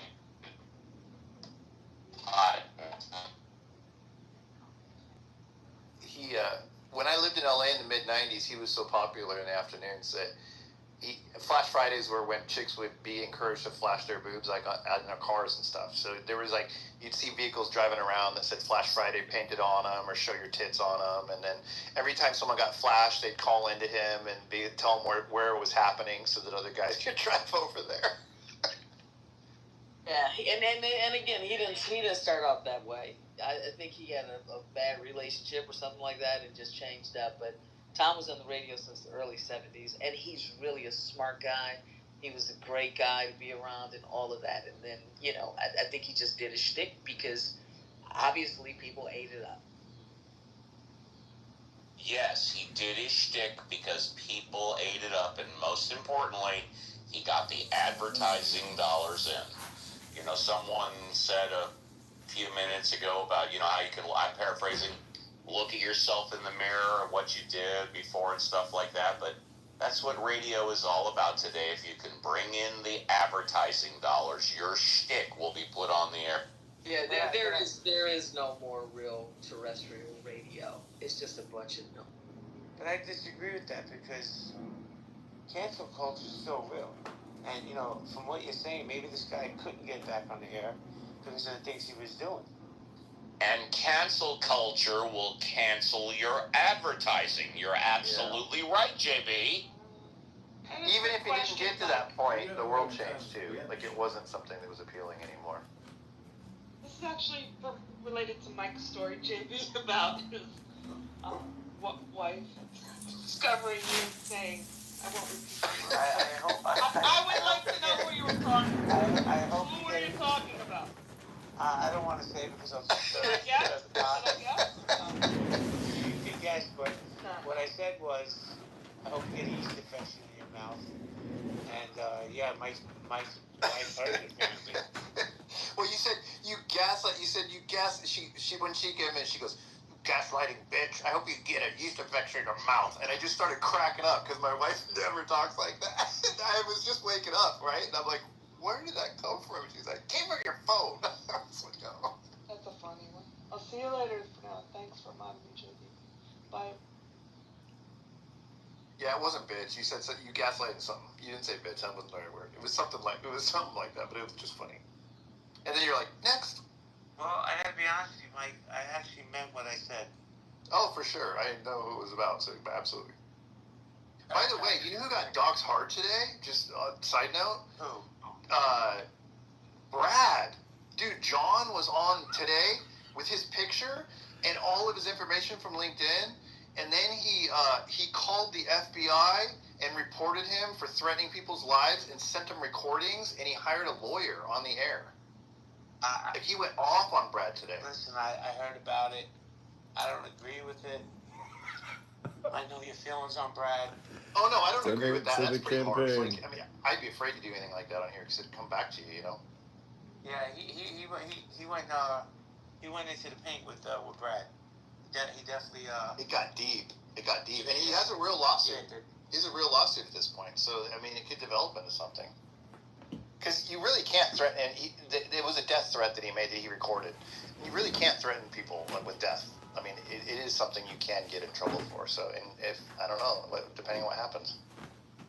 Well, if he really has to record it, and he really did call the FBI or the local police, I would, and I'm just assuming, I'm not getting involved in this conflict, but I would assume Brad's gonna get a knock on that door.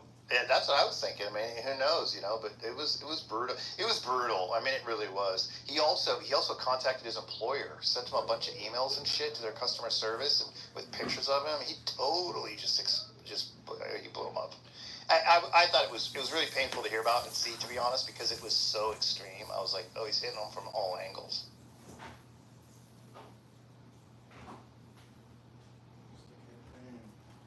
Well, I'm not commenting on that, so I'm going to take it back to the dog conversation. I've learned my lesson. I'm staying out of focus. I don't want to get into it. I was just saying it happened. Really quickly, I meant to say this earlier. You know, so my last dog, her name was Cersei, because I'm really obsessed with the Game of Thrones books, right?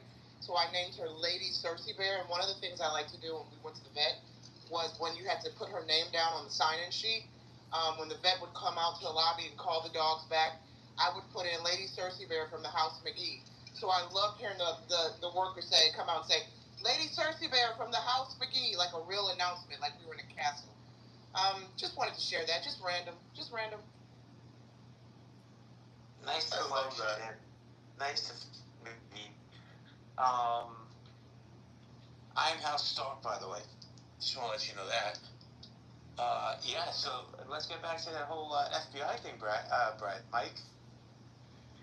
Dude, I don't want to. I mean, I didn't have anything to do with it, obviously, and I wouldn't personally do that. I don't like Brad. I'm not a fan of his, but I just wouldn't do that. I mean, personally, and I just felt like it was the worst doxing ever, to be honest. I mean, even if he didn't do everything he said he did, I mean, what I saw as far as like the LinkedIn and his emails to his work and stuff, and I didn't know where Brad lived either. Like, it turns out he lives a different place than what I thought he lived, which is kind of weird. I was totally wrong about where I thought he lived. I thought he lived up north somewhere, but he doesn't. Or maybe he splits his time or something. I don't know. But anyway, I don't know. It was a lot, dude. It was a lot. Somebody sent me a couple of the clips, and I'm like, I'm glad I'm not involved in this. You know, and as far, you know, listen, you know, we gotta like, somebody like, when that crazy chick C comes to the stage, but she gaslights and runs, I'm gonna let her know the next time she does that shit, I'm just throwing her out and blocking her. I don't give a fuck. I'm not tired of that shit. She is the craziest person on here. I swear to God, she's nuts. Like, I've tried to follow her logic and just listen to her before in other rooms, and no matter what room she goes in, man, she is all over the place. I asked her recently if she's crazy, and she kind of laughed about it, and I said, have you held down, like, relationships with people? Like, are you certifiably nuts? Well, JB, every time she comes up, I'm compelled to put her down because I know what we're going to get. But because technically, you are the host of this show, I follow your lead. So yeah, going forward, I'm always compelled to move her right back down to the audience. So if you decide to boot and block, I support it 100. Yeah, because if you notice, after I made the moves I made over the last 2 days, that room we had this morning, there wasn't one single toxic moment. There was no animosity, and we had a big room. And you know what? It was a great conversation. So for me, now I'm not. You get one chance. That's it, and then you're done. Because I don't need any of these people in my spaces. Anyway, let me say what's up to MG. Hey friends. MG, my favorite. I know. Hey Mike. Hey Moose. JT. What's up, MG? Sorry, I'm driving, so I'm just listening for the time being. It's okay. I like the PTR you had up with the crown. That was kind of nice. Yeah, I saw that too. What was that? It was a bat mitzvah. Yeah, there's a story behind it, but thank you. Anyway, I'm gonna go eat, guys. Nye, Mike, MG, Moose, you guys want to keep it open? You're more than welcome. So I'll come back after I eat. But if not, I'm gonna shut it down. Yeah, shut it down. I'm gonna go eat too. Actually have to go. Yeah, I'm good with shutting it down. Thanks, man. It was fun. All right, guys. I'll open another room a little later. I look forward to all you guys coming by. All right, here I am.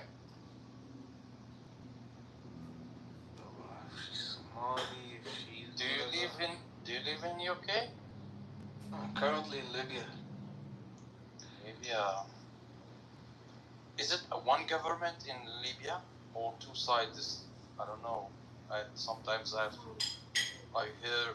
We do have two governments. Three governments? Two. Two.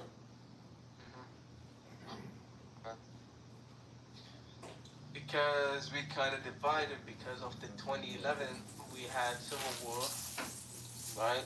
Like I'm not gonna call it revolution. Okay, but internationally, which one is official? The West one.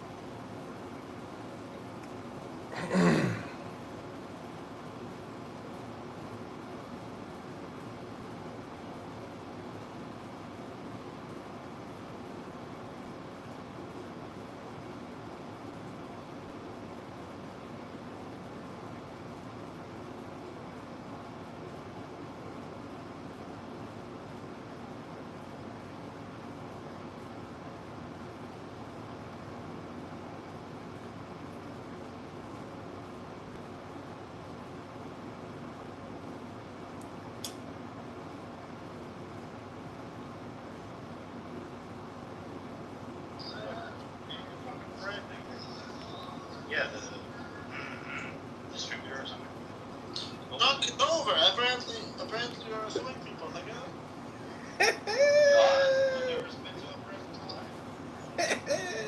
It's your lawsuit won't land. Irish.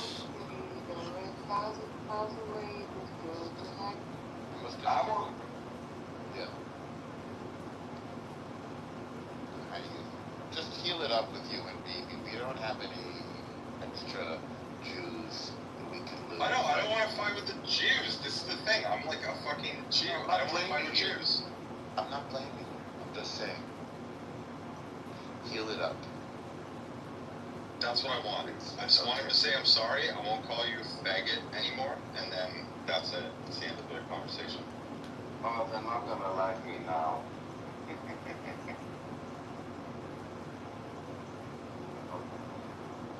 What? Wait, did you end the room? It's because I did what they lost me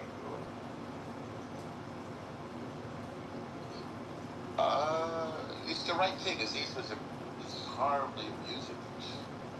I assume he just said a visit to nothing. You should see what he just said. He wanted to bar work my mother. That was the last thing when I left her. That's sick. That's gross. It is. I mean, those dudes are like fucking insane.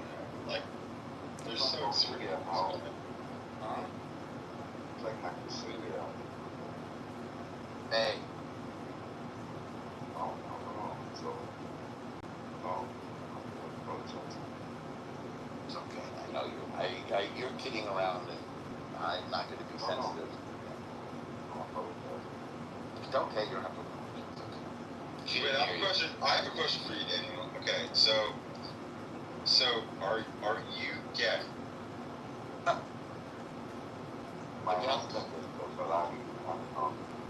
Okay, so I like sucked a dick once, and everybody is like freaking out about this.